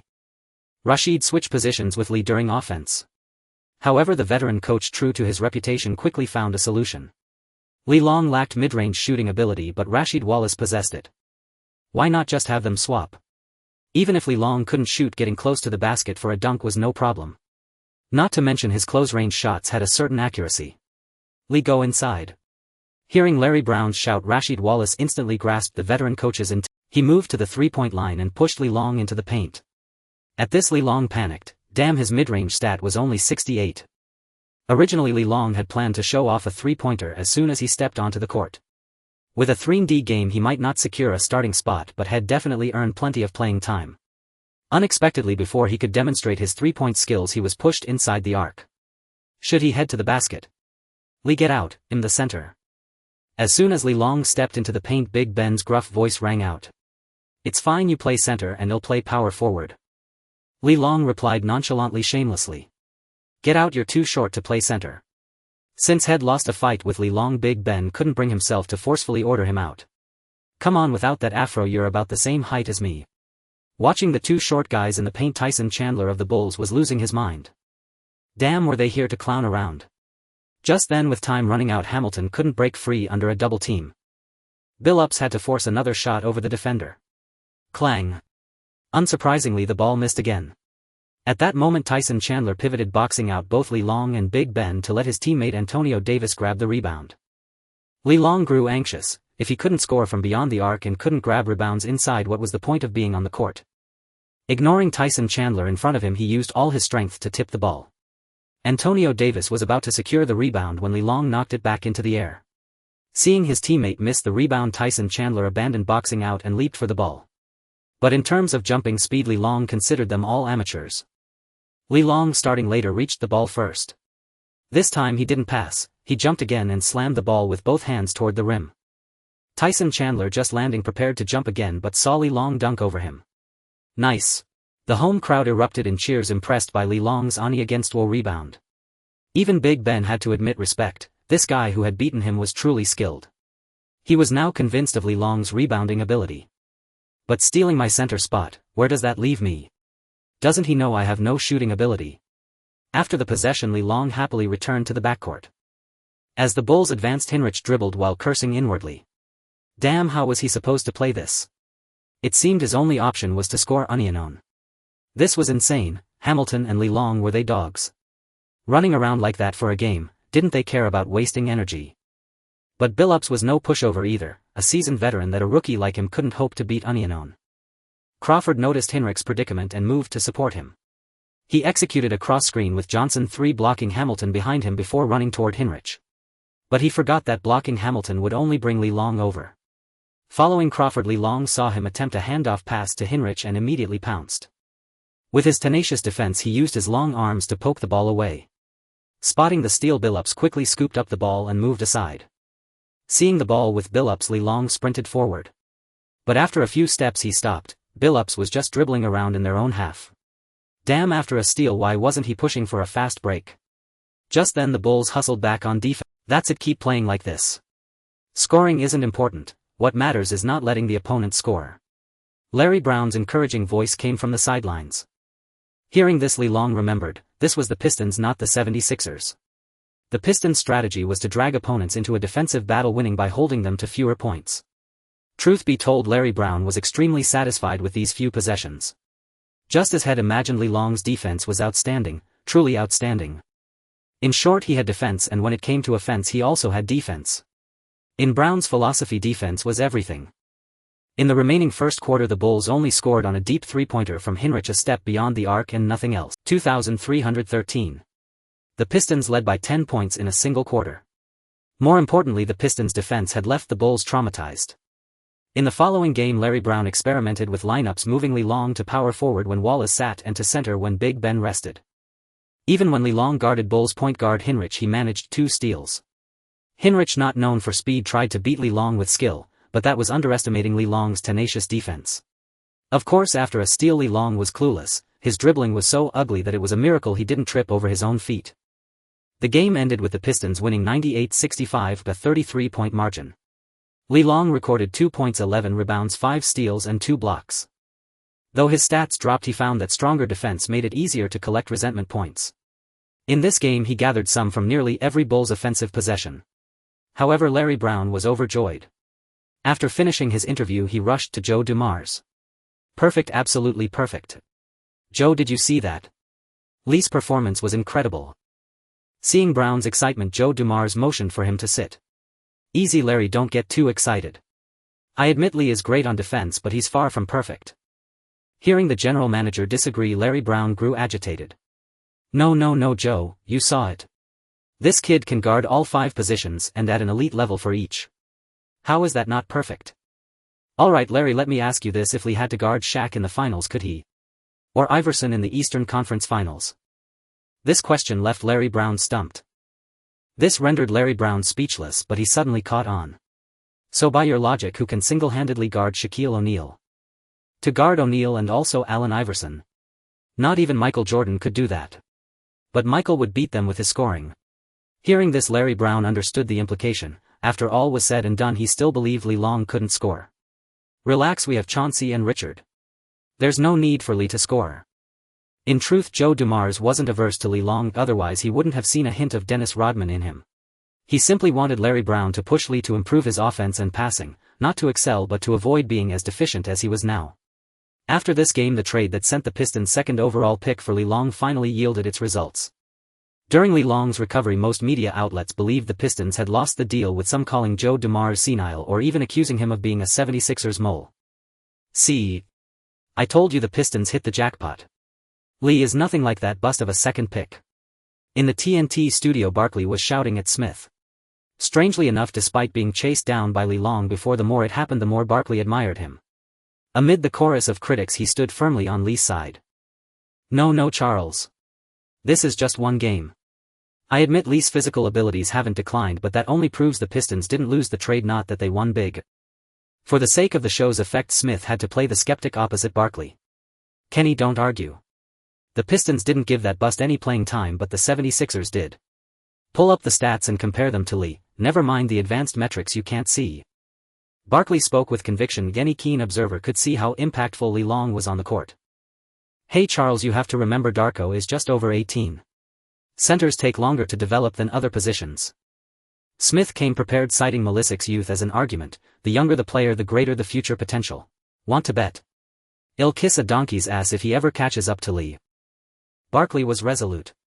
Milicic was young, but so was Li Long, and Lee knew kung fu. How could a bust of a second pick ever surpass him? He had long wanted to settle the score with Smith from their previous bet. This put Smith on the spot. He didn't truly believe Lee's potential was limited, but the conversation had escalated. Moreover, the future wasn't something to judge in just 2 or 3 years. Given their ages, it might take a decade or more to see who came out ahead. By then he might not even be commentating anymore. Seeing the director waving frantically at him, Kenny Smith gritted his teeth and accepted the bet. Sure enough, within half an hour of the broadcast, the headline, "Barkley bets again on a Chinese player, same old stakes," was splashed across the news. "Lee, you've got to come through. I've staked my reputation on you." Just as Li Long got home, he received a call from Barkley. Puzzled at first about how Barkley got his number, Li Long couldn't help but laugh after hearing what he had to say. "Relax, you're going to win this one. If you'd bet him on who gets a championship first, he'd be kissing a donkey's ass this year," Li Long said with utmost confidence, genuinely grateful for Barkley's support during his recovery. Stunned by Lee's words, Barkley was left speechless. By the time Lee hung up, Barkley snapped back to reality. Damn kid, you've got some nerve. I've played forever, won an MVP and even rode Shaq's coattails without a ring. And you, a rookie, think you can win a championship in your first year? He dismissed it as a joke. On March 15, TNT adjusted its schedule to broadcast the Pistons game live. That day the Pistons hosted the 76ers at home. Combined with Barkley's latest bet, the game drew unprecedented attention. Lee Long was brimming with anticipation. Over the past 2 days had received calls from Yao Ming, Yang Yi and Zhang He, all urging him to perform well. Coach, I won't go easy on you today. Before the game, Lee Long approached the 76ers bench to greet his former teammates. But he learned that Iverson was injured again and wouldn't play. So he settled for trash-talking Chris Ford. Kid, dream on. Get back here. Just as Chris Ford tried to retort, Lee Long turned and ran off. Since they were facing the 76ers, Larry Brown had Lee Long start in place of Tayshaun Prince. The 76ers, following the trend, also started Malisic. Kenny, how about another bet? The Pistons will win today, no question. On the commentary desk, Barkley was trying to lure Kenny Smith. Screw you. What if I bet on the Pistons winning? Would you take that? But Kenny Smith wasn't falling for it. The 76ers were already inferior to the Pistons, and without Iverson he saw no chance for them to win. Moreover, since the trade, the Pistons had surged past the Nets to claim the 3rd seed in the East, while the 76ers had slipped to 7th. Barkley wasn't pleased. Aren't you rooting for that second pick? At this, Kenny shot him a resentful look. He thought TNT just wants ratings and they're throwing me under the bus. Look at this tip-off. To be fair, Malisic's athleticism is on par with Lee Long's. Kenny Smith remarked as Malisic won the jump against Rasheed Wallace. On the court, the 76ers grabbed the ball and charged full speed toward the frontcourt. But the Pistons reacted quickly, setting up their defense early. Eric Snow held the ball beyond the three-point line, seeing no clear option. With Iverson absent, Glenn Robinson, who usually clamored for the ball, was also missing, leaving Snow unsure who to pass to. Eric, over here. Facing his former team, the one that had benched him, Malisic was burning with intensity from the opening tip. Malisic took 2 steps out, boxed out Ben Wallace and called for the ball from Snow. Let's take a look at this play. Malisic is actively calling for the ball. It seems he holds quite a grudge against the Pistons. From the commentary booth, Kenny Smith perked up at the sight. After all, though it was against his will, this was someone he supported. If he could put up good numbers, wouldn't it vindicate his own judgment? However, he soon fell silent. Kenny, I don't know what you were expecting. It turned out that Lee Long, sitting beside him, had already noticed Snow's predicament. Seeing Malisic step out, he knew the latter wanted the ball. He stealthily shuffled a couple of steps toward the paint, and the moment Snow released the pass, he darted in to intercept it. Yet the Pistons didn't push the fast break. Instead, they waited for the entire 76ers squad to retreat before Billups leisurely dribbled the ball up the court. Lee, what are you doing out there? Get inside. Seeing Lee Long standing beyond the three-point line again, Rasheed Wallace shoved him back into the paint. Brother, I really can shoot threes. Speechless, Lee Long had no choice but to return near the restricted area, staring blankly at Ben Wallace. Ben, buddy, back off a bit, I can't shoot. Lee Long can't do it, man, neither can I. Billups took one look at those 2 brutes clogging the paint and knew he had to attack quickly or they'd end up playing 3-on-4 again. Using a screen from Rasheed, he found a sliver of space and hurriedly pulled up for a shot. But the shot was a bit rushed. The moment it left his hand, he yelled, "Rebound." This was the moment for the 2 big men to shine. Ben and Lee Long each stretched out a pair of powerful arms, clearing the paint entirely. With a knowing look, they decided, "This rebound is yours." Ben, aware that Lee Long was facing his old team, was happy to oblige. Catching Ben's glance, Lee Long didn't hesitate. He leaped high and slammed down a thunderous 2-handed dunk. From then on, Lee Long found his rhythm with Ben. "I'll box out for you, you grab the rebound and dunk, then you box out for me, I grab the board and finish." Billups looked at the 2 with utter exasperation. Was he just here to assist their rebounds? While they were having a dunking party inside, the other 3 had to handle 4 defenders. "Charles, don't you think Lee and Ben are padding their stats?" Suddenly Kenny Smith asked from the commentary booth. Barkley, about to argue, found himself speechless. Damn, it was true, the 2 had a clear division of labor. One boxes out, the other grabs the board. If ID had a helper like that back in the day, I wouldn't have just one rebounding title. Sensing the resentment from Billups and the others, Lee Long nudged Ben during the next offensive possession. "What's up?" Ben, truth be told, enjoyed working with Lee Long. The rebounding efficiency had improved noticeably. With Lee's help surpassing Garnett for the rebounding lead wasn't out of reach. Looks like Chauncey's got some complaints. Li Long gestured toward Billups with a nod. Forget them, we're ahead, aren't we? As long as we win it's fine. Hearing this, Li Long dared not agree. Ben was close with those guys if they wouldn't hold it against him. But as a rookie, if he kept letting them get doubled, he'd be the one catching flack. With that in mind, Li Long started setting screens on the perimeter. Even if he didn't draw defenders, he had endless energy. Li Long, I really can shoot threes. He set picks for Billups, then Hamilton, then Rashid. After Rashid, well, Ben didn't need a screen, and screening for him was pointless anyway. And sure enough, Li Long's antics threw the 76ers defense into chaos. Amid the scramble, Rashid found himself guarded by Snow. Without a second thought, Billups lobbed an easy pass to Rashid. Facing a defender nearly 8 inches shorter, Rashid didn't hesitate, he rose and fired a straight arm jumper. Watching Li Long snatch rebounds and score points right in front of him, Milicic was on the verge of tears. Wasn't this supposed to be his breakout game? How had it come to this? Had the media lied to him? Under the combined pressure of Li Long and Ben, he had racked up 3 turnovers and nothing else by the end of the first quarter. Seeing this, Chris Ford quickly pulled Milicic from the game. As a coach with a college background, he knew how to develop young talent. Any more playing time and Milicic might be ruined. But watching Li Long's performance, Ford had a sinking feeling that this trade might have been a loss for the 76ers. On the other side, Larry Brown also subbed Li Long out, now facing a dilemma of his own. He had too many good players and didn't know how to use them all. At the same time, his confidence in winning the championship this year grew even stronger. Even in the rough-and-tumble 80s and 90s, when players fought as often as they played, this team's toughness would shine. Don't forget, Li Long was the king of suspensions, a man who'd seek revenge even on one leg. If it weren't for the fear of injuries in the playoffs, Brown would love to run Li Long and the starting 5 all game long. After all, with the stamina of these 6 guys, playing 40 minutes each was no big deal. With that thought, he cast an appreciative glance at Li Long. Truly a man trained in martial arts, his endurance was enough to handle back-to-back games. After Li Long left the court, the Pistons' defense didn't let up. Because Tayshaun Prince felt the pressure. Lately, whenever Li Long entered the game, Prince was the first to be benched. This told him he wasn't as valued by the head coach as the other 4. So he had to make the most of his playing time. He couldn't let Li Long steal his starting spot. What does a coach value most? Defense. No question, shut down the opponent. Let the coach see that whatever Li Long could do, he could do just as well, if not better. After all, he was a better scorer than Li Long. With Li Long off the floor, Ben felt the difference immediately. Grabbing rebounds wasn't as easy anymore. What used to be a simple task, snagging an offensive board every 2 possessions, was now a struggle. Of course, it also had to do with the 76ers tightening their defensive rebounding after Milicic left. But for Billups and the others, they could finally play a comfortable 4-on-4 game and everything felt much easier. In the ensuing game, Li Long played every position except point guard, and he performed well in each one. At least that was Larry Brown's view. In his mind, scoring didn't matter as long as you prevented your matchup from scoring, that was a good performance. And defense was precisely Li Long's forte. 8-5-6-6. Another near 20-point victory as the Pistons easily defeated the visiting 76ers. Unfortunately, Li Long still didn't showcase his 3-point shooting in this game. However, he had already made peace with it. There would always be a time to use it, he wasn't in a hurry. After this game, the discussions about the Pistons trading Li Long ceased.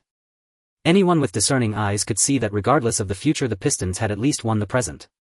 Comparing Milicic and Li Long in terms of immediate contribution was like comparing a race car to a horse cart. Li Long was far ahead. Since the next game was 4 days away, the Pistons had a day off the following day. On March 17th, the Pistons held their regular practice. Ben, where's Lee? Everyone had already started training, but Larry Brown still hadn't seen Li Long. It turned out that when Li Long was with the 76ers, the media had reported his absence from team practices. Larry Brown thought it was a bad influence from Iverson and that Lee would change once he joined the Pistons. But to his surprise, Li Long still dared to go his own way. Thinking this, Larry Brown arranged the practice and returned to his office with a dark expression. "Hey Lee, where are you? Why aren't you at practice?" After hanging up, Larry Brown's face darkened even more. "Am I that stupid to believe he's got diarrhea?" he thought. In the end, he waited all day, but Li Long never showed up. On March 19th, the Pistons traveled to face the Nets. Larry Brown placed great importance on this game. In his mind, this game was a preview of the Eastern Conference semifinals. It was the first time this newly formed Pistons team faced the Nets and also the last regular season meeting between them. Therefore, he was determined to win. However, he had been feeling uneasy for the past 2 days because Li Long had missed team practices for 2 consecutive days.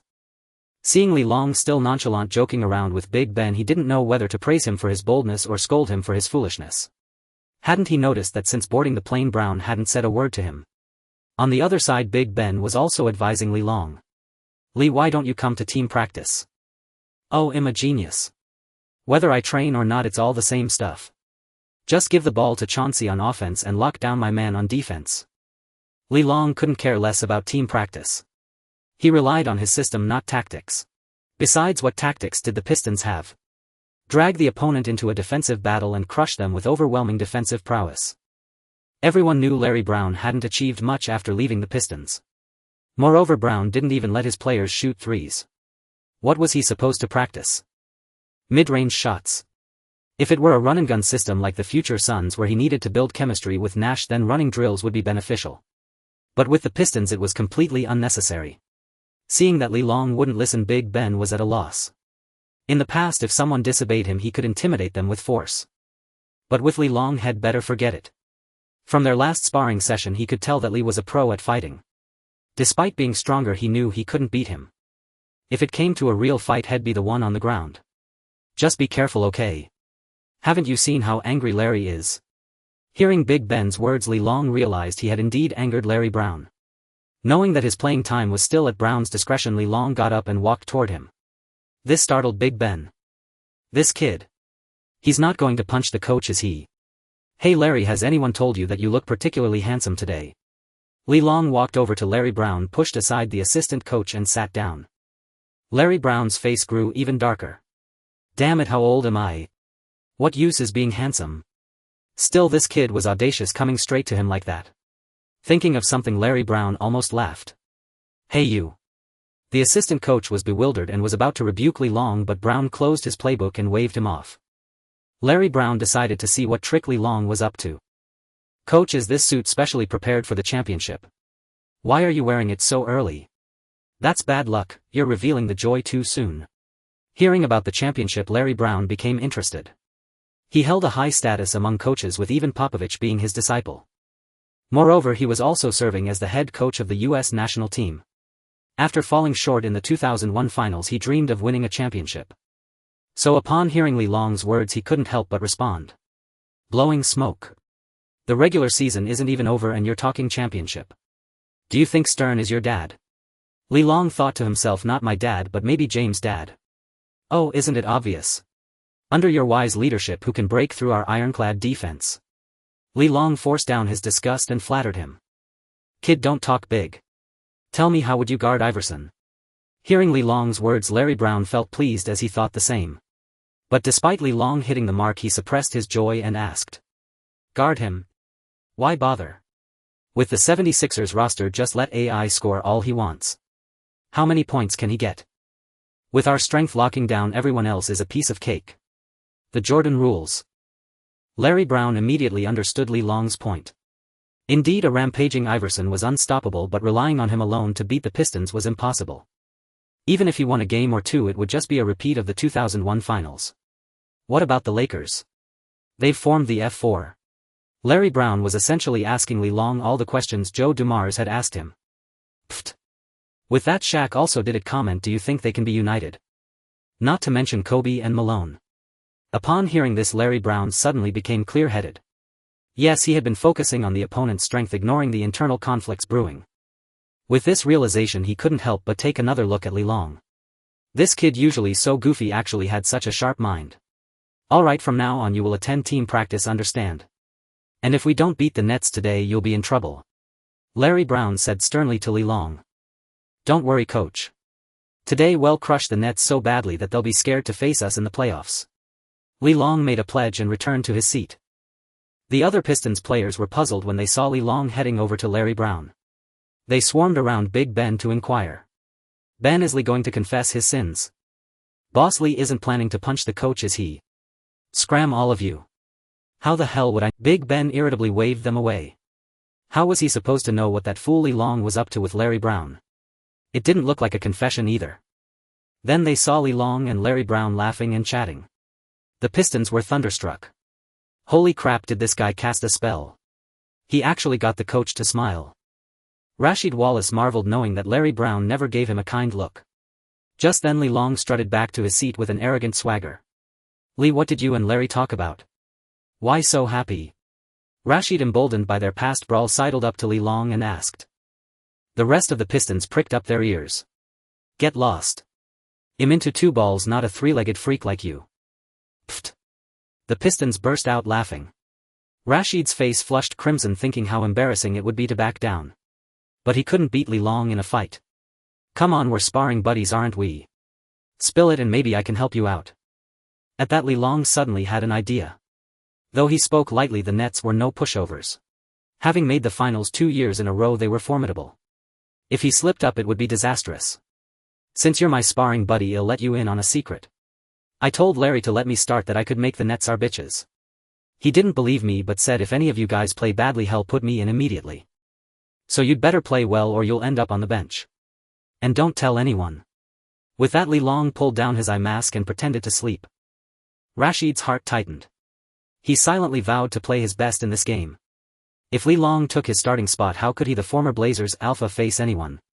He intended to keep Lee Long's secret, but under Big Ben's formidable physical threats he spilled everything. As the other three Pistons silently swore to perform well, a faint smirk curled beneath Lee Long's eye mask. By the time they reached the hotel, Larry Brown had also heard the rumor Lee Long had spread. What a clever little devil. He didn't expose Lee Long because he too wanted the Pistons to stay alert and crush the Nets in one go. At 8 p.m. the game officially tipped off. The Nets had a big reputation that year, and this game was another national broadcast. "Kenny, how about a bet on who gets a ring first, Lee or that bust?" Barkley started his old trick again. "Charles, don't try to fool me. I'll bet on Lee winning first." Smith regretted ever listening to the producer. Seeing Melissa get playing time but perform poorly, he was deeply frustrated. "Haha, no way. Everyone knows him, Team Lee. Alright, let's focus on the game. The Pistons' defense has been incredible lately." Watching the Nets get clamped for 24 seconds, Barkley praised sincerely. "Yes, since the trade over 12 games the Pistons have allowed only 77.2 points per game, best in the league," Kenny Smith added. On the court, the Pistons starters were defending with desperate intensity, all determined not to let Lee Long steal their starting spot. Although Billups felt relatively safe, his matchup was against Kidd. Was this guy really the league's top point guard? As the saying goes, there's no first among scholars but no second among warriors. Billups wasn't arrogant enough to think he could take the title, but suppressing the best would be even more impressive. Kidd, meanwhile, was frustrated. 2 straight finals appearances, both ending in defeat. Had hoped Martin and Jefferson would make this their year. But unexpectedly, 2 monstrous teams had emerged in the traditionally weak East. At first there was only the Pacers, and he already sensed trouble. After the All-Star break, the Pistons' defense was even more brutal than the Pacers. He wondered if they'd just faced weak opponents. But no, they were simply inhuman. Before the game, Kidd had been ambitious. After 6 minutes his heart sank. Except for Jefferson, who could score on isolation plays, the rest were hopeless. Just then the Pistons called a timeout. Lee replaced Tayshaun. Hearing the coach sub him out, Prince's face darkened. Had been too eager, forcing plays and allowing Jefferson to score 4 straight points. He was thinking of how to make amends when the coach called timeout. The other 4 Pistons stiffened. So Lee Long was telling the truth. They had to play well or Larry Brown would bench them. When play resumed, Lee Long immediately stuck to Jefferson, denying him any space to receive the ball. Larry Brown nodded approvingly from the sidelines. Lee Long's defense was indeed much better than Prince's. The second-year player still had a lot to learn. With the shot clock nearly expired, Kidd had no choice but to create a sliver of space and launch a desperation shot. True to his reputation, he clanked it.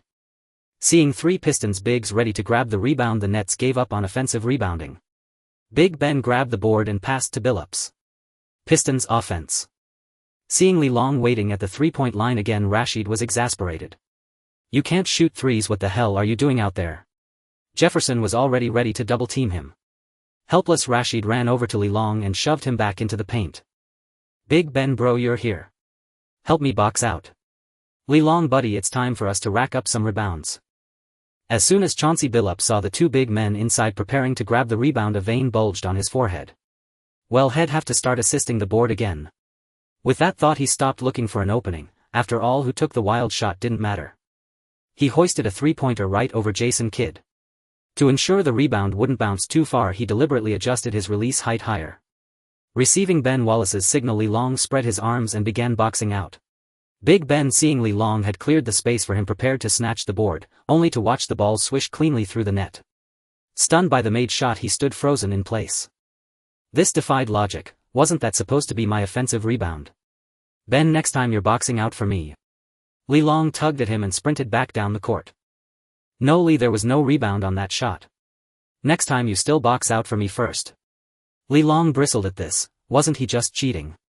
That won't do. One turn each, you can't break the rules. If you want to blame someone, blame Chauncey for making that shot. Hearing this, Big Ben shot a resentful glare at Billups. Billups meanwhile cursed inwardly. Two idiots, did they really think he was just a tool for setting up rebounds? On the Nets' possession, Kidd found himself at a loss again, unsure how to run the offense. Richard Jefferson, however, had an idea. Since Li Long's defense was so stifling, why not set a pick for Kidd? If Li Long switched, he could take Billups' onion. If he didn't, Kidd would have an open look. Though Billups was no slouch on defense, it was still a higher percentage play than going at Li Long. Deciding to act, Kidd saw Jefferson coming to set the screen and instantly understood the plan. Switch! Li Long shouted, immediately sticking to Kidd's side. After setting the pick, Jefferson saw Li Long guarding Kidd and quickly cut to the basket. He had expected to have Billups on him, giving him a chance to isolate. But as he sealed off his man and looked, what the hell? Are you a rabid dog or what? Li Long was glued to Kidd, his long arms flailing all around. Normally Kidd's weight made him a heavy point guard among his peers. But against Li Long he was outmatched in both height and weight. Though his ball handling was elite, making it hard for Li Long to steal, the problem was he couldn't find a passing lane either. Kidd felt like he was back in his rookie days facing Gary Payton. With the 24-second clock winding down, he had no choice but to heave the ball toward the rim on instinct.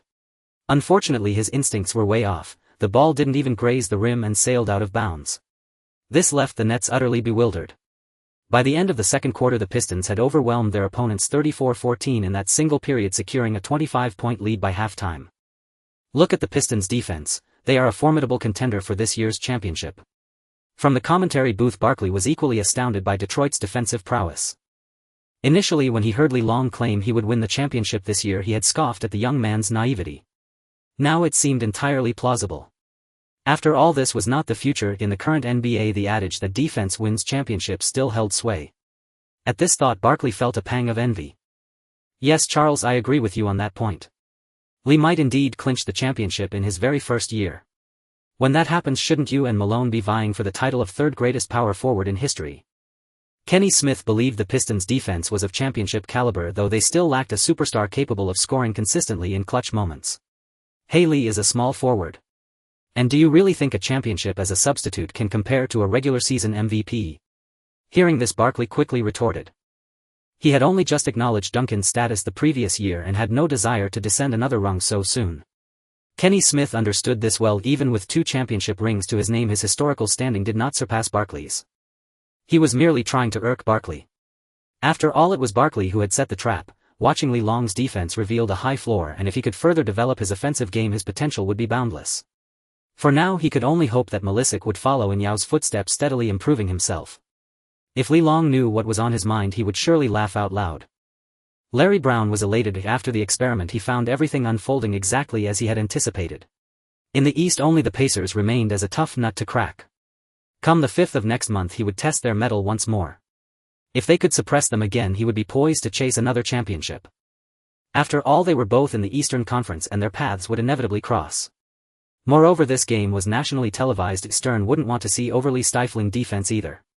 8-9-7-1. The Pistons ultimately crushed the Nets by 18 points.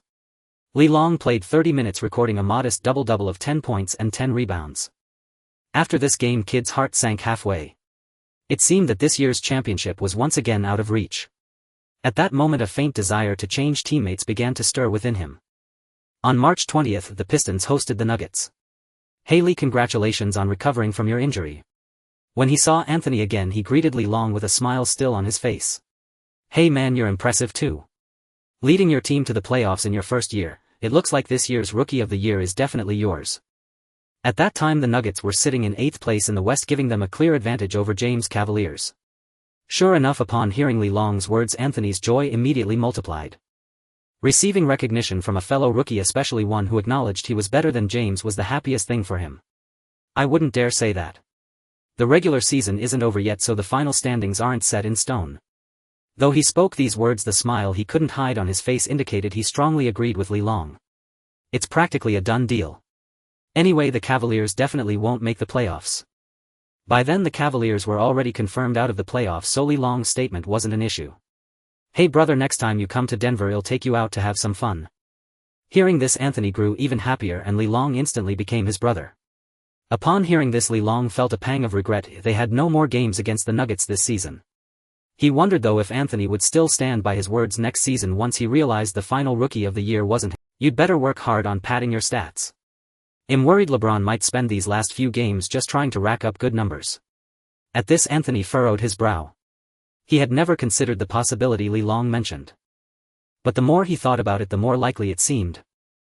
Unfortunately, once the game began, Anthony was on the verge of tears. Especially in the second quarter after Larry Brown substituted Long onto the court. Buddy, you said you'd take me out to have fun. Does that offer still stand for next season? Ding! Congratulations to the host for obtaining 500 resentment points from Anthony. Hearing Long's shameless words, Anthony barely restrained himself from slapping him twice across the face. You said you'd let me score, and this is how you let me score. You're sticking to me tighter than a woman, and you still want me to take you out to have fun. Under such intense defensive pressure, the Pistons managed to extend their lead by another 11 points by halftime. However, as the fourth quarter began, Anthony was left speechless once again. Oh no, it's starting again. Seeing the expression of agony on Anthony's face, Long tried to comfort him. Dude, you have to adapt. This is the intensity of the playoffs. Thanks a lot. Hearing Long's words, Anthony was utterly at a loss for words. 9-4-7-5. The Pistons achieved another significant victory by 19 points. After this game, Long's mid-range shooting attribute finally increased to 70. With this rating, he no longer had to stare blankly at Big Ben in the paint during the upcoming matches. On March 22, the Pistons were set to challenge the Cavaliers away. Long had just finished dealing with Little Melon and was about to face Little Emperor. Hey Lee, my brother, congratulations on making the playoffs in your first year. Before the game, James surprisingly approached Long to chat. Hearing Jameis' words, Long was dumbfounded. Who is your brother? However, hearing the sour tone in Jameis' voice, Long felt secretly pleased. In the playoffs, once I win the championship, you'll have plenty to be sour about. Not at all. Your stats of 20.55 per game are far better. Today's Rookie of the Year is already secured. However, in front of the other party, Long feigned politeness. Anthony, dude, why does that sound so familiar to me? Haha, not at all. What about Carmelo? That's truly uncertain. As the game commenced, James played very aggressively right from the start, possibly wanting to show Long just how powerful he was to recruit him in the future. He was aware that Long had only a one-year contract, and after this year he would become a completely free agent. Unfortunately, his shooting touch was not good today, and with the Pistons' strong interior players, his driving threats were significantly diminished. It all relied on Boozer struggling to hold on. One must admit that Boozer's mid-range shots were truly accurate at this moment, and with his lightning speed he could hit mid-range shots whenever Rashid was inattentive. At the start of the second quarter, Brown surprisingly replaced Rashid with Long, putting him in the power forward position. This made Boozer uncomfortable. Long was quicker than him, slightly shorter but with a comparable wingspan, lighter but equally strong, plus he had better jumping ability and far superior stamina. By the end of the second quarter, the score was 2-6-1-3. The Pistons had once again made James taste the bitterness of a past beating, similar to what they had done to the Nuggets last time. At halftime, the Cavaliers were already trailing by 22 points. Larry Brown, seeing the situation, rested his 6 main players and sent in the substitutes. With the regular season nearing its end, he intentionally controlled the main players' playing time. If one of them got injured, he wouldn't even have a place to cry. As the third quarter began, Long watched Boozer and Oker on the court, one of them shooting a mid-range while the other hit a three-pointer, having a blast. No wonder the two of them had such great chemistry. In the future, it turned out they were a natural fit. 9-6-7-6. The game ended and the Pistons handed their opponents a hefty defeat by 20 points. Lee, I really envy you for having such great teammates. After the game, James approached Long once again, expressing his admiration. No wonder they say James has high emotional intelligence. Just look at him. Now think back to the last game. After Anthony's defeat, he left without looking back. Hey, it's the same for everyone. When your teammates are too good, you can't start. By the way, LeBron, speaking of this, you should pay attention. I just heard your team's power forward saying he wants to join the Jazz. Upon hearing Long's words, James was instantly stunned. Boozer was his only ally. If he left, how could he play? Moreover, Boozer had already verbally agreed to renew his contract with the team. Impossible, absolutely impossible. Thinking of this, James spoke with great conviction. Maybe I heard wrong, just keep an eye on it. After saying this, Li Long hurriedly left, just needed to give the bald guy a little warning. When the time comes, if something really happens, wouldn't the little emperor have to thank me? On March 24th, the Pistons finally lost. 8-1-8-2. They lost to the team that hadn't even changed its name, the Huangfeng team. In this game, the Pistons completely played themselves to death. They led by 12 points in the first quarter. They originally thought it would be another easy victory. A series of reckless shots allowed the opponent to close the gap by 11 points. In the third quarter, the Pistons stepped up their intensity, limiting the Hornets to just 13 points, but their own shooting was off, managing only 17 points. Witnessing this, Larry Brown felt reassured. It was merely a lapse in focus, not a decline in defensive prowess. As it turned out, the head coach had deployed the substitute lineup. Good heavens, in the end they allowed the Huangfeng team to turn the tables. Tell me, just because you've won a few consecutive games you all think you're invincible?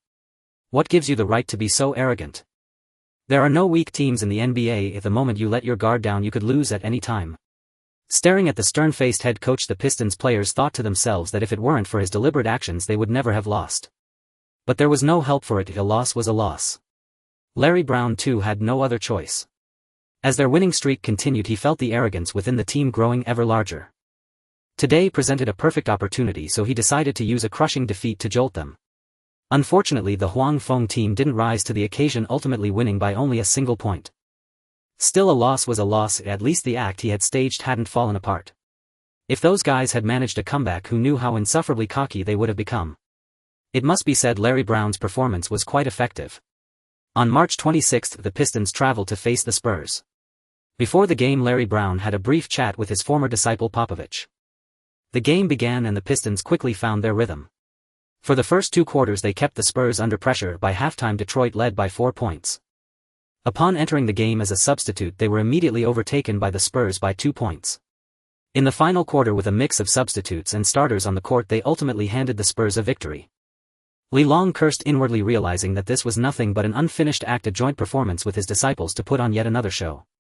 On the flight back to Detroit, Li Long finally understood after glancing at the standings. The Pistons were currently second in the Eastern Conference, but due to divisional rules they couldn't catch up with the first-place Pacers. Thus they would ultimately settle for third place.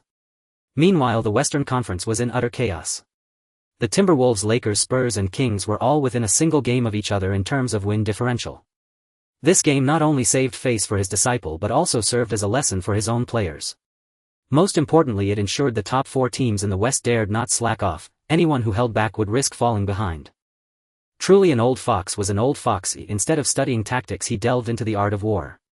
After suffering 2 consecutive losses, the atmosphere within the Pistons tightened. In the following 3 games they defeated their opponents with ease. On April 5th, the Pistons faced their most crucial regular season game of the season. They hosted the Pacers at home. The media dubbed this matchup a preview of the Eastern Conference Finals. ESPN also added this game to its broadcast schedule on short notice. However, compared to the Pistons' intense focus, Rick Carlisle remained far more relaxed. The Pacers had already secured the top spot in the East early on and were now preparing for the playoffs. They wouldn't easily alter their strategy just because their opponent was the Pistons. As the game began, it truly lived up to the intensity of a championship-level clash, leaving Li Long on the sidelines gritting his teeth in pain. Both teams were determined to stop the opponent from scoring, even if it meant sacrificing their own offense. Watching the first quarter end with a score of 18-15 nearly drove the ESPN director to tears. What the hell was I thinking, adding this game to the schedule? At the start of the second quarter, Li Long was substituted onto the court. Larry Brown's instruction to him was simple: shut down that son of a bitch Artest. Li Long took the court ready to clash with Artest, only to find that the guy had been benched to rest. Seeing this, Li Long cast aside his thoughts and began running alongside Hamilton. Recently, as his mid-range shooting attributes increased, Billups had started passing him the ball once or twice. He managed to maintain a 1-2 shooting rate. Larry Lee's shooting is improving rapidly. On the sidelines, an assistant coach remarked to Larry Brown after watching Li Long sink another mid-range jumper. Hearing this, Larry Brown gave a slight nod. He had mixed feelings about Li Long, love and frustration. The kid was indeed improving fast, though had originally only valued his defense. Unexpectedly, in just over a month, his shooting had become quite polished. Yet his refusal to attend training sessions left Brown exasperated. This was why Brown kept Li Long on the bench. Watching Li Long lure a defender toward Hamilton before slipping into an open spot, Larry Brown couldn't help but cover his eyes. Sometimes he felt sorry for Hamilton. The guy would work hard to create an opening only for Li Long to deliberately draw the defender over. Then Li Long would exploit Hamilton's distraction to find his own open space. Little did he know Hamilton was already cursing him under his breath.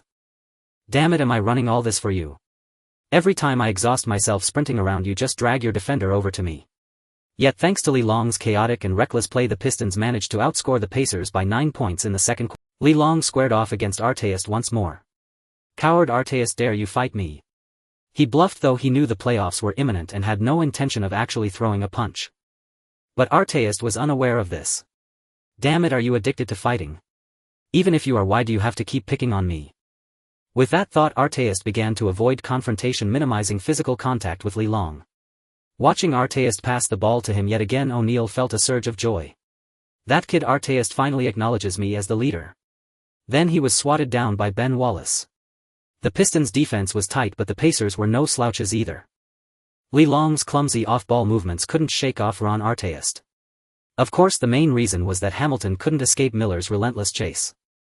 Otherwise, he could have used Hamilton as a decoy to draw Artest away. Hamilton thought, "Thanks a lot." Seeing the score, Larry Brown sighed inwardly. If the media had been right, the Pacers were indeed the biggest obstacle on the Pistons' path to the finals. At the start of the fourth quarter, when Li Long and the four Tigers took the court again, they realized the Pacers had given up. Amid Larry Brown's sighs of regret, the Pistons claimed the victory with ease. After defeating the Pacers, Larry Brown began to conserve energy for the playoffs. In the remaining 5 games, the Pistons won 4, ultimately finishing the season with a 54-28 record, securing third place in the Eastern Conference. In truth, their record should have placed them second in the East, but due to divisional rules they had to settle for a spot behind the Nets, who had only 47 wins. By the end of his first season, Li Long had averaged a double-double of 8.1 points and 8.7 rebounds. Moreover, in the final stretch he had improved his mid-range shooting to 80 points. With 5 days left before the first round of the playoffs, the team gave the players 2 days off. "Lee, the Pistons contacted me. They want to discuss the terms of your extension." That day Burroughs came to Li Long. "So soon? What did you say?" Li Long was taken aback, knowing the Pistons had limited salary cap space, otherwise they wouldn't have let Oker go after this season. "I said I needed to discuss it with you and didn't give a direct answer." Hearing Burroughs' words, Li Long felt relieved. In truth, he still had a favorable impression of the Pistons. Not only could they win the championship this year, but they could also make it to the finals next year. Although they ultimately lost to the Spurs, that was without him. With him on the team, could they beat the Spurs? If so, he would achieve a two-peat. However, there was a downside to staying with the Pistons: the perception of team basketball. In later years, even Ben Wallace had to rely on favors to get into the Hall of Fame. As an FMVP, Chauncey Billups wasn't even considered for the NBA's 75th anniversary team. He and Andre Iguodala were once held up as negative examples of the FMVP's lack of importance. Forget it, let's not think about that now. Negotiate with them first and see what they offer. Well, decide after the season. In truth, Li Long already had an idea. He had been holding on to that Klay Thompson single-quarter card, waiting for the right moment. If he could make a stunning debut in the finals, could he snatch the FMVP? He didn't know the answer and hadn't told anyone, but he wanted to try. The regular season concluded and the statistical leaders were announced. McGrady secured the scoring title for the second consecutive year with an average of 28 points per game. Garnett averaged 13.9 rebounds, claiming the rebounding crown. Kidd won the assists title, Baron Davis took the steals crown, and Ratliff earned the blocks title. Regrettably, Big Ben ranked second in both rebounds and blocks.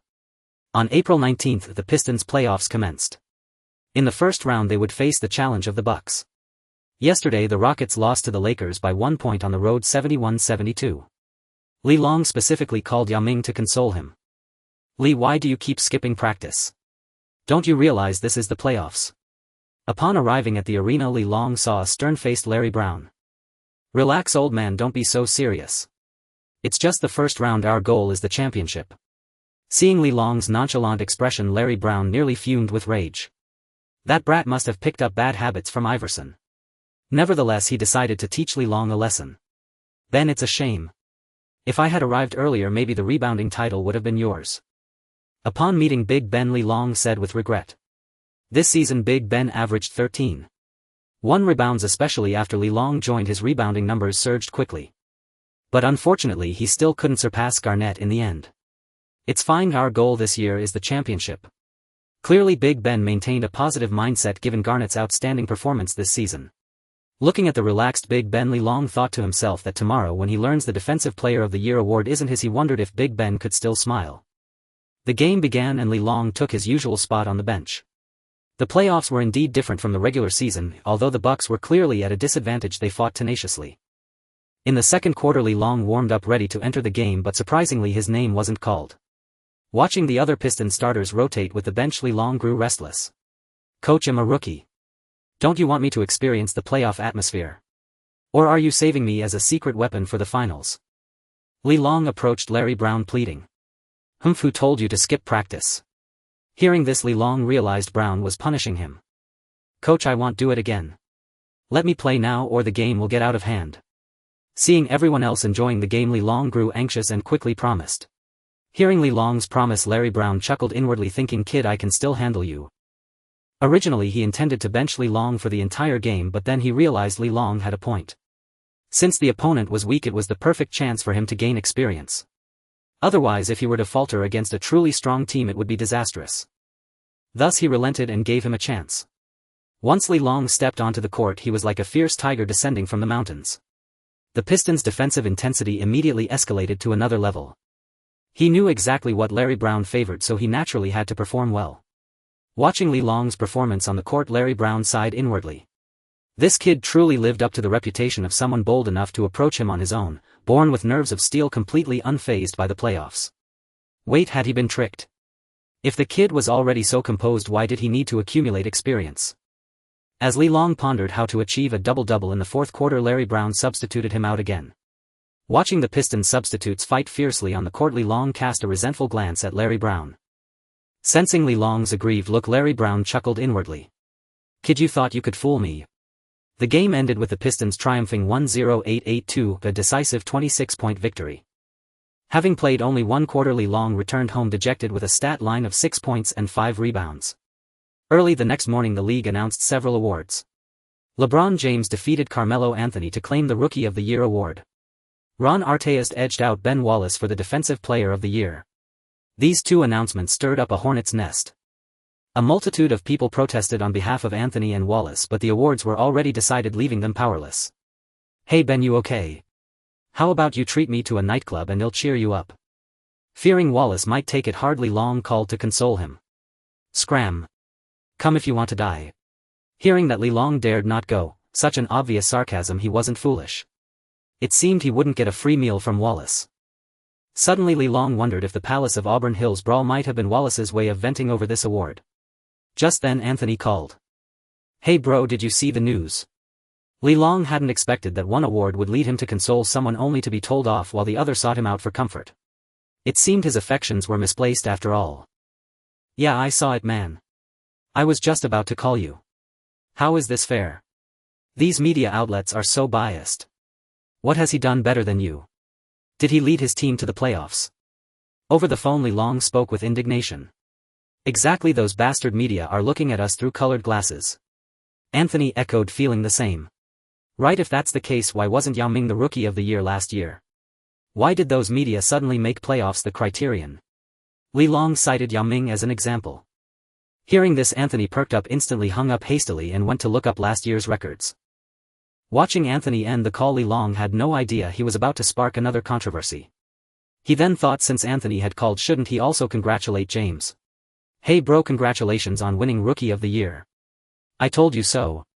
Acting on impulse, Lee Long dialed LeBron James' number. Hey my brother, you're the first rookie from our class to congratulate me. I'm truly grateful. I want to apologize for what I said about you before. You're really my good brother. I won't do it again. Hearing James express both gratitude and apology, Lee Long thought to himself that even with high emotional intelligence he was still a young man. Little did he know James was troubled at that moment. Because Anthony had led his team to the playoffs, James' Rookie of the Year award wasn't universally accepted. Unexpectedly, Lee Long had come to comfort him. In his heart, James already regarded Lee Long as his closest brother. That evening Lee Long once again picked up the phone, this time to console another person. Hey Yao, you played well today. What a pity though, you were a bit short on stamina. Indeed, he was calling the Yao. It was the second match between the Rockets and the Lakers that day. Diaw had played 40 minutes, making 9 of 18 shots for 21 points. His counterpart O'Neal had only scored 7 points. In the first 2 quarters the Rockets led 44-42 by a slim margin of 2 points. Unfortunately, starting from the third quarter they were overwhelmed by the Lakers, who outscored them 30-18 in that single period. 8-4-9-8. The Rockets lost another game. After watching the match, Lee Long waited until Yao Ming finished the post-game press conference before making the call. Forget it. I know my own situation. I've finally realized we simply can't beat the Lakers. Once the first round is over, it's all up to you. Hearing Yao Ming say this, Lee Long didn't know how to console him. On the morning of April 22, the league announced several more awards. Grizzlies head coach Hubie Brown won Coach of the Year. Zach Randolph was named Most Improved Player. Anton Jameson received the 6th Man of the Year award. Lee Long wasn't particularly concerned about these awards, but when he read the news he realized something major had happened. Prompted by Lee Long's reminder, Carmelo Anthony mentioned last year's Rookie of the Year voting during today's interview. Last year Yao Ming and Amare Stoudemire had similar stats, but because Stoudemire led his team to the playoffs, the Rookie of the Year award was given to him. Although not explicitly stated, Anthony's implication was clear: either this year's selection was unfair or last year's was rigged. This immediately sparked discontent from Stoudemire before anyone else could react. What the hell? You didn't win Rookie of the Year, why drag me into this? Stoudemire then gave an interview saying Anthony should look for the reason within himself. Watching this unfold, Lee Long wondered if the two would forget this incident when they eventually met on the Knicks. That evening Lee Long's heart trembled when he saw Larry Brown. He had missed team practice again yesterday. Meeting Brown's icy gaze, Lee Long dared not approach him this time. As the game began, the Pistons players initially underestimated the Bucks, thinking they would be an easy opponent. But Larry Brown had grown complacent, failing to take it seriously and sticking to his original adjustments. Meanwhile, Lee Long, having deceived the head coach once again, was firmly planted on the bench. However, by the end of the third quarter the Pistons had not only failed to close the gap but had seen the deficit widen to 10 points. This time Larry Brown grew anxious, never expecting to stumble so unexpectedly. Yet for the sake of pride he still refrained from putting Lee Long in. He thought to himself that if Lee Long led a comeback the player would become insufferably arrogant. Unfortunately, the Bucks were already on fire by then and the Pistons had to swallow a bitter 8,892 defeat. Watching the final result, Lee Long felt a mix of amusement and restraint, daring not to laugh. He actually wanted to ask the Bucks if they weren't afraid of Larry Brown settling scores later for undermining him so thoroughly. "Coach, it's all my fault. If it weren't for me we wouldn't have lost to the Bucks. Don't worry, we'll beat them 30 in the next games." Having mastered the art of taking the blame, Lee Long approached Larry Brown with a serious expression. Hearing that Lee Long wasn't kicking him while he was down, Larry Brown felt a wave of relief. He had originally thought that if Lee Long dared to provoke him he would bench him again, even at the cost of another loss.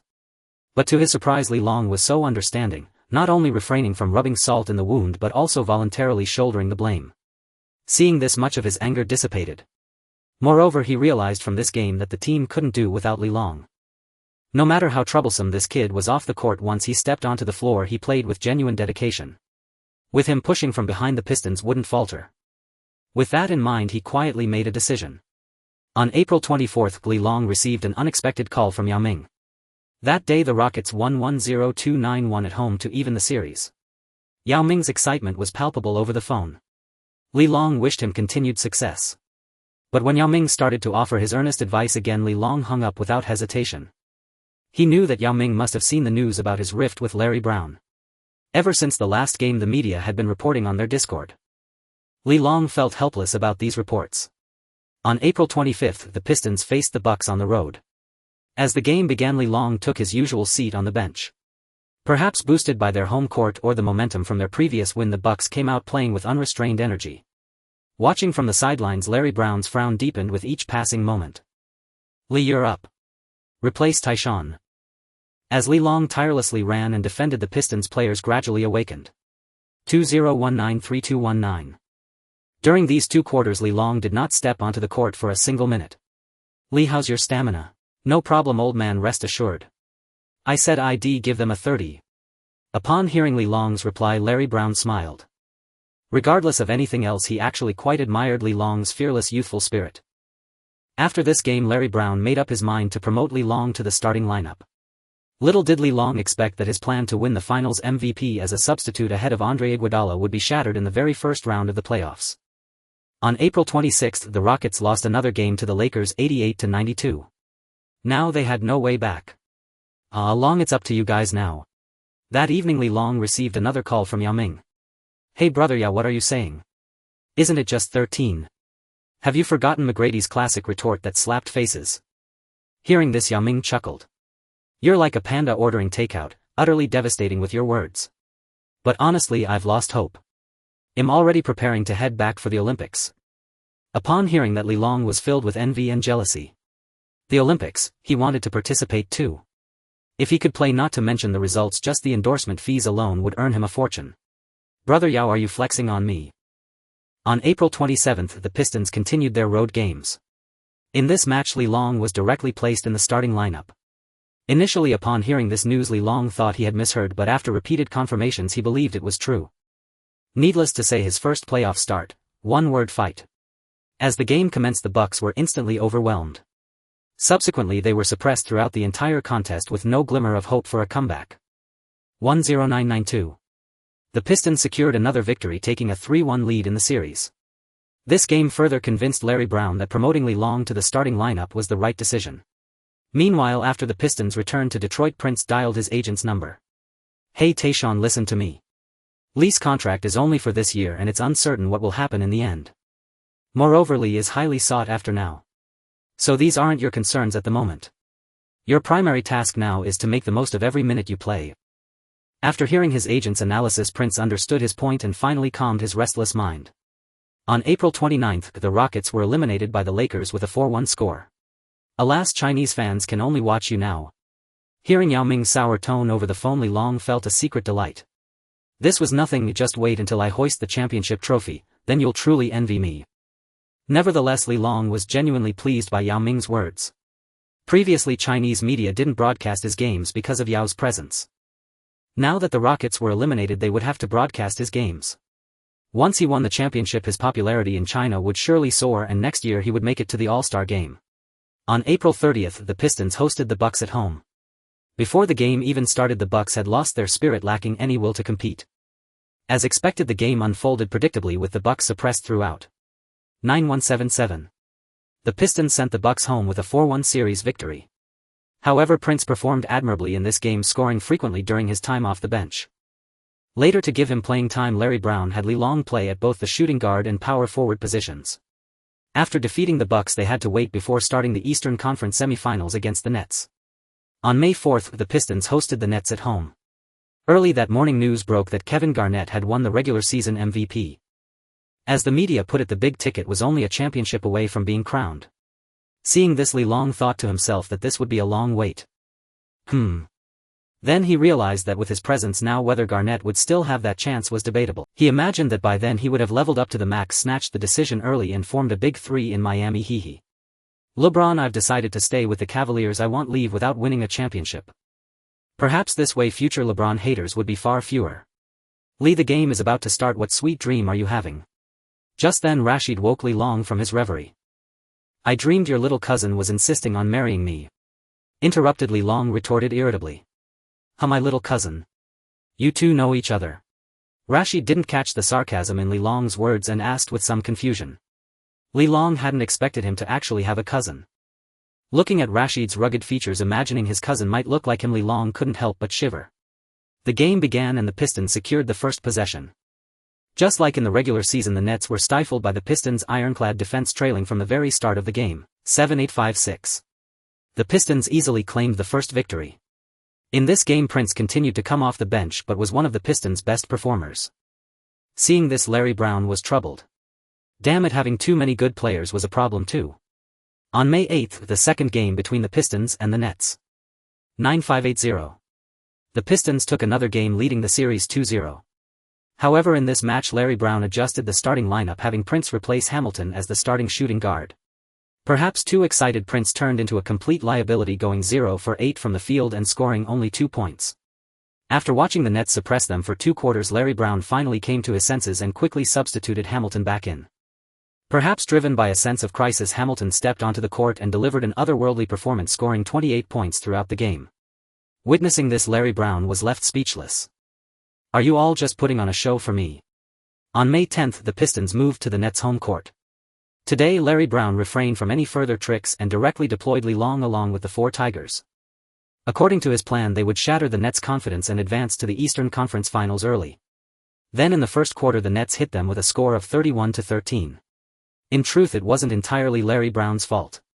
The previous 2 victories had come too easily, and even Li Long had underestimated the Nets, assuming that their natural advantage would allow them to win with minimal effort. Unexpectedly, the Nets delivered a harsh wake-up call. Starting from the second quarter, the Pistons gradually came to their senses, adjusted their mindset and returned to a defense-first strategy, once again suppressing the Nets. 47-38. At halftime the Pistons were still trailing by 9 points. The Nets changed their tactics. They directly left Ben Wallace open and double-teamed Chauncey Billups. This move struck at the Pistons' Achilles heel. Larry Brown realized that apart from Billups the Pistons had no second ball handler. On the court, the most likely player to handle the ball besides Billups was actually Rasheed Wallace. Before Brown could devise a solution, the Nets won 2 consecutive quarters. 8-6-4. The Nets pulled back one game with an 18-point lead. After the game, Larry Brown and the coaching staff held an emergency meeting to find a countermeasure. "Aaron, it seems you're in big trouble." That evening Li Long received a call from Yao Ming. Listening to his teasing tone, Li Long was speechless. He never thought Yao Ming would be like this. "Don't worry, it's a small issue. You don't think Larry Brown is a fraud, do you?" Li Long didn't know if Larry Brown was a fraud, but he knew that this year's championship belonged to the Pistons. So he wasn't worried about Yao Ming's teasing. "Yeah, you're right. Otherwise he wouldn't be coaching the U.S. national team. By the way, I'm planning to return to China next week. I'll rest for a few days and then start preparing for the Olympics." Hearing this, Li Long was startled. He didn't expect China to start preparing so early. He had thought that after winning the championship he might just catch the last train. "Alright, don't be upset. Once you make it to the Eastern Conference Finals, the Chinese media will broadcast your games." Not hearing Li Long's reply, Yao Ming thought he was feeling down and quickly shared another piece of good news. On May 12, the league announced the all-defensive team for the season. Ron Artest, Kobe Bryant, Bruce Bowen, Kevin Garnett and Ben Wallace were selected to the first team. Jason Kidd, Doug Christie, Andrei Kirilenko, Tim Duncan and Theo Ratliff were named to the second team. Notably, Li Long also received a considerable number of votes. However, whether due to his rookie status, his nationality or the number of games he missed, he ultimately did not make the final list. The game officially began at 8 p.m. From the opening tip, the Nets continued their strategy from the previous game, leaving Wallace open and double-teaming Billups relentlessly. After deliberating for 2 days, Larry Brown could not devise a better solution and could only instruct the Pistons to intensify their defense. But the Nets, sensing a chance to win, caught fire and kept the Pistons at bay. Ultimately, the Pistons lost another game with a score of 9-4-7-9, tying the series at 22. On May 15, the 2 teams moved to Detroit for the pivotal Game 5. During those 2 days, a helpless Larry Brown could only drill the team relentlessly on defense. Losing this game would truly push them to the brink. Even Li Long felt frustrated. Could his presence be altering history? Why was the Eastern Conference semifinals proving so arduous? At 6 p.m., the game officially commenced. This time the Pistons players gave their all, relying on tenacious defense to stay deadlocked with the Nets. After a grueling triple overtime battle, the Pistons fell again 120,127. Losing the pivotal Game 5 on their home court pushed the Pistons to the edge of elimination. Li Long began to panic. "Bro, this isn't right. Without me the Pistons won the championship. I just replaced Darko Milicic. How could this be happening?" Although Li Long couldn't fathom the reason, he knew things couldn't continue this way. Otherwise he would be in serious trouble. "Old man, we need to change the lineup." On May 17, aboard the flight to New Jersey, Li Long approached Larry Brown once more.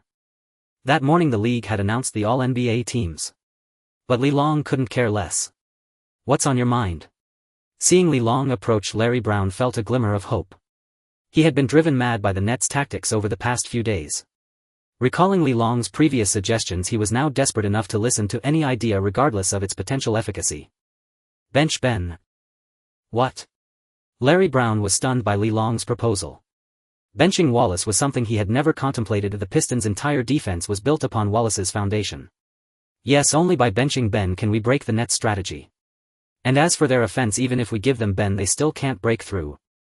Li Long's words sparked a new idea in Larry Brown's mind. Indeed, his previous inability to find a solution stemmed from never considering removing Wallace. Following this line of thought, it was indeed a viable path. But who will play center? He still had doubts. If Wallace was benched, who would protect the rim? Perhaps Rashid could shift to center with Li Long playing power forward. That was a possibility. I'll take center. As Larry Brown was pondering the new lineup, he looked at Li Long in surprise. He hadn't expected Li Long to volunteer for the center position. Seeing the fiery determination in Li Long's eyes, Larry Brown gritted his teeth and made the decision. When Ben Wallace learned he wouldn't be starting this game after landing from the flight, he didn't say much. He understood that his presence had been the reason for Billups being relentlessly double-teamed in the previous 3 games. Hello everyone, I'm Charles Barkley and this is... Well, he's not important. Given the stakes for the Eastern Conference Finals spot, TNT was broadcasting the game. Damn it, Charles. What do you mean I'm not important? Kenny Smith retorted with a laugh. Haha, just kidding. Today's game is or die for the Pistons. Kenny, what's your take? After the brief jest, Barkley quickly shifted into commentary mode. In truth, he wasn't optimistic about the Pistons' chances. Unless they could solve the Nets' tactical puzzle, their only hope was for the Nets to have an off-shooting night. That's the nature of the playoffs. Once you expose a weakness, the opponent will exploit it relentlessly. It's clear to everyone that the Pistons are in a bind. Unless Ben Wallace suddenly learns to shoot otherwise. Wait, the Pistons have changed their lineup. My God, they actually benched Ben Wallace. Just as Smith was analyzing, Barkley suddenly exclaimed. What? Are the Pistons trying to outscore the Nets? Smith also saw the Pistons starting lineup. Look. Lee has moved to Wallace's position. I thought Rashid would be playing center. At that moment, Li Long was stationed under the basket, firmly guarding the Nets center. Jason Collins was also surprised. The original center Wallace was already short, but his afro still managed to affect his shots. But he never expected the Pistons to dare put an even shorter player on him this game. With that thought, he immediately leaned on Li Long and called for the ball.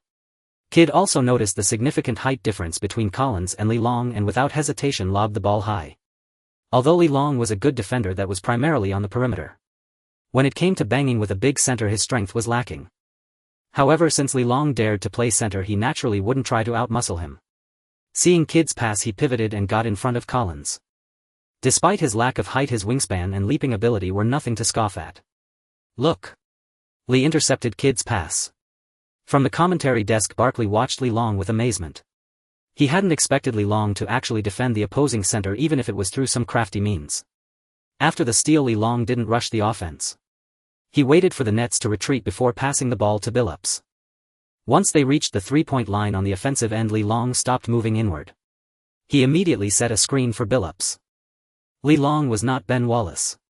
Although he was not a good shooter when he first entered the league, his mid-range game had developed to a certain level since the playoffs began. The Nets were now in a dilemma: should they leave Li Long open and continue double-teaming Billups or play him straight up? Kidd waved his hand, signaling to continue the double-team. They couldn't let a lineup change disrupt their game plan. Seeing the double-team continue, Billups immediately fired the ball to Li Long. On the sidelines, Larry Brown was elated to see Li Long's strategy working. Lee, get closer before you shoot. Seeing Li Long ready to shoot from beyond the arc, Larry Brown shouted urgently. At this moment, Larry Brown's elation had completely evaporated, replaced by seething fury. Li Long had never attempted a three-pointer in practice, though his mid-range catch-and-shoot accuracy was decent. Who would have thought the first time he'd take a three was on such a critical stage? A three-pointer and a long two might seem similar, but sometimes a single step's distance could make all the difference. However, Li Long was beyond listening to Larry Brown now. He had been waiting for this moment for 2 months. He had originally planned to unveil it during the finals, but now he had no choice but to use it. Otherwise, there might not even be a finals to worry about. Rebound. Jason Kidd yelled joyfully as he saw Li Long release the three-pointer. As an opponent, he had thoroughly studied the Pistons. Li Long hadn't made a single three-pointer all season. How could this sudden attempt possibly go in? Just as Larry Brown was contemplating strangling Li Long, the basketball swished cleanly through the net. Oh my God. Kenny, what did I just see? Tell me this is real. Barkley from the commentary booth was utterly stunned by Li Long's shot. Oh no, Charles, it's clearly real. And judging by Lee's shooting form, he genuinely knows how to shoot threes. I guarantee it, as a 2-time NBA champion. Get back on defense. Why is everyone staring at me? Li Long shouted, seeing his teammates' gazes fixed on him before sprinting back to his own half. Perhaps caught off guard that their strategy had been dismantled, the Nets' possession ended with a clank off the rim. On the Pistons' next offensive set, Li Long set a screen for Chauncey Billups once again. Every Nets player turned their eyes to Kid. Keep doubling him. I refuse to believe he can shoot us to death. Kid roared, lunging toward Billups. Billups too was curious to see if Li Long had truly developed a reliable three-point shot. Receiving the ball beyond the arc again, Li Long was speechless. How little respect was this? No defender within 3 steps of him. Since that was the case, Li Long didn't hold back. Holy crap, what a cold-blooded shot. Kenny, did you see that? Lee turned to celebrate before the ball even went in. In the commentary booth, Barkley jumped up in excitement as Li Long sank another 3. Hey Charles, I know that was a beautiful shot, but can you please let go of me? Kenny Smith had already suspected Li Long had developed his three-point shot. Yet even he was stunned by Li Long's audacity, celebrating before the ball dropped. What supreme confidence. If Li Long knew their thoughts, he'd say it was just routine, nothing special, merely a bit of imitation. On the other sideline, Larry Brown watched Li Long retreating on defense. He muttered under his breath, "That damn kid nearly gave me a heart attack." Just moments ago, after Li Long's first three-pointer, Brown had also wanted to see if the kid had truly mastered the shot, but Li Long's next move made the coach want to yank him out of the game. Then the ball swished through the net once more. With 2 consecutive threes, especially the premature celebration on the second, the Pistons' momentum soared. The Nets, on the other hand, were caught in a dilemma. When Li Long appeared beyond the arc again, the Nets dared not leave him open. But without doubling Billups, the Pistons' offense came alive.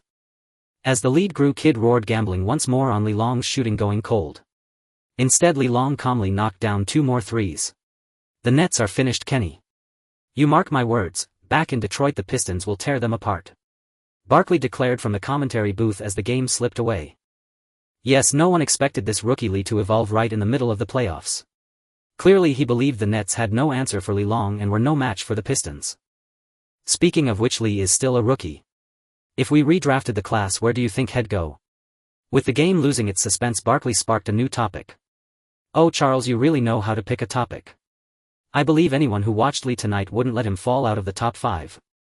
No Kenny, you're being too conservative. If I were a general manager, Li would be the number 1 pick. Barkley had no idea his words would cause a massive uproar after the game. 8,875. The Pistons won Game 6. Not only did they reclaim home court advantage, but more importantly they had found a way to counter the Nets. The next day, Barkley's comments sparked a firestorm. Barkley believes Li should be the no. 1 pick in a 2003 redraft. Media outlets chasing clicks eagerly covered the story, comparing the stats of the 2003 draft class and offering their own justifications. ESPN largely sided with LeBron James, refuting Barkley's claim from every angle: team position, impact on the franchise, and more. Their final conclusion: Li Long from China was nothing but a clown. How could he possibly be compared to LeBron James? Barkley once again stood firmly in Li Long's corner, arguing that considering Li's defense and how quickly he learned to shoot, his future achievements would surpass Jameis. Amidst all the noise, Li Long paid no attention. He was focused on preparing for the decisive Game 7 against the Nets. In his mind, it wasn't yet time to compare himself to James. The real comparison would begin after he won a championship. After all, in his past life, Dwayne Wade only started being mentioned alongside James and Carmelo Anthony after winning a title. On May 21, Game 7 was set to tip off at the Pistons' home court. Before the game, Li Long received a call from Yao Ming. Yao wished him success and mentioned he was heading back to China to prepare for the Olympics. For this game, Li Long once again started at center in place of Ben Wallace. From the opening tip, the Nets fell behind, clearly unable to devise a counter-strategy during their days off. Chauncey Billups could finally breathe freely, releasing all the frustration from previous games. He finished the night with 22 points and 7 assists. In the end, the Pistons won the decisive Game 7 90-69. As the final buzzer sounded, the entire Pistons team embraced in celebration. Li Long watched his ecstatic teammates with a hint of disdain. It was just reaching the Eastern Conference Finals, why all the fuss? Kid, you don't seem very excited. Larry Brown appeared beside him. TCH, no big deal, old man. Remember I told you I'd help you win the championship this year. Hearing that, Larry Brown couldn't help but recall his first meeting with this brash young man. On May 23, the first game of the Eastern Conference Finals commenced. The Pistons had arrived in Indiana the day prior. Yesterday, the Lakers had already secured their victory over the Timberwolves. Before the game, Li Long received a call from Zhang Heli informing him that the Chinese media would broadcast this match.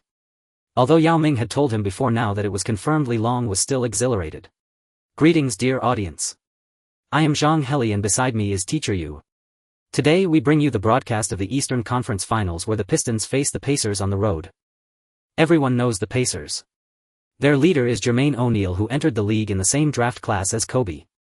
They also have Reggie Miller, who scored 8 points in 8.9 seconds, and Ron Artest, this year's Defensive Player of the Year. As for the Pistons, wait, let's watch this play. The Pistons are on offense. Pass it to Long quickly. On the court, Long was not pushed into the paint by Rashid this time. For this game they had reverted to their original starting lineup with Ben Wallace at center and Long at small forward. Long then lured Artest near Hamilton before sprinting to the three-point line. Ever since he showcased his three-point shooting, Chauncey Billups had been passing him the ball. Good shot. This was a smart play.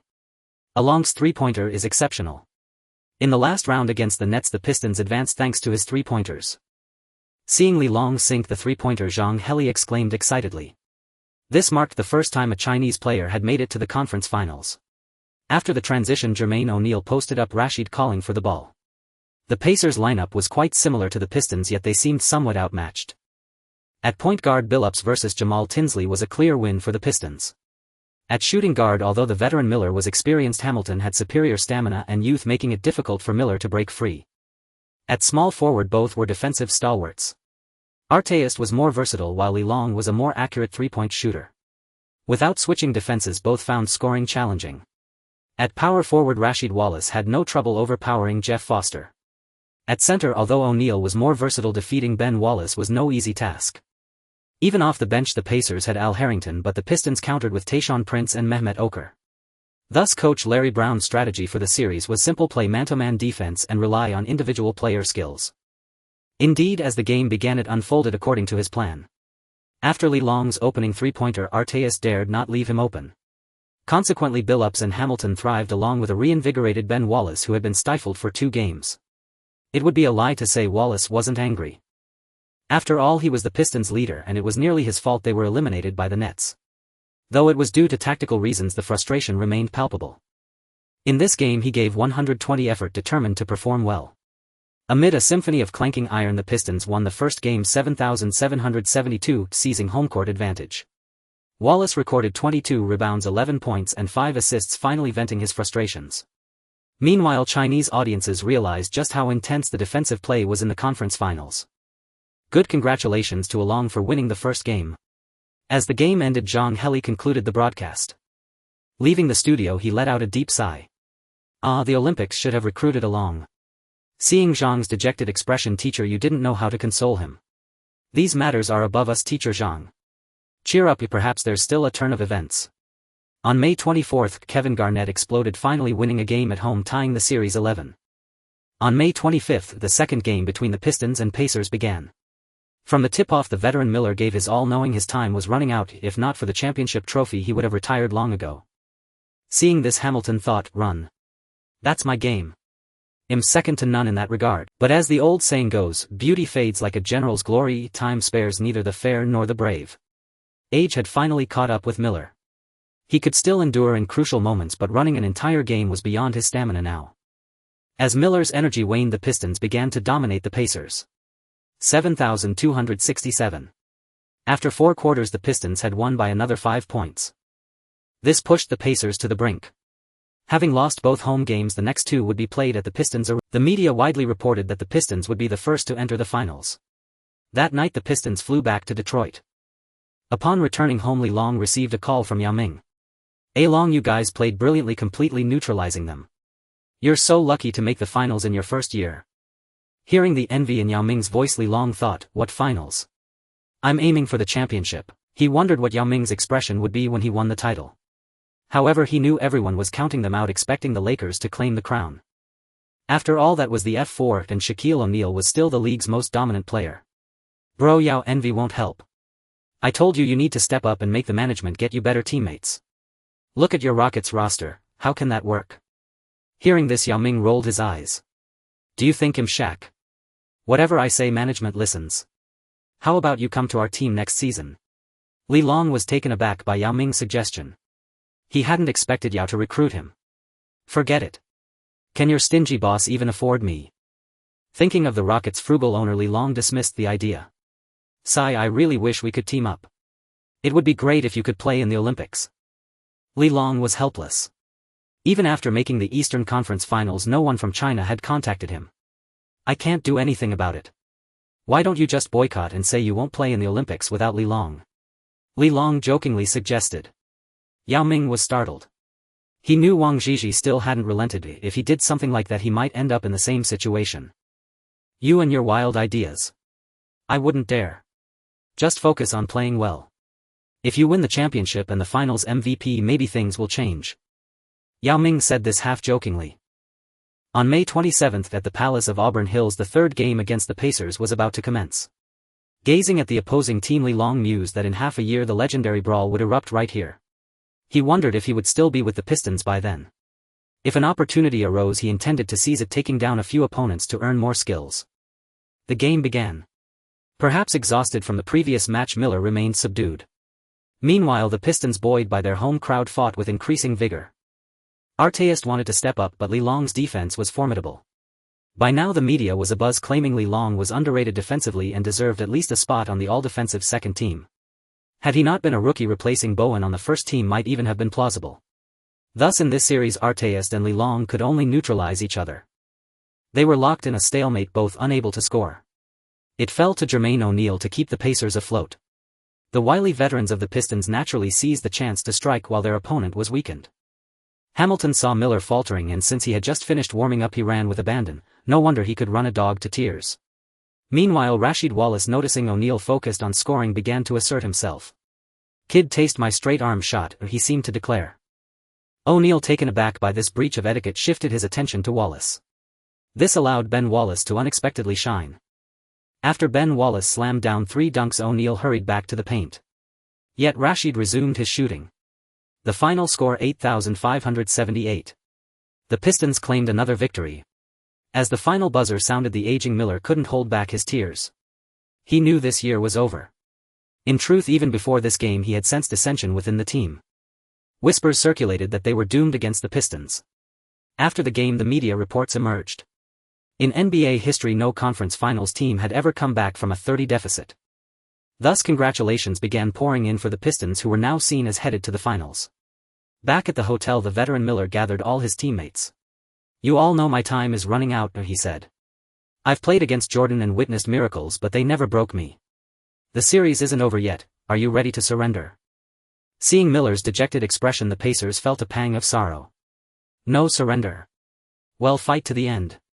Artest's sudden roar jolted everyone awake. With someone taking the lead, the other players chimed in agreement. That's right. No surrender. No sweep. Eavesdropping from outside, Coach Carlisle felt a warmth in his heart. On May 29, Game 4 began. Artest, true to his word, called for a pick-and-roll with O'Neal right from the start. Normally he wouldn't resort to such tactics, but these were extraordinary times. Using the screen, Artest scored inside and out. On defense, he effectively contained Li Long. This exposed Li Long's weakness: he lacked the ability to create his own shot. The Pistons were caught off guard by the Pacers' sudden surge. What's this? Down 30 and they're still fighting. Having expected a resigned opponent, the Pistons were stunned by the Pacers' renewed intensity. Even if we let them win one, what does it matter? With that mindset, the Pistons were dominated throughout the game. Ultimately, the Pacers won 8,368, staving off elimination. Out west, the Lakers and Timberwolves were tied 22, with a pivotal Game 5 looming. On May 31, the Pistons traveled to the Pacers' home court. The Lakers had taken the pivotal game the day before. Today the Pistons aimed to close out the series. As expected, Miller's rallying cry only lasted one game. From the opening tip, the Pacers lacked spirit, except for the fiery Artest. But without the pick-and-roll, scoring became a costly trade-off for him. In the end, the Pistons prevailed 83-65, eliminating the Pacers 41. The next day, the Lakers defeated the Timberwolves at home 42, to advance to the finals. Thus the champions of both conferences were decided. The Pistons would face the Lakers on the road in 6 days. On June 7, the team arrived in Los Angeles. The Staples Center was packed to capacity. In the front row sat retired legends and Hollywood celebrities. "Shaoli A Long over here." Zhang Heli waved him over. Li Long was stunned. Chinese media was broadcasting live. He quickly approached, never expecting such a grand setup. Unbeknownst to him, news of his finals appearance had caused a stir back in China. Despite efforts by basketball officials to downplay it, Chinese media refused to be silenced. Such sensational news could boost ratings immensely. So they dispatched Zhang Heli to lead a team to the scene. Well done, Long. You've brought honor to our country. Zhang's words made Li Long uncomfortable. How could playing in an American basketball league be equated with national glory? I wouldn't dare say that. What Yao Ming and the others do is true national pride, Li Long replied. Zhang, perceptive as ever, realized Li Long was hinting at joining the national team. Though he wished Li Long could join, it wasn't his decision to make. Resolving to praise Li Long during broadcasts to build goodwill, he hoped public pressure might change minds. A Long is the first Chinese and Asian player to reach the finals. What would you like to say to fans back home? Li Long smiled. Teacher Zhang flatters me by saying I've brought honor to the nation. To live up to that, fans watch closely. This year's championship is mine. I'm declaring it now, not even Jordan could stop me. Li Long's bold proclamation left Zhang utterly stunned. Oh, young man, saying that to millions of fans across the country, are you sure? Aren't you afraid of being proven wrong? Yet Zhang had no choice but to try and cover for him. Well, Long's confidence is a good thing. We wish him the best. With that, he quickly ushered Li Long out of the frame. Afraid the young man might say something else he couldn't spin, Zhang breathed a sigh of relief when Li Long spotted coach Larry Brown waving him over. Li Long took his leave and rejoined the team.